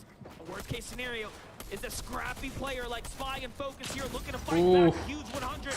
Oh my God, Cold is 2v1ing them right now, dude. Great fight, and Cold is 1v2ing here as he only has a little bit of loot, set to find something in the distance, comes back to support. Oh, let's go, bro. He's so hyped. Bro, Cold is so hyped. Again, they have an entire region on their shoulders. So make sure. Oh my gosh, that was hype. But for KBR, doing it for Brazil, 138 below the damage threshold for him. Getting that reboot if he tries is not going to be enough because so many teams are around. He needs to get damage all at the same time. His options. The 2v1, bro. I must say that was so impressive. I haven't let it down just yet. But let's look at KBR here. He needs 160 damage to get safe here. He's only bound 30. You need big tags. You cannot miss these. That's huge. There it is. Very nice. Very nice. He sees another team in the distance. And look at this, turning up when it matters most. Doing just enough, tag by tag, not getting too greedy. This is huge, 29 more, only 28 below. Top of the med miss, just trying to top himself off. The shots continue to get landed. KPR doing everything that he can, but you can see the numbers jumping, lowering in this lobby. Everybody taking part, but finally, the dust settles just enough. 2 above the damage. I'll commentate the last game, guys. That'll be the TG Plays video for today. Tag, he would be hundreds below the safety line there. But instead, he gets active, he does enough. Cammy and Seti in a zone fight. This could be a defining moment. EU versus Asia now. Peppo and Runa. Absolute savages. You know, what we've seen this weekend is that Asia can hang with the best of the best. Do not count them out. Can't count them out. Can't count them out at all, but it almost makes me wonder, are they suffering a surge? The chase out of nowhere, trying to enter into the Fae. Basil was lost long ago, but Jace finally goes down. Peppo's going to be able to clean that one up. But Sammy, Cammy, and Seti getting the top once again. 657, finally 6 points so far. This is a far south zone. Every single game. And this is what they do best now. They will play extremely passive. They don't need to do much. They will be fine. Look at the south zone. Half of it's in the water. North's going to be heavy contested. And also, let's just talk about finally, we get a little bit of a mix up here. The zone. Please don't commentate. Please. You can just leave if you don't want to hear that. Teams in this general area that need to step up. Vino doesn't care where it goes. If you were there, do you think you'd win? No. He's showing us that you can pull south, you can pull north. He's going to make the best. I would not. Yeah, no, Riley and Bad Sniper knows somebody is under pressure outside. Now you not only hear the storm surge, but see the shots getting fired off in the distance. King is going to go down here, I think. Revive, and I think King is at least going to try and go for it. But Noah Riley and Bad Sniper are going to be the gatekeepers for them if they're trying to look for an exit. What's crazy about that is Noah Riley, Bad You Sniper and Samara still doing the joint channel? Yeah. King right there. But yes, you might have assumed he saw the feed. Take a look at how we're going to have to play it again. I'll have exact news for you guys very soon. Oh, my. Janice, like it's nothing. And takes him right out the lobby. Look at his face. He knows for a fact that was a huge elimination, and he made it look easy. If anybody is full of confidence, it is Vino, 100%. You ask him who the best player in the world is, he's going to point at himself with 2 fingers, and honestly, it would be more if he had more. If you needed a clip, where's Hunter and Vino from? That's probably one of them. Onward and Baka also getting busy. Belusi's going to go down, cleaned up all together. That team from NA West, scrappy as can be, and that's why I kind of looked at them as a very under-the-radar team. What a crazy reaction time there from Thomas HD to defend off Snacky's peak. He saw Thomas HD swinging a little wide there. Here's KBR still alive. He's British? Survived the storm surge with just excellent tags, and still, it seems like he may not have a reboot card. Oh yeah, he's from England. And now 17. he has to rotate out. But we've seen some interesting stats. When you actually pick up your teammate, you have, believe it or not, lower chances as far as the stats go to place higher, and that's because more often than not, you are worried about splitting your loot, effectively lowering your chances. Wow, that's a cool one. He actually has a great odds right now, just playing by himself, play his game, play to the best of his ability. Yeah, it's all about those solo points that you can get here in Game 10, and Scented and Cold coming back from the depths. Bro, TG #1 fan, you're funny. Kai Fire, thank you for the 5, brother. Love your vids, TG. Let's go. And then we Easton Mifflin, you're the best, TG. Thank you, brother. Right now, they are in. Will there be another stream after this? I'm not sure yet. I haven't decided. 7 points in 3rd place. Maybe I'll do God of War again. They still have a gap to close, though, Monster. And they are doing just that. I mean, they picked up those 2 elims on Spy and Focus. Again, you don't see a team get rebooted and just find points like that. This is an incredible situation that's unfolding for Cole. It's funny how some teams are like matching. A second chance. Some are not. This game here, but you have a zone that's going to start to play out now. We've really not seen Booga or Clicks or any of the big ones show up, like the big names. Cammy and Seti are already here as well. It couldn't get any better for them. Did you look a mad company? Yeah, I'm gonna have to take this thing off. I like Cammy and Seti right now. The dust actually, does it fit the vibe? It looked like I'm like a king commentator. As they're gathering all that information, Walks, Robab in the distance, followed by Merstash and Malibu, who are a little separated. And in Vortex as well, looking good. 4 eliminations. Yeah, I want to finish God of War soon just because Booga just got killed. I want to finish God of War soon because Warzone 2 is coming out. Fortnite's going to have a bunch of updates coming out. Pokemon's coming out on Friday. Samara's not going to see me for a month. I know, it's a rough month or 2 in gaming. Yeah, we talk about a team that was well outside the top top 15 and then just all of a sudden turn on. Aww, Charlie's eating his crocodile. He's so cute. Charlie's laying down on the... Should I take a photo? Robab goes down to Duke and Clicks.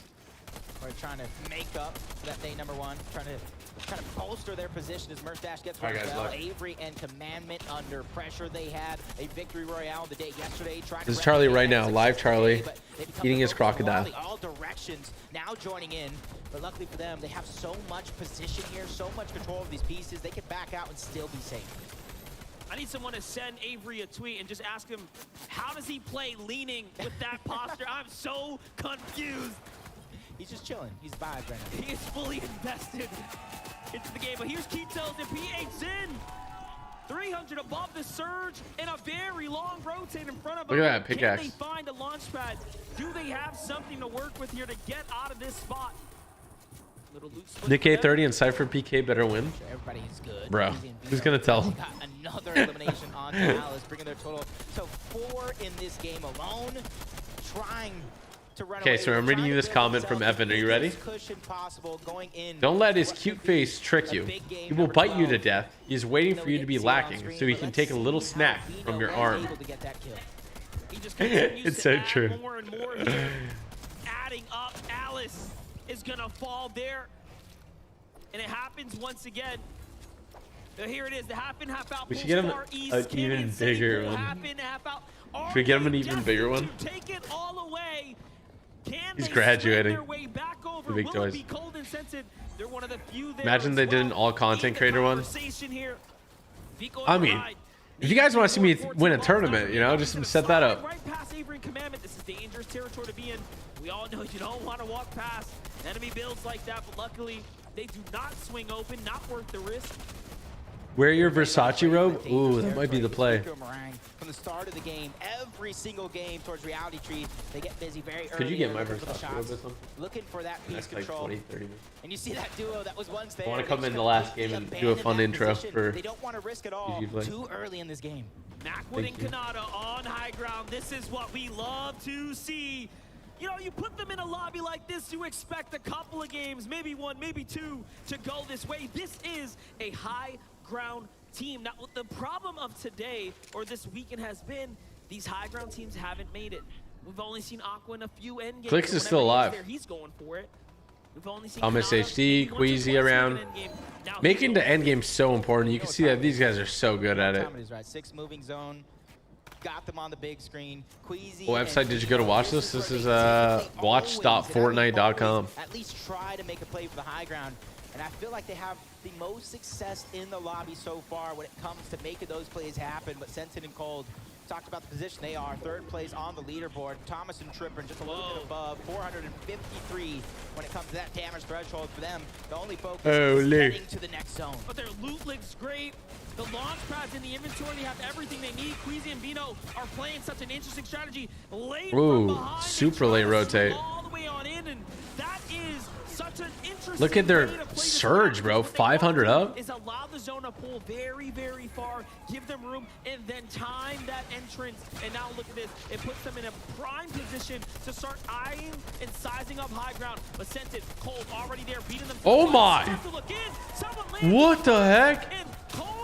Avery landed in the box. Yes, he's still there. It's Avery who tries to land in the box. No, sir. That was a mistake. And they instantly close in on Vino up top. Trap is Queasy and Vino. They've done it yet again. They have that portion of the high ground, but you see their stats. Look at there's like 4 people behind them. Nobody get any opportunity to try to Ooh. stay away, and the only person They have 25 points. They're so good. Immediately adding to their elimination total. They're making it look easy. Seti and Cammy now. Also very much positioned to make another big endgame. 15 duos remaining here. Thomas HD and Trippin still have so much left in the tank as well, but they get broken out. Oh no, a great block there though. They were just one build away from potentially getting taken out the lobby. Too much shot starts. Bro, he can't get it. He has to swing around. This is terrible for a 2nd place team. Trippin is nowhere to be found. Thomas nice play there. Queasy might hit him out of the sky. He doesn't. High ground and Queasy and Nice. And there it is. Trippin falls. Clix still alive. Clix and Duke. Queasy going for high ground here. Does not get it. He's going to have to take 2nd to height. He's going to abandon it for now. Vino's going to follow suit. Vino might be dead here. Vino knocks out Chapix. Payson getting desperate. He gets rocked too. And this is why they're some of the best. He was there to back him up. Vortex up top with BBs. Vortexer from contesting Booga and Miro at the drop, running them out of Chonker Speedway, now running it up to the high ground here in an endgamer. Clix is dead. Take home their first victory of the weekend. Down goes Vino. Down goes one member of the 1st place team. To the hands of Cammy. A chance right now for teams to try. Cammy knocking people like crazy. Is going to be Thomas HD. Ooh, Cammy knocking everybody. Everything that he can. Try to move through the builds. He has enough resources to make it happen, but Queasy, no build to his name. But he gets taken down thanks to the storm. And Thomas HD is still alive right now, clutching, which is so monumental as 1st place has finally fallen. They have a chance to earn some points here. Cold and Sentin are still alive as well. Thomas HD needs to make up 15 points in order to close the gap here. 15 points, Cammy. That's a huge jump up. Cammy and Seti are also still alive right now. Oh my. They can't mess this up. They can win if they don't mess this up. Sentin and Cold feeling good after that clutch earlier. Keep up this pressure for them to have a shot at the last game at the end of the day, but Cammy will not be stopped as well. He takes out Thomas. Setis gets, yep. He has to try to continue Oh. Sending and Cold feeling good, bro. They're in their bag right now. Bevies and Vortex up top, though. Oh, Clix and Duke are alive. Clix has got to win one for his fans, bro. And the finish now, Bevies slides his way down, painting the loot here, does a couple edits there, but no, doesn't hit the shot. Bevy is so quick, but not fast enough. You're going to get 28 on Vortex. Do you think Clix got this? Yes or no, chat? This is huge. This is huge for Duke and Clix. They have the high ground right now, but for Bevy and Vortexers, taking out some big names already on the day, using these builds to try to keep that advantage. Duke, he ends up on top. Clix, they might do it. Take the game with Vortexers going down. Bevy outside of zone. He has the only chance right now, but he gets the down on the Duke. Clix versus Bevy. Oh, Clix wins!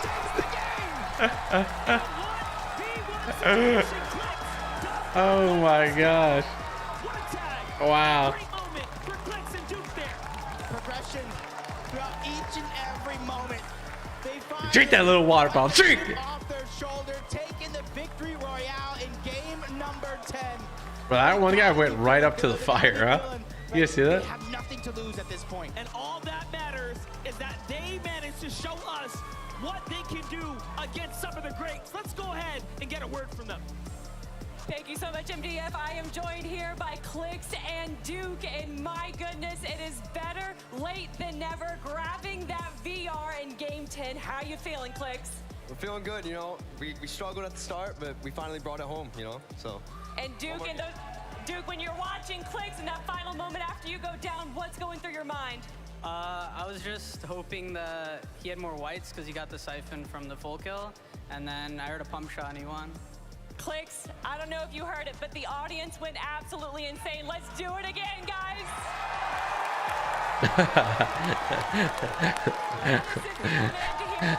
I like the off-brand rock. I like that. Look at them in the crowd. Congratulations, guys. 2 more to go. And let's head on back to the desk. Oh, man. Massive congratulations to Duke and Clix. Clix fans, rise up. There it is. That moment where it's the 2v2, we are literally sitting here going, this is literally where you want to be, Clix. This is what you're known for, is being put in these situations. Now is your time to shine, and so masterfully handled from Clix and Duke. Those head-to-heads, they're so easy for them. I loved watching this endgame because we were like, oh my gosh, Cammy and Sadie are going crazy. Oh my gosh, Tom and JD at the top of the leaderboard. And then we went to that wide, and all of a sudden, Clix and Duke are on the low ground, looking healthy. And right here, the teamwork is just so clean. Of course, Duke takes the blunt of the damage right there, ends up going down the bevies, but Clix is so smart in these endgame 1v1 situations that he recognizes this player could potentially have heals. He hears the splashes go up, makes the push. Ooh, that was an interesting mantle. I wonder if he meant to do it like that. So clean. That was just an absolutely disgusting clutch moment, though. From Oh Clix. my, bro, this is gonna come right down to it. What did they get pushed up to with that? But it was just such a clean finish here, and I think that Cammy and Sedis have the most victories. That's the crazy part. They're not even first. Be in a highlight reel for him.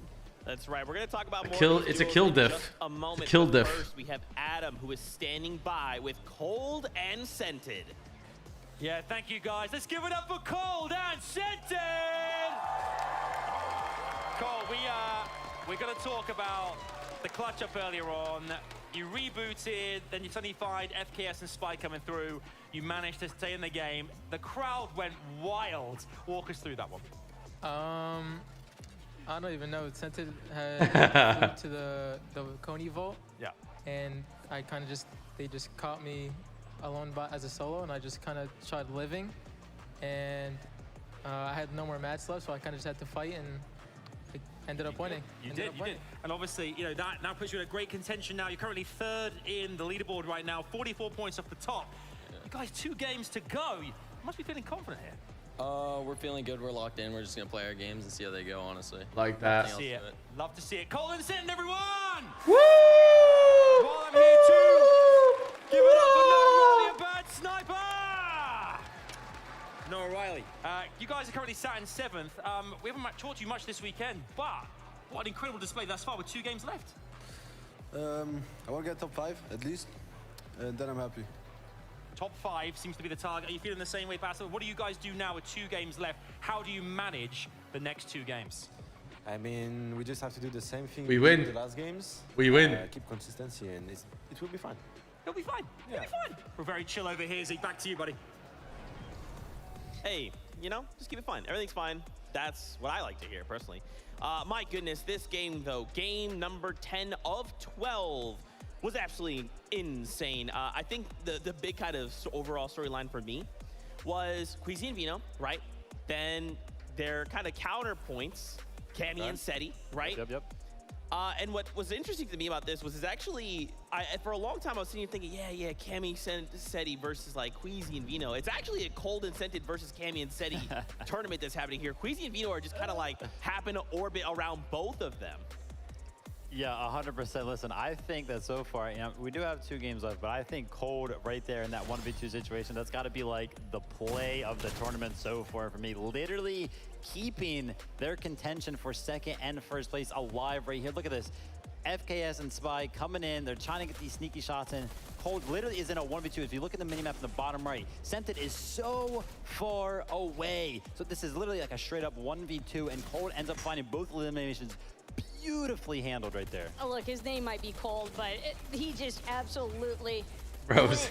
FKS Avery flying in. It's so funny. With that display. I don't even know where they came from, because that was almost, that reboot ban was literally the bat signal for those 2. They were full on expecting a prime opportunity to try and snag a quick and easy elim, probably look to clean up the other part of the duo in the process, because I don't believe they had any idea that it was specifically Cold and Scented in that instance. But it's that momentum shift that I was asking for during the halftime break. That was a primary example of one of those instances, because the want to know where they're at now on the leaderboard. Place, you could just feel a change his mouse is gonna fall in the venue, and you could definitely see it in Cold and Scented's gameplay. And the fact that they went Cold and Scented to 3rd right now. A reboot onto Scented to a literal 3rd place finish for this matchup. Yeah, that's awesome. Absolutely, and if we look at these standings, Queasy and Vino still holding strong. They are the I would say the end game boss of the story we're telling here. The end game boss. You're actually the secret boss to this story. You got a 2nd and a cook-off yesterday. What'd you cook, Levi? Shutting Queasy and Vino down. Well, Preston Mashford, thank you for becoming a member. It was in fact Cammy that actually knocked Vino out in that game and kind of put Queasy in that difficult situation of like, okay, only 2 NA teams in top 10 right now. Your silver bullet, are the rest Europe? 2 of us. Yeah, 100%. But I mean, Queasy and Vino. Wait, one is Brazilian, right? They do it. It's like every single time we're in that end game around 5th, 6th, in that first movie, and it's like I'm almost guaranteed to look up towards height and see them up there. They have gotten it, it seems like, every single game, and it's not like it's just like a repeat of strategy. It's something different every single time. I beg to question, is anybody even like looking up in the skies for these guys at this point?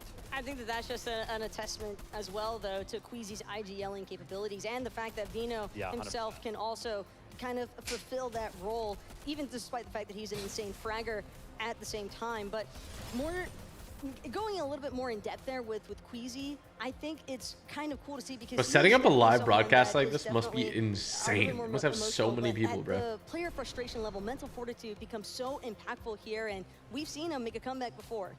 That's right. That is 3 games. This means we have 2 left. Here we go. That would be 4 games, sir. Monster D face Jacob PR, prep us for game 11.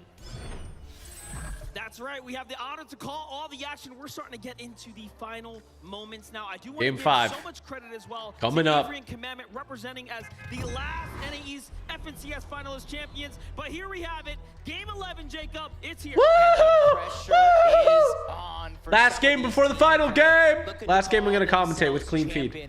Should I commentate with clean feed? For TG plays, I think it'd be too confusing if I... Bro, what do you think? Clean feed for the TG plays video, or else it might be confusing. Call yourself literally one of the best players in the world after this global competition. That is absolutely right, and what a better way to kick this game off than a perfect split down the middle. The Pro-Am's coming back next year? It doesn't get any better than that. Last game, we saw Clix and Duke have their moments and take a win, and that just tells us anything. Who would win, Epic Whale or Nick A? Nick A's getting boxed 10 times out of 10, man. Love Nick, but Epic would do the same to me, man. It'd be wraps 10 out of 10. Yep. Epic's a already. Clix living S tier player. Momentum. over towards Fort Jonesy. Business as usual for these teams. Looting up, getting some resources. Hey, Clicks, if you need some blue light blocking glasses, hit me up, man. When it comes to Clicks and Duke specifically. See it. Get the touchdown. Get their loot together, rotate early. They do not want to take a fight. Here's a tough spot to be in. Bevies and Vortexers were moments away from taking a victory royale before things change. Miro finally starts to climb back, but what you're seeing is just the cold. Oh, Booga. We finally see Booga off the rip here. He does fight back, though. He will be able to save his teammate here. And does, of course, get the siphon as well. Material is more important, though, because if Vortexer pushes up, he's got everything to gain here. Really nothing to lose at this point. Booga trying to will themselves back into this one. Saving the play for now. Miro's still down, trying to hide his body, not wanting to get that one, give it up to Vortexers. Oh, do we believe in Booga here, guys? Booga doing what he can, backtracking, trying to go. Oh, Booga has weapons now. As many mats as possible. He knows the fight is inevitable, and the shot's going to be landed. Oh, Booga! World Cup champion! World Cup champion, does he got it? But he's going to find this moment to breathe and stabilize before he goes at it again. And it looks like we will see all of our faves start to have their moment here. Booga does need to, of course, finish it now. Ooh. And he does. And there it is. They win back the drop. Chopper Speedway swings back to Booga and Miro. Yep, Miro did finally go down there, but it's not going to be any trouble for Booga to get that reboot back up. Vico and Marine, though, trying to sneak their way towards the bottom. Catch, retake, and Novice off guard, but Bevy and Vortexers down altogether. 6th place, 212 points. It's crazy this game is still popping 5 years down the road, huh? For some of these teams Wild. that are outside of that top 5 to try to jump right in it and out past them. And that is crazy, because they had such a great game prior, pushing them so far up, and now all of that zapped away. Momentum. Versace, let's see it. We'll bring out the robe in a second. Just one more round. And that's something else to think about. Every engagement. Oh, you're looking taller. He's looking taller. Players have to right? sit there, wait for the next game, and start to formulate a plan for their last chance You here give Samira a at hug. the FNCS Invitational. But first, of course, you have to get through this one right here. Vico and Marine playing so smart here. Last round, they were taken out a little early to the hands of Retake and Novice. Not something we've seen too many times before. Meanwhile, iDrop gets boxed up by On1. And Larson and Smite still fighting here. They've lost so much momentum as well in the back half of the tournament. This could be the key, though. This off-spawn fight right here could be the key that unlocks what we've seen yesterday. That potential we know they have. As they're just trying to go ahead and stay towards the low ground right now. Stay in a position that they think is advantageous to them. The shot's coming in on the side of Looter, trying to take that piece control over. He peeks through. Looter gets out just in the nick of time. You can see them with that bubble shield flirting with the opportunity. Let's see it play out. That bubble shield will influence how it's going down. Let's see it. Smite's going to find a huge tag there onto Looter. It's going to buy him a little bit of time here. Now remember, Smite was in top 5 before the last 2 games were pretty tough, but now he's fighting all the way, and he bucks him up and sends him right back to the lobby. We'll see you later, Muzz. We'll see you in the last game. Smite is here, and he's not messing around. Looter's doing what he can. Lands a good shot, but the angles right now, everything is going to be cleaned up. Larson and Smite trying to replicate that success of day number 1 and bring it here to day number 2 as we check on board. Retake and Novice, they were able to catch Vico out. Wow. Enough sneaking around, they tell him. That's going to slip them down further and further for Smite and Larson, though they jump up a position. That puts him in 13th. They're closing their way back towards that top 10, top 5 spot that they started the day off in. Meanwhile, Senny and Cammy sticking to the usual, giving us that great update. We thank you for that. Just letting us know, hey, listen, first place, they're chilling. Second place, they're chilling. Don't worry about it. Over the tilted, no sniper. On over to Blip, trying to steal away the loot from Acorn and Edgy. Walks in the feed, taking down Scram, cleaning it up all together. You know him and Robab love to be aggressive in any lobby, let alone an international stage. Yeah, big shout outs to Bad Sniper, of course, representing for the French community. They are some of the coolest spaces that we have out there. One of the coolest communities, always building amazing content. But let's get back to it. Cold and Scented, who are in 3rd place, leading for NA East right now. That interview was so perfect. Cold is just like, hey man, you know, we're just doing our thing, doing our game. All right. Backs up against the wall, man. You just gotta play with what you have at your hands right now. And Hen and Vortex. Hen is having a phenomenal tournament along with Vortex. Honestly, flying under the radar right now. This is a perfect opportunity to see exactly what they're doing into the distance, finding the shots necessary so they don't have to worry about Surge. And thankfully, they not only have the vault, but they have the rotation right above them. So once they feel that comfortability of the damage threshold, they can instantly try and find a good rotation out. And Hen and Vortex are in 5th now as well. 230 points picked up. A great day 2 showing so far for Hen and Vortex here to put them back in the game. Trevor and Thomas not too happy about that last game. They've gone from 2nd. Good boy. Slightly earlier than their counterparts, so everyone else starting to really pick up. And things slow down. Meanwhile, Pink and Anas still in a fight right now. Good boy. Right. Good boy. Be giving themselves the distances. Jason crew who land at the coastal areas. Good boy. They've been the team giving Peterbot and Jamper a hard time this weekend. Very little room to, I guess, contest here. And Jason Basso are one of the few that have stuck to it all weekend long.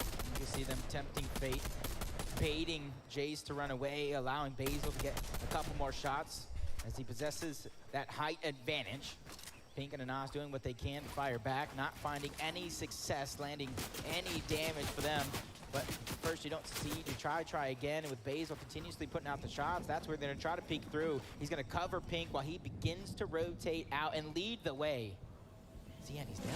Chill, guys. It was early game, all right? Joe and Ziani are actually 2 Elans up this game because they took down Booga and Miro here at the Chonker Speedway, and now they're being focused by another team in the distance. A big knock there, and they're gonna break all of those, but it's actually Macwood and Kanata looking south, trying to figure out what's going on here. Joe will get the save, lucky for him, and take a look at how much loot they have. Excess. Yeah, I'll commentate on the last game. Double back into Chonker, I'm sure they'll be able to go ahead and make up for what they lost out on, but time, you don't get that back.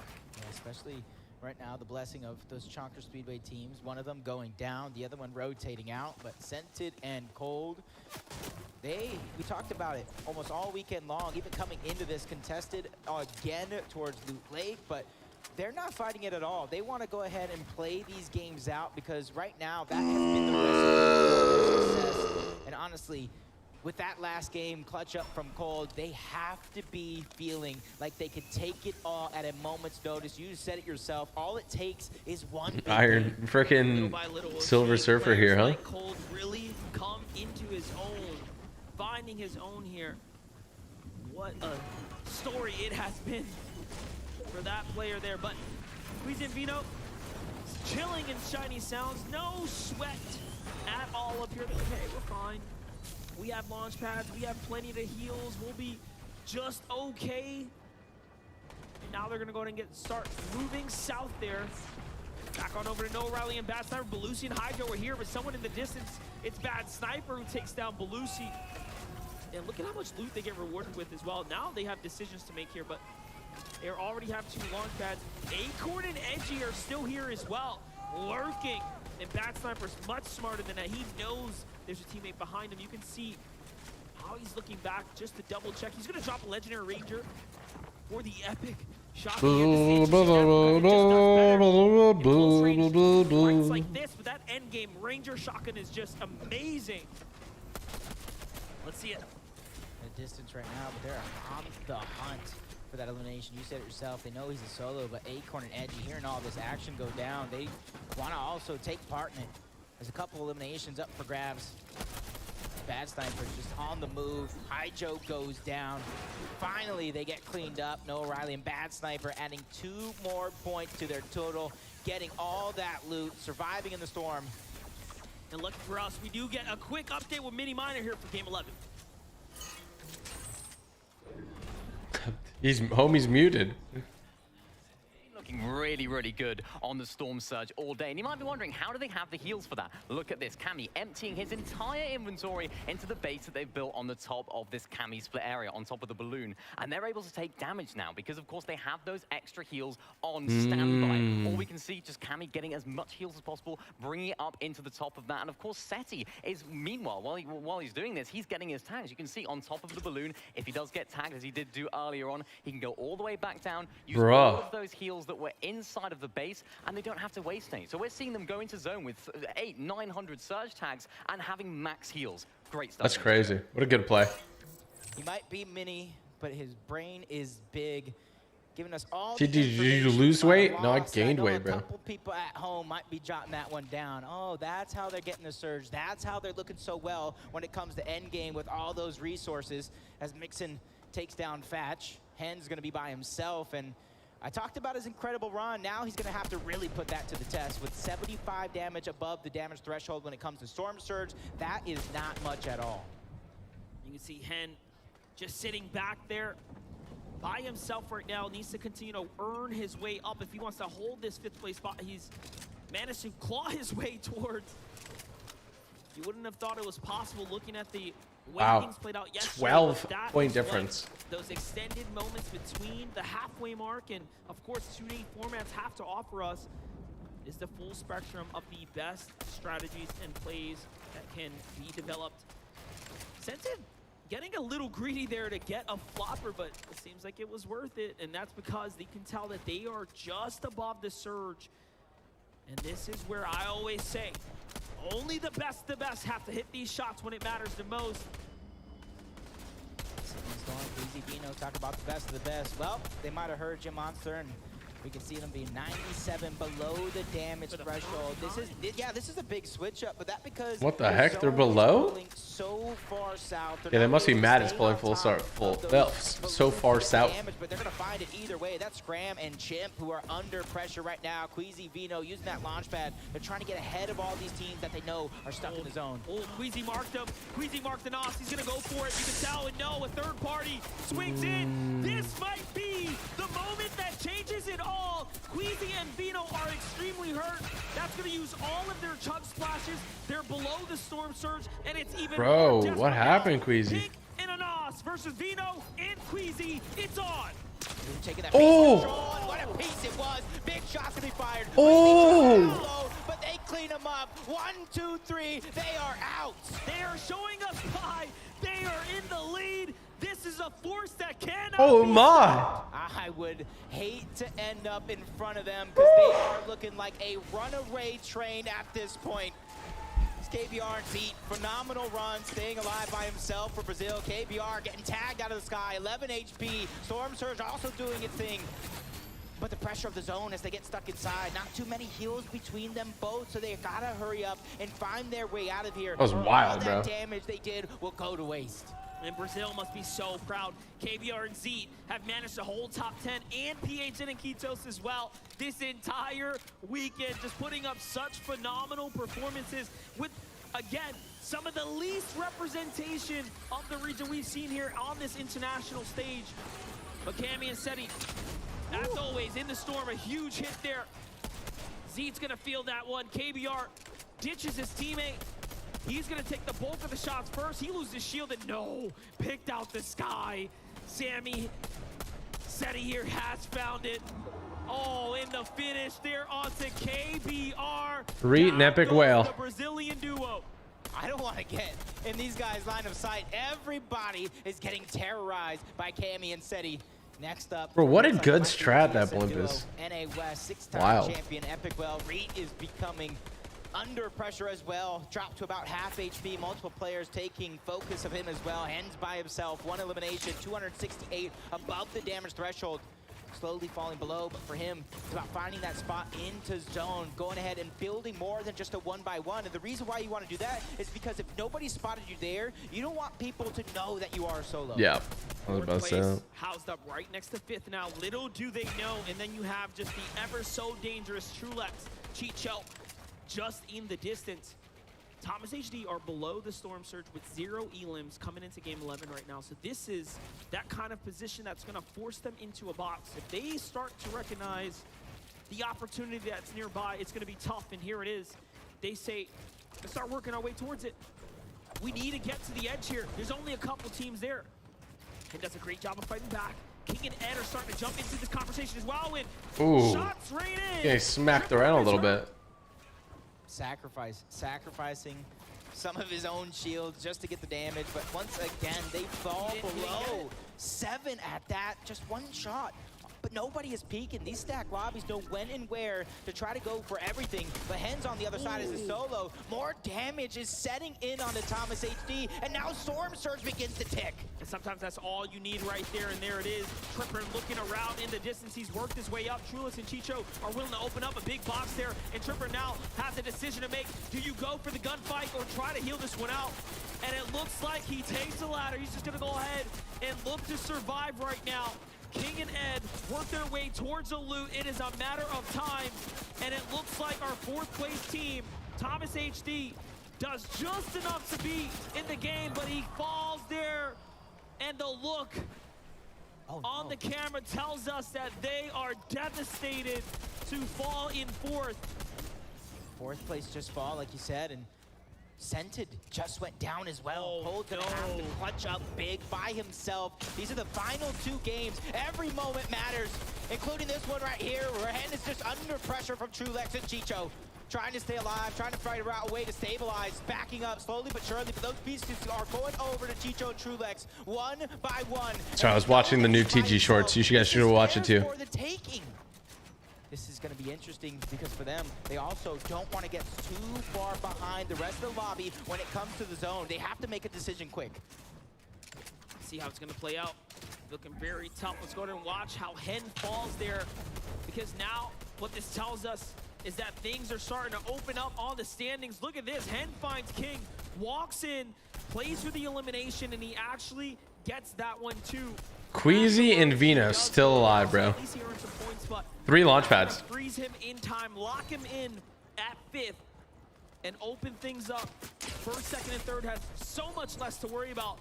This is by far one of the toughest games Queasy and Vino have had. Oh yeah, this is gonna be a really hard game for him. And it all makes sense. It's pulled in such a far direction that you can see that it finally has caught up. Yeah, especially since game after They need a north side zone, bro. That recipe for success and such a drastic change. They might have not been too prepared for. Yeah, this will be a 4-hour-plus stream. With almost everything and adapted on the fly. Their flexibility is insane as Cold peeking through, trying to get that information on these players that are on the backside of zone, trying to wait for that perfect moment to strike. But Trulex and Chicho spots another duo right in front of him, picking and choosing his battles here. And with Ju going down, I don't think that's a battle he wants to take anymore. Cold is now by himself in 3rd place, 282 earned points in the competition right now. The zone could not be better, though. He gets the half in, half out. Ooh, that's a good zone. Larson Smite's still alive. You know, sometimes you just need that little bit of favor on your side.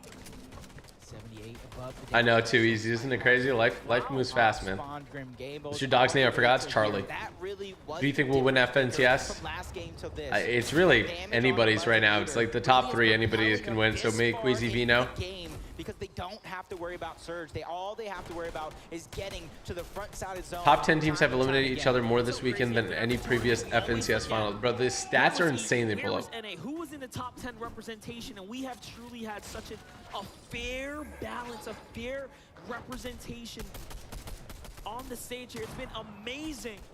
While all this is going on, Queasy and Vino continue to earn more this time. Ooh, bro. The international duo. It's crazy they still take fights, even though they're like so they knock down Scram, they catch him. Trying to win heavy, you know? Through the trap door, the trap hole. Chimp gets caught as well.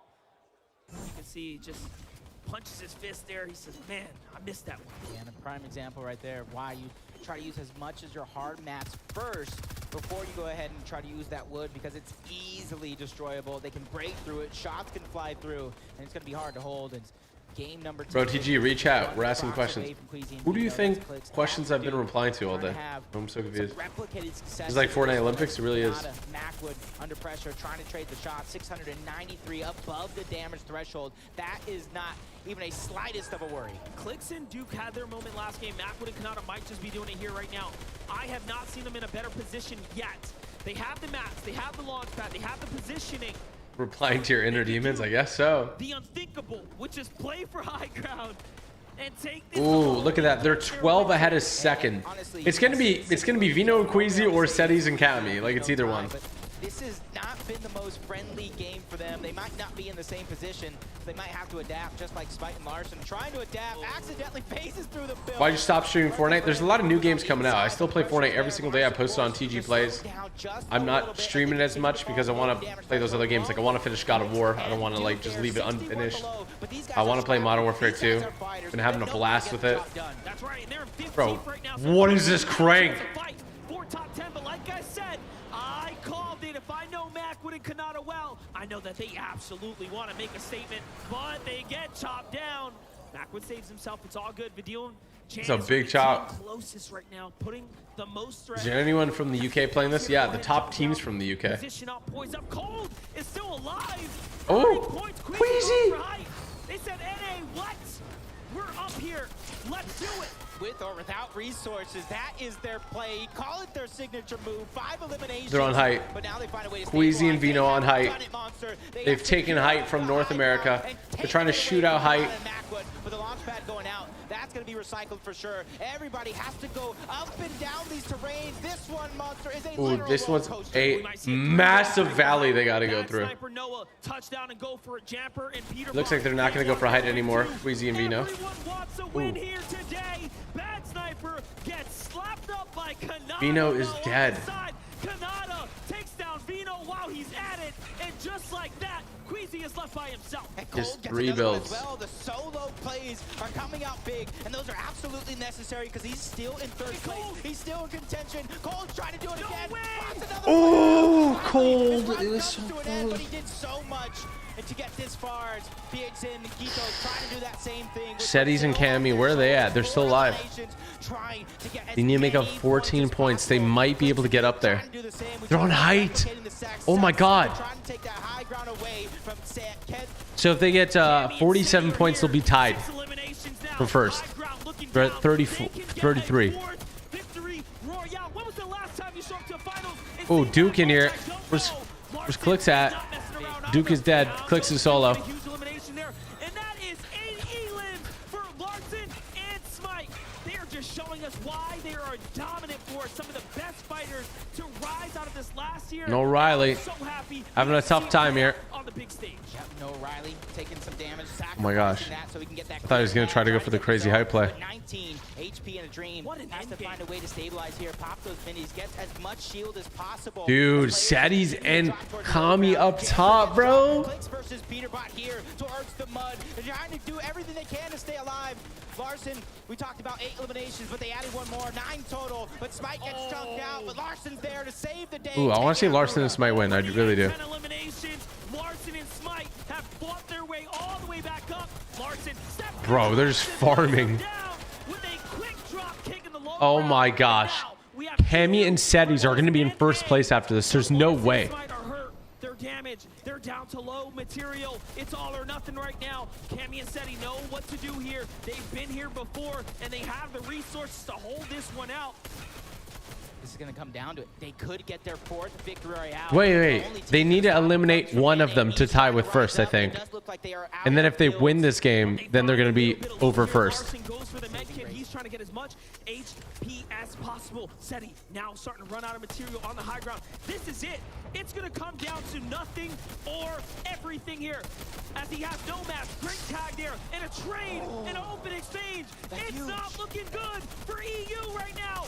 Into the zone they go. Smite and Larson are down. Larson is by himself, and no! He turns and gets burned. Cammy and Seti take their 4th. How did they win that? The FNCS Invitational goes to show that it doesn't matter if it's EU. Holy, bro. Playing on NAEs. It doesn't matter where they're at in the world, they will come out on top. But I will tell you, that was close. Smite and Larson, put some respect on their name. If you counted them out, now you know why they were brought here to the Invitational. But hey, we got game 4. Oh no, he's not getting the props. There we go. Catch up. Wow. I've gone ahead and ordered the matching bracelets at this point. I think this has been a bunch of times now chatted to you guys over the weekend. And another victory royale going into the very last game. Seti, what a performance there. It went all the way, but could you see as well on the elimination feed that you were the last team in the top 5 there, still in contention? Oh, I didn't know. You didn't know? Yeah. Obviously, you can see the points here. Things have changed. Currently 360 points, 12 points ahead of second place. We still have to be confident, keep calm, and focus on the last game. They're 12 points ahead of first. The zones as well here, I'll ask you, Kami. The zones have changed a lot. Okay, I gotta go get my Versace robe. We're commentating with the last one. How does that affect your play at all? Like the south zones are so much better for us because it's so easy, so much easier to rotate for us from balloon. So nice. It's great. A good battle there against Smite and Lars at the end as well. They're first place right now. You managed to take the high The ground. first time. There's 12 games in this tournament. 11 games. Vino and Queasy were first. As well as we play high ground, so Kami and Setis. Well, there you heard it there, folks. One game to go. Kami and Seti, everyone! Woo! It's getting hot here, Zeke. I'm excited, man. For the first time. Okay, I'm getting my Versace here robe. in the FNCS Invitational, Queasy and Vino are asked to step aside. And it's not even an ask. It's Kami and Seti kicking in the door and saying, hey, we want first place. Oh, man. Listen, am I ready to say it? Am I ready to say that Kami and Seti are a high ground team? Is that what's happening right now? 4 victory royales throughout the Invitational. What is happening? This is a team that is so used to just playing consistently from the low ground, from that mid-ground layer. But you heard it right there, Seti. He said he plays the lower ground just as well as he plays the higher ground. The preparation for this event must have been insane for them to get this good at high ground. And we know how excellent they are when it comes to that low ground display. So to see them here at the FNCS Invitational with this high ground debut performance, it has just been an absolute blast to follow along with. But more importantly, it's the composure that Kami and Seti have just managed to maintain throughout the entirety of these final moments. Especially in this instance, it looked as though Smite and Larson, for a moment, were about to get the better end of this trade. But again, Kami, Seti, they have been in these kinds of situations in the past. They know what it takes to close it out. And I just know for a fact that that kind of mental preparation comes from just multiple reps of running it over and over again. And for 4 victory royales to take place in this tournament. And there's the Versace robe. By the way, because there's only 1 game left. So technically speaking, they have basically closed out on a third of these matches being victory royales. Take a look. Bro, Kami and Setis are insane. Right now. For the first time, Kami and Seti are holding that #1 spot, but it's only 12 points. If either of these duos make a mistake, look at the rest of the points, man. It will absolutely close. Now, before we kind of talk more about the duos, more about this kind of setting the stage going into this last game, Kelly is standing by. She's with Queasy and she's with Vino right now. That is right, Zeke. Joining me right now, I have Queasy and Vino. And guys, you gotta talk to me about that game, the early game fight that you had. Okay, I'm gonna start recording the video, guys.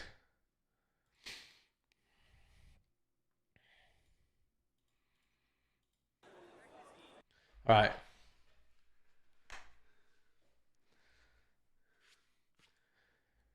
All right, you guys ready? Here we go.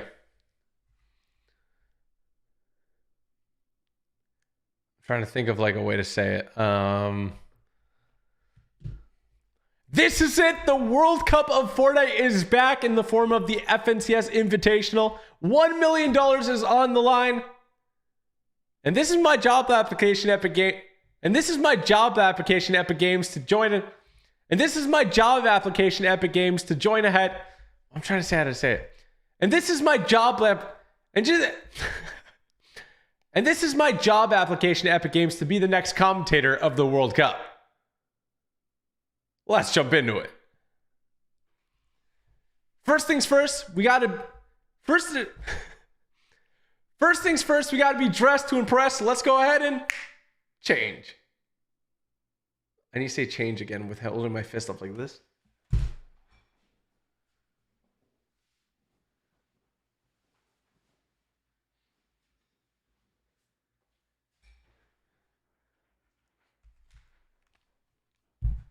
Change. First place is taking home $200,000, so we gotta look a little bit dressed to impress, you know? First place is taking home $200K, so this is how they're gonna be feeling.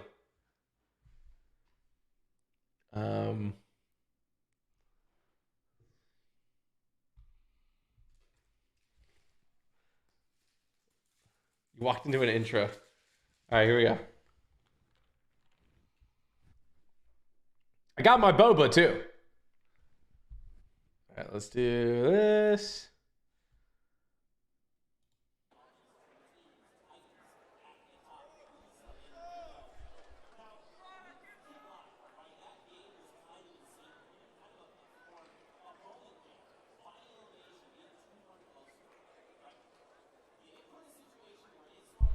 Let me just put this over here.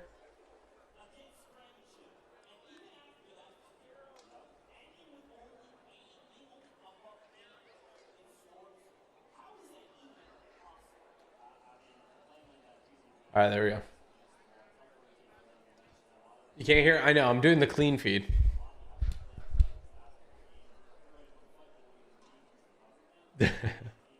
Look at the stage. It looks insane.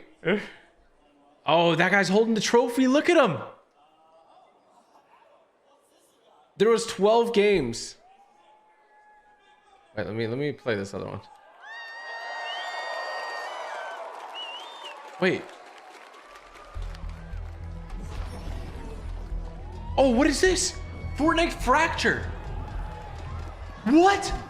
Fortnite Fracture, December 3rd, Chapter 3 finale event. What? It's gonna be Chapter 4. I knew it.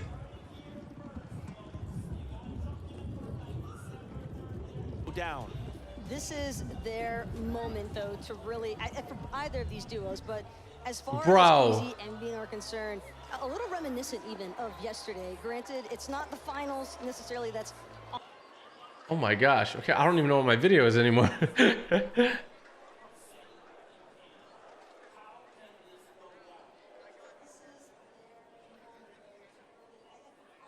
All right. Well then.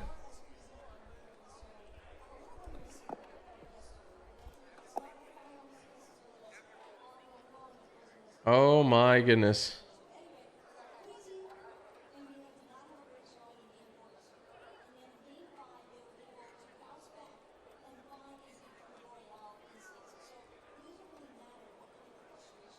We're gonna get a brand new map in like 2 weeks, guys. Oh my gosh.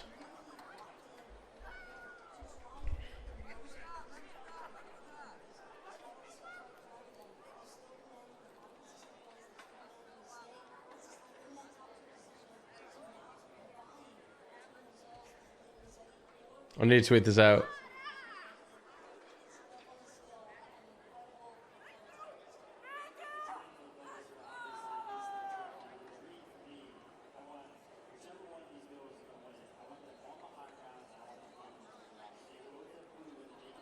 That is wild, bro.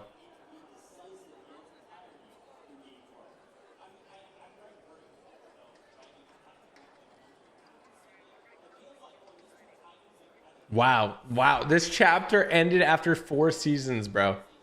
That's wild. Look at the trophy. So the #1 team is going to be taking that home. And $200,000.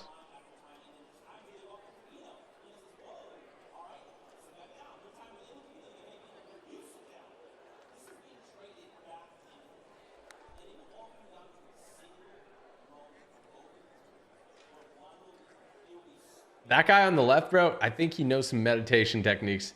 That is currently the team that's in first place. But it's pretty close between first, second, and third.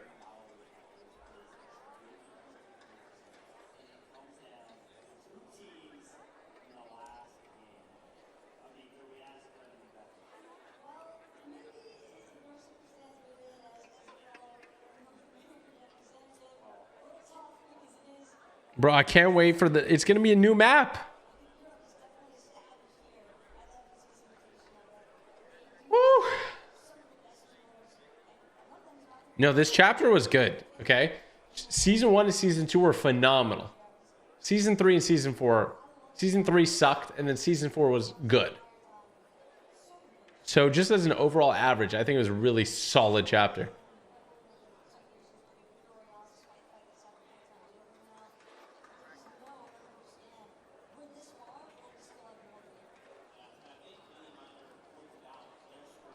They really speed ran a chapter. They really did. I think they're going to try to do one every year at this point.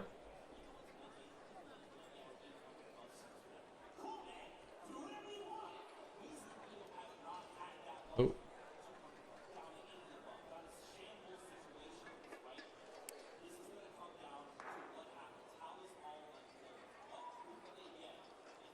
So this is the clean feed that I'm watching right now, so it has no commentating. I'm going to be the one commentating.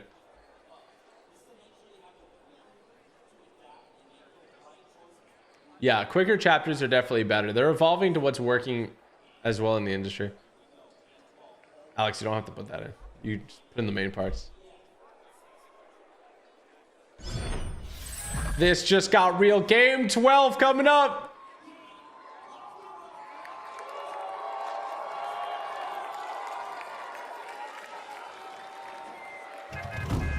Game 12. This is the final game, and they're hopping into it. 100 of the world's best players, 50 duo teams. Let's see who's gonna take it home. All of them in this arena. That must be so hype. Oh my gosh. And with it being chapter 4 next season, I guess this is the last time we're gonna be seeing the map. So we got a nice southeastern bus drop here. Teams north and south are going to be pretty happy. Any team in like the far northeast is probably going to be sad.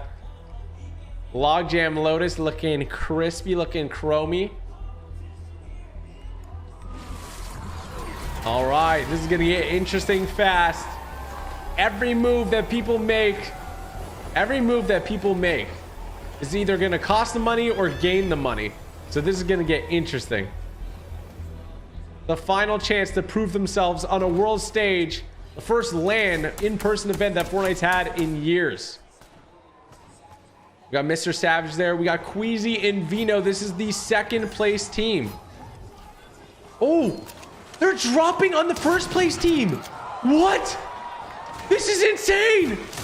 This is insane. Oh my gosh. They knocked each other. Oh my, the first and second place team. They contested each other. What? This could go really well or go really poorly. We don't know. Oh my gosh, my heart is racing. Oh my gosh. Oh my gosh. Look at that. They hugged right away. They know their chances of getting first are so high now. They know their chances of taking home $200,000 has just went up extraordinarily high. Oh yeah. Oh, it looks like they're gonna get first unless third place pulls a miracle. They are ahead, an astonishing 70 points from third place. It was a risky strategy from second. It didn't pay off for them, but it could have paid off so well. I think he pulled out his headphone or something when he got up and celebrated. Wow, what a turn of events. That was crazy. They got to stay focused, though. They're going to put on the show. Cammy and Settys, the people that we're spectating right now, are the ones that were in first place. And they got contested by Vino and Queasy. Look at them. Look how excited they are. Look. They know. They just... Oh, look at them. That's the second place there. It was a risky strategy. Didn't pay off. But they'll probably still be walking home with second place. So, wow. If second place pulled that off and eliminated first place there, That may have been the craziest thing. This moment right here that we just watched was one of the craziest moments in Fortnite competitive history, just so you guys know.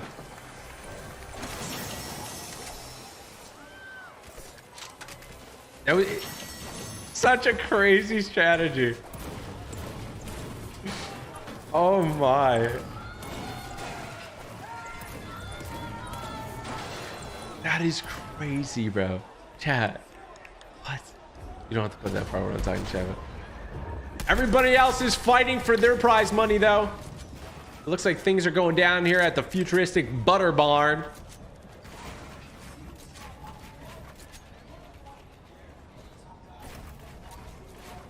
So if you guys are confused about that first play there between first and second place landed on first place, and they usually don't do that. They usually land on opposite sides of the map, so they did that on purpose to try to take first place out and to win the game, but it did not work out for them. Scared money ain't make no money, baby. Kami and Setis must be playing super confident, know that they pretty much have this in the bag. But anything could happen, just like Chapter 4 being announced. This is my job application to Epic Games, so please, y'all gotta make this a crazy game, all right? We've got some of the greats in here. We got Booga, World Cup champion, in here with his duo. We got Clicks, Mr. Savage. Ooh, Andy taking down his opponent there. Oh man, this 2v1 here, they pretty much should have this in the bag. Ooh, light shot there. A lot of people loving the Prime shotgun in this tournament. The Prime and Ranger shotgun, two of the favorites. It's 2v1 here. They should have this. They just got to play it safe. They don't want to lose 2v1. That would be horrible. I still can't believe that they announced Chapter 4. That's insane. This team is sneaking up on first place. The sooner that they eliminate first place, the better their chances of moving up their leaderboard is. They're doing like a hiding strat here. Oh, they think somebody's in the vault, but nobody's in there. A lot of loot, though. A lot of heals. All that stuff is super important. And if you've never watched competitive before, there's something called Storm Surge. So it rewards teams who do more damage, and then the teams who have the least damage start taking damage, even if they're not in the storm. So you can see in the top right, you can see that second place got eliminated. First place with 364 points. Third place with 296. It's a big difference. Third, fourth, and fifth are pretty close together. So they're going to be fighting, and those differences in placements there means a lot of cash. Look at this guy's loot. Tripper and Thomas, they're fourth place right now, and they are stacked. Looks like they landed at this vault location. We got Mr. Savage down there. King all the way from Brazil.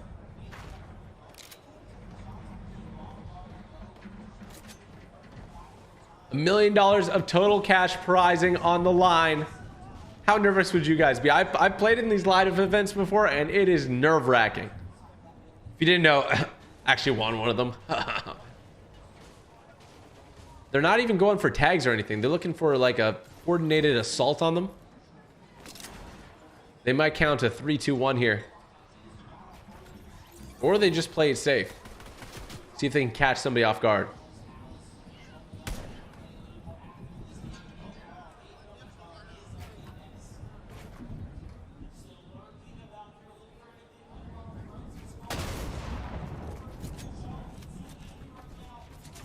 Did these guys ever finish it? These guys eliminated one player, but I don't know if they ever finished off that player's duo.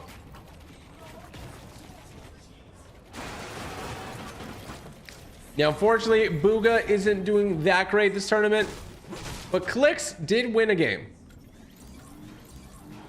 So he's definitely getting up there in points.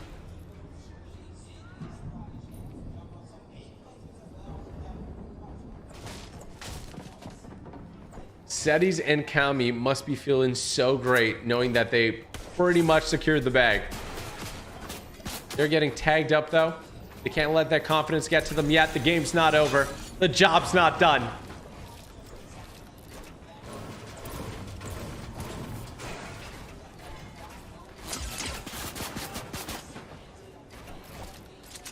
I mentioned it before, but this is the closest thing we've had to a World Cup in years. This is an invitational. They flew out the best players from across the world. North America, Brazil, Europe, Asia, Australia. The biggest contest of skill Fortnite has ever seen.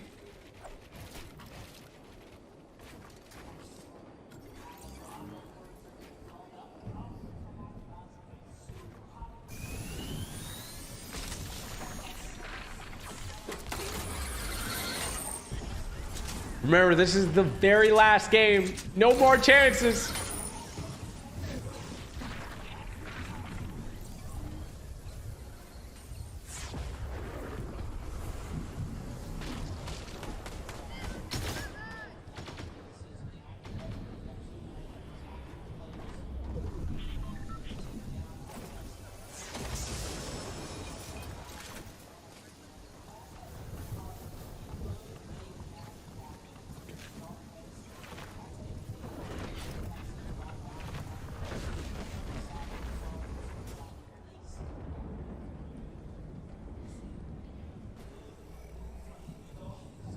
This team almost looks like they're sky basing. They're on the ship. You'll notice a lot of teams hiding in zone. Zone doesn't do that much damage initially, so they'll take the time to farm up and get some heals. It's actually safer than being inside the zone.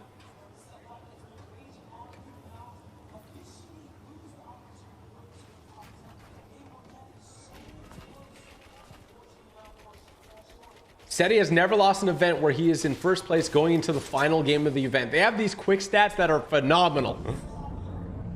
So, I mean, like, if history repeats itself, we look like we might have a champion.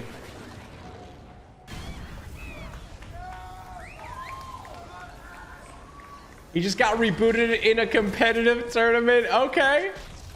Looks like we got people hunting them down, though. Ooh, look at this fight right here. Every fight you see is going to be the highest caliber of combat quality. The highest caliber and showcase of skill. It looks like they're going to wipe up Vortex here. They got no health. Zone is going to take them away any second. And it should be a dub here for Vico and Mergy. Yep, there we go. They said a stat earlier that teams that do pick up their teammates and reboot them actually have a lower chance of winning. Which makes sense. We got Clicks and Duke here. Chilling by a tropical island.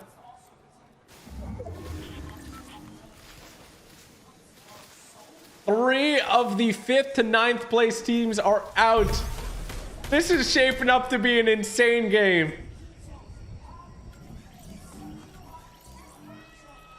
Booga still alive. Look at him, the World Cup champion, getting a lot of applause from the crowd.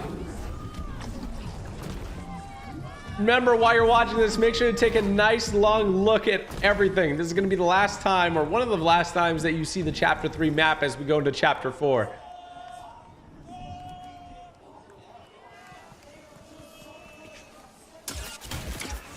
This looks like it's going to be a northeastern zone.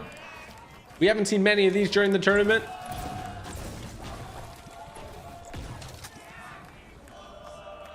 Here.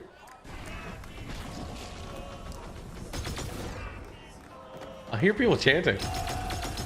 First place, Setis and Kamis looking for a little more damage, a little more Storm Surge. They got that Ranger shotgun, lots of damage at range with it.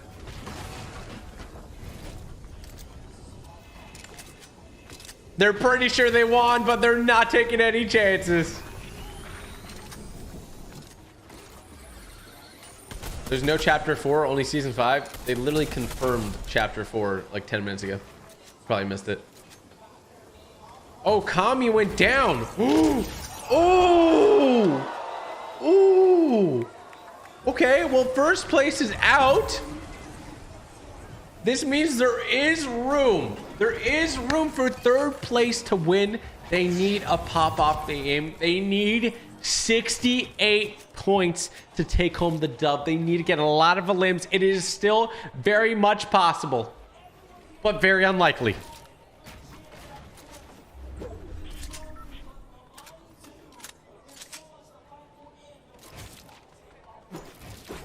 8th place team creeping up on 7th and 6th position. Both 6th and 7th place have been eliminated, so they're going to move up and get a lot of cash that way. We might see some people who haven't been doing the best in this tournament rise up in this last game. It's really anyone's chance to win this one. It would be truly unbelievable if 3rd place wins. One of the craziest moments in esports for sure if that happens.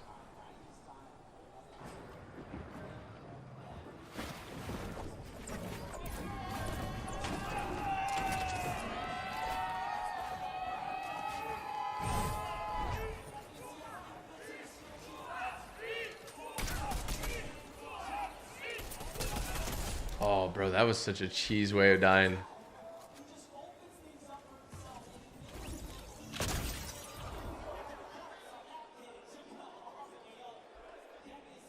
Well, now 1st place has some time to really be nervous for the next 10 minutes, you know?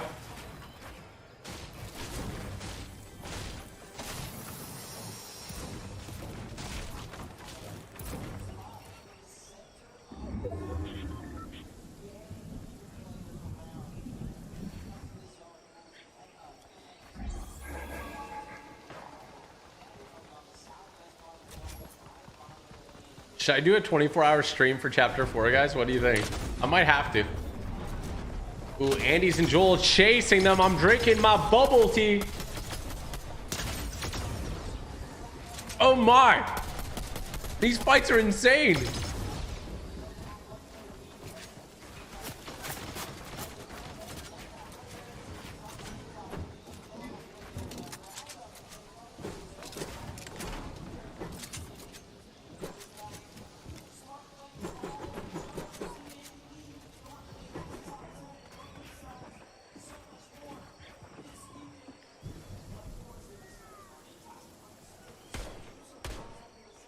Scented and Cold. This is the team you want to be looking out for.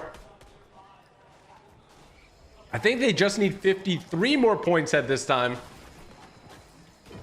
I wonder if they know it. I mean, they've been looking at the... I wonder if they know it. I mean, they've been looking at the elimination feed. And they probably know that 1st and 2nd are out.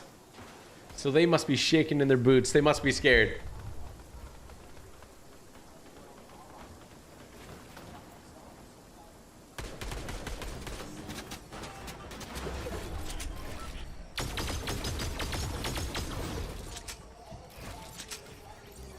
It looks like Booga has been eliminated, the World Cup champion, not having the best turnout at this invitational.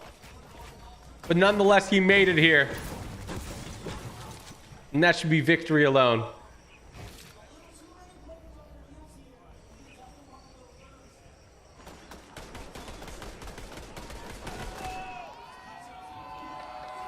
Now this is the... Is this the Brazilian team? Oh, this is Brazilian. That's not.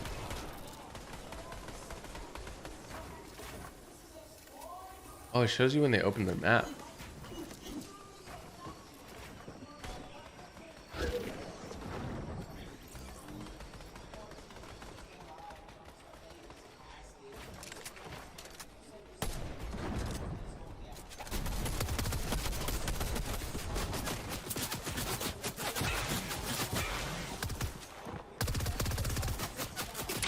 Oh, Thomas and Tripper, one of the top teams going down here.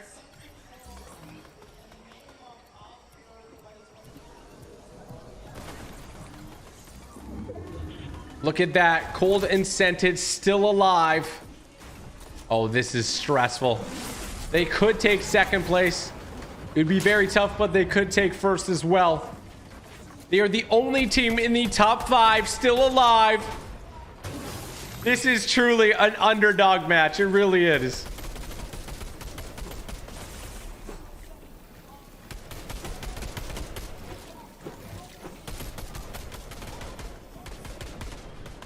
You can see him chilling on the ground there. Everybody else is fighting for their lives. There's 46 people left in this zone. Such a tiny circle. Zeet and KBR, Brazilian team. Their fans have been going crazy in the crowds all day. Brazilians have the best fans ever. I'm Portuguese, so I feel excited about that. Joel and Andy holding on high here. Lots of loot around Kitos and Fizzin. Last game, nerves are going to be an all-time high. The zone pulls far north here. Look at everybody in the bottom right, just along the storm circle. Oh, this is Clix and Duke. Did they get eliminated here? This is a replay, and it looks like, ooh, it looks like Clix and Duke go down. So we got fan favorites Booga and Clix getting eliminated. Truly an underdog tournament showing here. It looks like Clix is going to end up around the 13th spot, moving downward a little bit if more teams move up. Scented and cold. Definitely a little bit nervous. They've got one elim though. And they've got a decent amount of heals, a good amount of mats as well.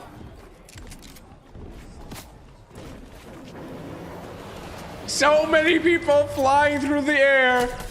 Oh, they're getting some tags in. They're ready for Christmas too. I mean, look at their skins. Matching. The storm circle is getting smaller and smaller. It looks like 234 at 7th place. Fizzin and Kitos are going to be the closest one to cold.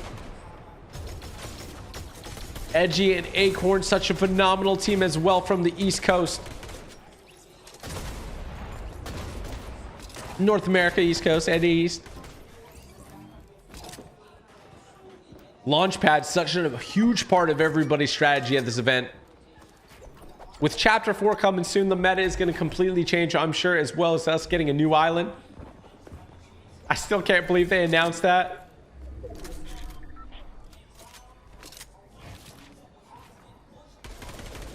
The zone is going to begin moving now. This is a moving zone, which is very, very difficult. People are going to be wasting a lot of resources, a lot of materials. All the launch pads, everything like that. FaZe King, who was actually in the World Cup as well, holding height here with his teammate Ed Road to Glory.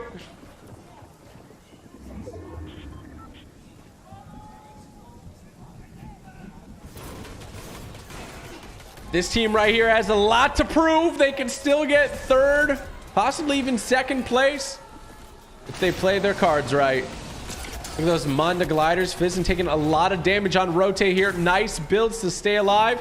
They locate a launch pad there as well, but they're not going to take the risk. Cold rotating in bottom here. Cold taking a lot of damage. Sentinel going down, and they got eliminated. 1st and 2nd place are pretty much solidified at this point. 3rd place up for grabs. No, that's solidified too. The top 5 is all locked up. The underdog story. Who's going to make their tail here today? Fizzin and Kitos trying to work up the leaderboard. Everybody else has something to prove. Things are getting crazy. Everybody trying to jump into each other's boxes. FaZe King saying low on health. Do they have any rotational items? They're looking for something, looking for height. They're going to stick down a little bit down low, trying to stay alive. Things are getting crazy here. Oh my goodness gracious. Beautiful rotates. It looks like King and his teammate are a little bit split up. Joe and Andy on height. We see some shield bubbles being popped off. So many people low ground. Andy and Joe have the top uncontested. Is anyone going to challenge them up there? If not, it looks like they might have this dub. Fizzin still rocking 2 chili chug splashes. He is solo now. And he needs to have a big game here. KBR and Zeet. Zeet goes down. Will he get the revive on Zeet? This is rare. This is very rare. You see somebody get a revive at this point in time. Fizzin, look at that. Only 130 more wood, 120. It is counting down. You'll notice a lot of people have FNCS pickaxes in this lobby. You can use whatever skin and pickaxe and backwood you want. Kanata going down as well as Macwood. Andy and Joe, something happened. They lost height. Someone did challenge them. And they are fighting for their lives right now. So many fights going down. He gets pieced up. Oh my, like a fish. Trying to get that gold prime shotgun. Fizzin's still alive. Looks like we got Miro, a lot of big names in Fortnite competitive, staying alive. Goodness gracious, he's looking for something. He needs a refresh, loses all his shield, has 50 health left. Is he gonna be able to survive? No more materials. He is holding on to scraps at the moment, hiding in the corner. The zone continues to go away from him. He's gotta make a move here. What is he gonna do? He's gonna break into some old builds, looks up, gets an a limb. Oh my gosh, he's not able to, he is able to finish it. Okay, this is really good for him. He picked up a lot of points with that limb. He's looking around, seeing if he can just collect some scraps here. He had 8 HP when he got the siphon from that elimination. Absolutely insane. And he's still on top. Fizzin did incredible getting eliminated. Acorn and Edgy holding height. They're looking down for some more eliminations. They've got 13 splashes on him. 39 points this game alone. 7 elims across both of them in a pro lobby. This is really coming down to it. Looks like we're going to have a new winner here. People are going crazy on low ground.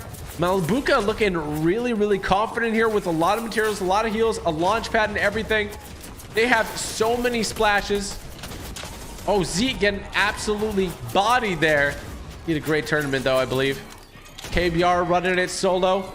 Looking for something here. Doesn't get it. Malabuka again looking confident, lots of materials, lots of tools to make this work. It's looking like 5 people left. It's 2 duos and a solo. Will Height win it? Will Acorn win it? One of the best duos in the game of all time. Oh, they're fighting the solo. They're gonna take him out. It's 2v2. Will low ground or high ground win? It comes down to this, the last game of the FNCS $1 million Invitational. And it looks like high ground is getting some shots off. Ooh, he got blasted a little bit. They're playing a protective height play here. They do have lots of heals. Both of them have lots of heals. Bottom team not having too many mats. Absolutely fries them from low ground. Oh my gosh, it's 2v1 from low ground. It's 2v1 from low ground. Who is gonna win it? Acorn running back into Storm, grabbing those heals, trying to win a heal off. It is looking like the low ground team might have this in the bag, but Acorn is sturdy with so many heals. He's beaming them. Malbuka eats it. One of them throws down a launch pad for protection. That is so huge. Acorn running in, and it's not going to be enough. Merstash and Malabuka win game 12. Woo! Goodness gracious. Against all odds. They have won so many games in this tournament. Absolutely incredible. Wait, take that out. I don't know if they have. And here you go, the champions. They take it home. Settings and Kami, congratulations. You're $200,000 richer. You got an amazing trophy. And look at that. Oh! That is so cool. I love that this happens. Like, I love that gaming has evolved to this point where this is possible. There's pyrotechnics from behind. Oh, that amazing trophy. Wow. I love Fortnite. Chapter 4 coming up. GG, guys. Oh, that is wild.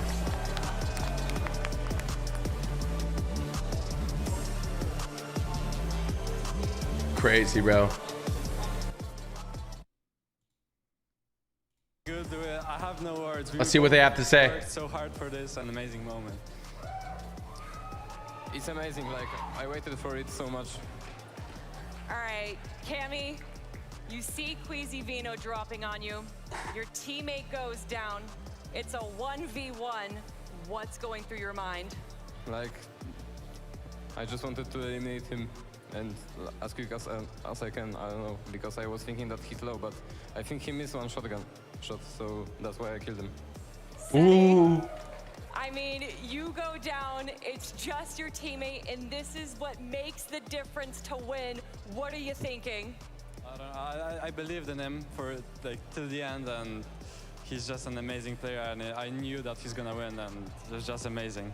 You seem incredibly emotional. How does it? I mean, all these people here, these lovely people, we're here to celebrate you guys. It's been not just the last game where we saw the most incredible events. The last 2 days, 4 victory royales, consistency all round, incredible Fortnite for the both of you. I mean, this has been something very, very special. Yeah. Elaborate. What have been the most special parts of this? What's that's really stuck out? I love that. Of the world. I think it's because we play with each other for the past few years, so we have the chemistry of like gods, and that's it. Obviously, we could tell the chemistry there, and I feel like there's a lot of chemistry in the audience right now. Is there anything that you want to say to your fans, family, friends, everyone watching around the world? I want to thank everyone watching from Poland. Polska górą. Polska górą! And anything else, Seti, you'd like to share with the world? Yeah, I just want to thank all to like every fan, my parents, my girlfriend, and all the BL boys. Thank you so much. Amazing stuff. We're going to ask you to lift your trophy one last time. Give it up for your FNCS Invitational 2022 champion. Woo! They won! GG, boys. That was awesome.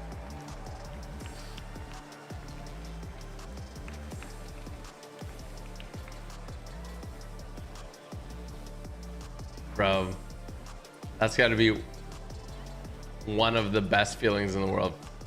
Once again, massive congratulations to Cammy and to Seti from one in-person event to another. These guys are racking up accolades like they are eliminations, like they are POIs, like they are notches on the belt. It's nothing to them. This is Fortnite. This is in-person events. This is FNCS, and I couldn't be more happy for Cammy and Seti. They are some of the hardest workers on the European region, constantly putting in the grind, scrims, zone wars, you name it. They are grinding it, and oh boy, I couldn't be more happy for them. What a ride. What a ride. 12 games of 4 victory royales, right? We were coming into this event expecting them to play one style. They show us both the amount of preparation that for sure went into this. Look at it. They are holding that right there because of that hard work. My absolute favorite part, though, aside from that game field closer, is just the competitive shock that kind of, you realize it. It's almost like it's still taking time to set in for Cammy and Seti that they are, in fact, the FNCS Invitational champions. And I don't blame them, because when they just kept grinding back to back to back, cranking out all of these games and just never once wavering, it is just so much pressure, and yet they still overcame every single instance of it. We have an opportunity here to just relive this moment that will, I'm telling you, will go down in Fortnite history. 100%. We begin the final game of the tournament with these duos tied neck and neck, only leading by 12 points. For Vino and Queasy, they decide, what do we do? Do we play out a 25-minute long game? Do we hope that the RNGs are in our favor? Do we hope that we have the surge? No, let's take the fight to them at their POI, at their front door. Huge respect for Vino and Queasy. It takes some courage to land on first place team and do it in that fashion. They knew that that was what it had to be. We know Cammy and Seti, they're so effective in that end game. They knew that they weren't gonna go down early, especially looking at their surge, but huge props to Vino and Queasy. They've been one of the most exciting teams to watch. High ground, mid ground, they've dominated it all. Queasy and Vino definitely earned the respect of the Fortnite. Oh my gosh, You see it on socials. Everybody's like, wow, respect for that. I mean, from season to season, we have seen this exact same situation. There's a leader, and second place is close behind. I have raised this question multiple times, and every single time everybody turns me down. Do they go and land on the team in second place, or right now vice versa? And everybody's like, no, and it never happens. Queasy and Vino here to change the script, and they try to pull it off in good fashion. And it's the amount of jitters that goes into these sorts of instances. You can just read the hesitation that was running through both Cammy and Vino's minds in this moment. Vino undecided, do I build? Do I rush? Do I wait? And unfortunately, like Cammy, and I believe Cammy was the one who mentioned it directly, that it was an unfortunate missed shot there from Vino at the end. But at the same time, I am so glad that they delivered us a finale like that. Yeah, and we can, of course, like, shout outs to Queasy and Vino. You guys came second place. That is nothing short of amazing, you know. Please keep your heads held high because you came in second place against 6 other regions, against your own region. That is wild, bro. That is a testament to their skill set. Of course, we can't deny, though, Cammy Seti, a massive W for them, for this duo. This is what we love to see, but also when we consider the other duos here, Give me one sec, chat. Zin and Kitos. Vamos, Brazil! They had this opportunity. You guys are the MVP of the audience. Take a look at your standings for PH, Zin, and Kitos to climb in a situation where they start all the way in 8th place to watch everyone else around them fall. They say, look, we can make it. Top 5, it's within our grasp, and they do it. So many people would have counted this duo out. So many would have looked at them and thought, you know what, they're not capable, but they have. They've done it. I was watching some of their VODs going into this. They look strong. They look like a team that's willing what an to insane, be aggressive, to take this whole tournament by storm. Event. And they have. Look at that, 5th place for PHC and Kitos. They have been some of the most, or the least. Sorry, give me one sec. I'm just trying to send the footage to Alex for him to edit. I loved watching those final moments. I saw 2 duos go down. I was like, wait, they only needed, I think, 3 points to jump up, and sure enough, they do jump into that 5th place spot. So congratulations, the PH. Make sure I have the right file here. Top 5 at an international event. Just a great way to represent your region, and I also loved how well maintained the mindset was there from PH Zin in those final instances, because he was a solo for the latter duration of Game 12, and yet he still managed to stay alive just long enough. He knew that it was within his reach to jump up into that 5th place position, and so just a huge congratulations to him as well to secure it. If you had asked me, Zeke, how is this event going to go? In fact, Ghost Blake, a player we interviewed, asked me, who do you think is going to win? I said Queasy Vino, of course. I never would have imagined that this would have all gone down the way it did, that it all culminated in a Game 12. Let's just land right out the beginning and take it all. And for take a look at the prize money, $200,000 going to them. And I want to even look back at PH and Kitos, right?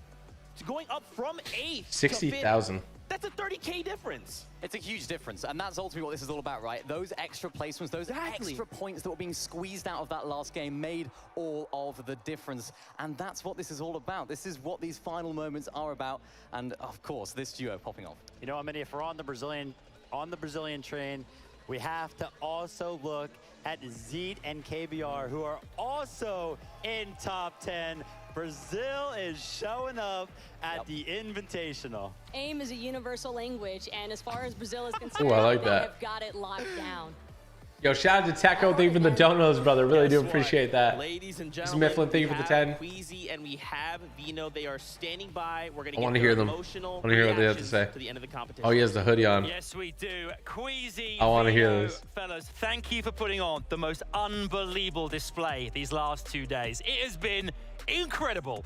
One of the boldest plays we've seen, I think, ever before.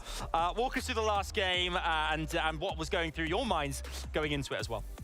I guess Queasy will say it best. Queasy will say it best. Queasy said best, yeah. So, first of all, I think I was like fully committed to it, and Venno was like, I think his nerves were getting a little bit in, you know, and then he said like, let's do it, and then we just full sent it. We somehow outdropped him. I don't even know, and yeah, then I like made a big mistake. Like I peeked the second guy, which I shouldn't, and then the rest is history. The rest is history. But what an historical moment it was. I mean, we mustn't deny as well that you put on such a great display this last 2 days. I mean, you must be very proud as well, Vida, of what you boys achieved here at Invitational. No. No. If you go back to the drawing board, I mean, the thing is, bold play is what it's all about in Fortnite, and you proved that you have that in your locker, and it was incredible. Yeah. We played well. We could have played better. Seti played amazing. Shout out to Seti and Cammy. They're good friends of mine and Queasy's. There's hope there's no hard feelings there. We tried to make a play there. At the end of the day, they won. I think one thing we've noticed this entire weekend, we've experienced this, is the community, the players, everyone together. I mean, shout out to Cammy and Seti as well. You guys played incredibly, they played incredibly, and it could have gone either way at the end there, Queasy.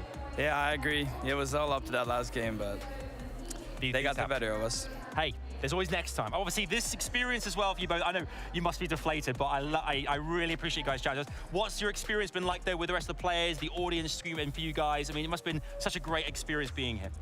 Yeah, it was a great experience. I can't wait for the next one. You can't wait for the next one, Queasy. It's been amazing. It's been amazing. Thank you so much once again, Queasy and Vino. Thank you for making this just Dude said no. Boys. Back to the rest of the desk. Thank you so much, boys. Oh, to Carth. Shout out to Cody Hernandez, thank you for the 5.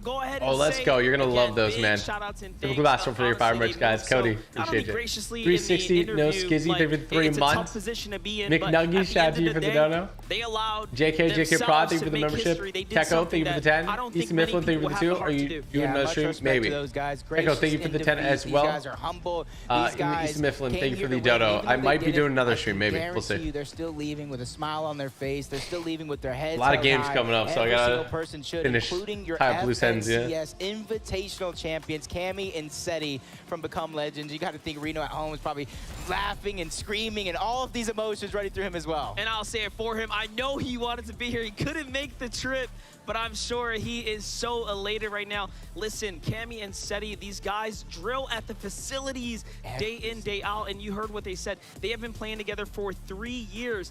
This type of competition that they were able to put in the back, he's like, please go back. Is no simple task, and they did it. They haven't just been doing it here, they've been doing it everywhere. Yeah, and they do it from their own POI, season after season. They create their own luck. But that's going to be it from me and Monster D-Face. Dreams do come true, but back to the desk. Thank you so much. Monster D-Face, Jacob PR, what an amazing set of casts out of the two of you. 12 games, and my goodness, unlike anything we have ever experienced in our life. You'll love to see it. I gotta say, after 2 days of the FNCS Invitational, once again, several countries represented, 47 FNCS champions, 88 titles, you know. This was some of the best Fortnite we've ever seen. Some of the most hype plays, the highest highs, the lowest lows. It had it all. 7 different regions, 27 unique countries competing here today. Seti and Cammy were the ones that lifted the trophy up, but this is the start of a storyline for Vino and Queasy. They got 2nd place. It's an amazing accomplishment, but I feel like this is a start for these players. They want that trophy. They want to lift it up, and I'm excited to see what they're going to do in the future. 100%, that's what it's all about. For those that were here competing, right? They got a taste of it. They got to witness somebody lift that trophy up right in front of them. I'm sure all of them want to feel that tenfold. Yeah, just shout out to the players. You know, these international events, we were talking about stats from, you know, throwback to World Cup at this event. That event was 3 years ago, which is why we're talking about history being made right here.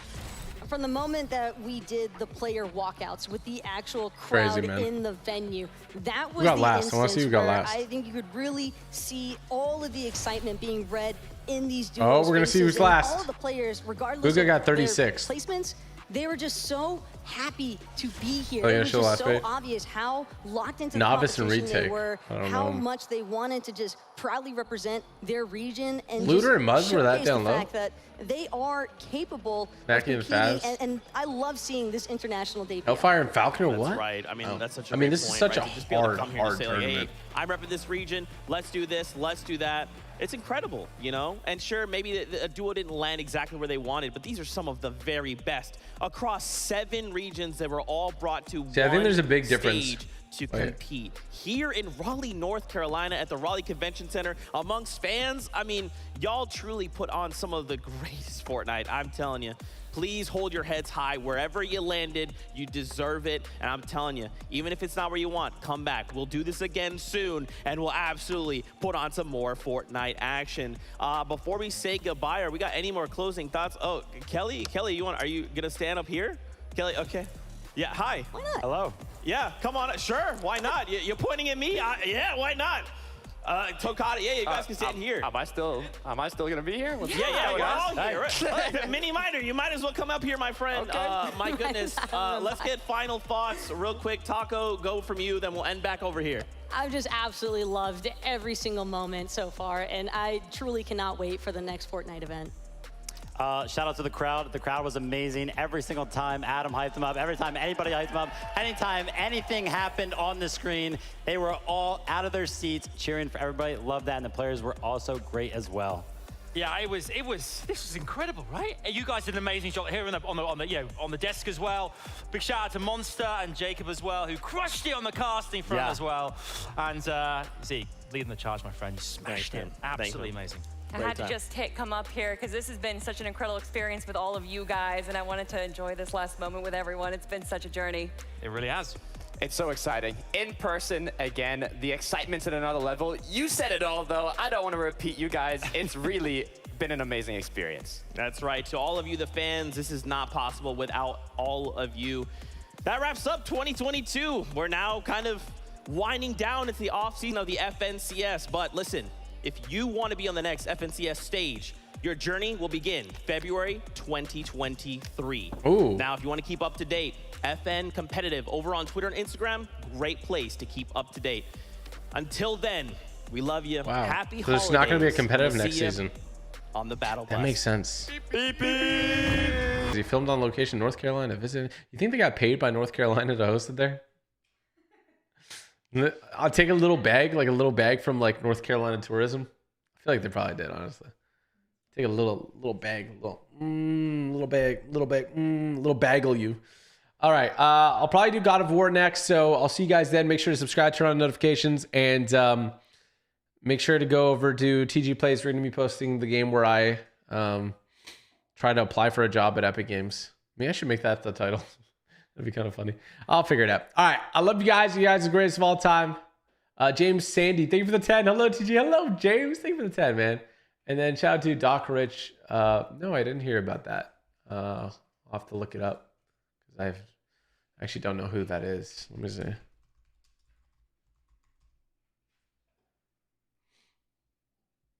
Oh, I do know who that is. Oh, I'm sorry to hear that. Rip to Kevin Conroy. All right, guys. That is going to be it for this one. I appreciate you guys. Thank you for being so awesome. And I'll have a new video up on TG Play soon. And I'll see you guys in the God of War stream, all right? God of War coming soon. Chapter 4 coming up soon in Fortnite. A lot of things going down. Make sure you subscribe with the bell here. The TG Plays and TG Shorts, all right? What time? Like very soon, like an hour from now probably. So I'll see you guys then, all right? Thanks for watching. Hope you have an awesome day. And peace out.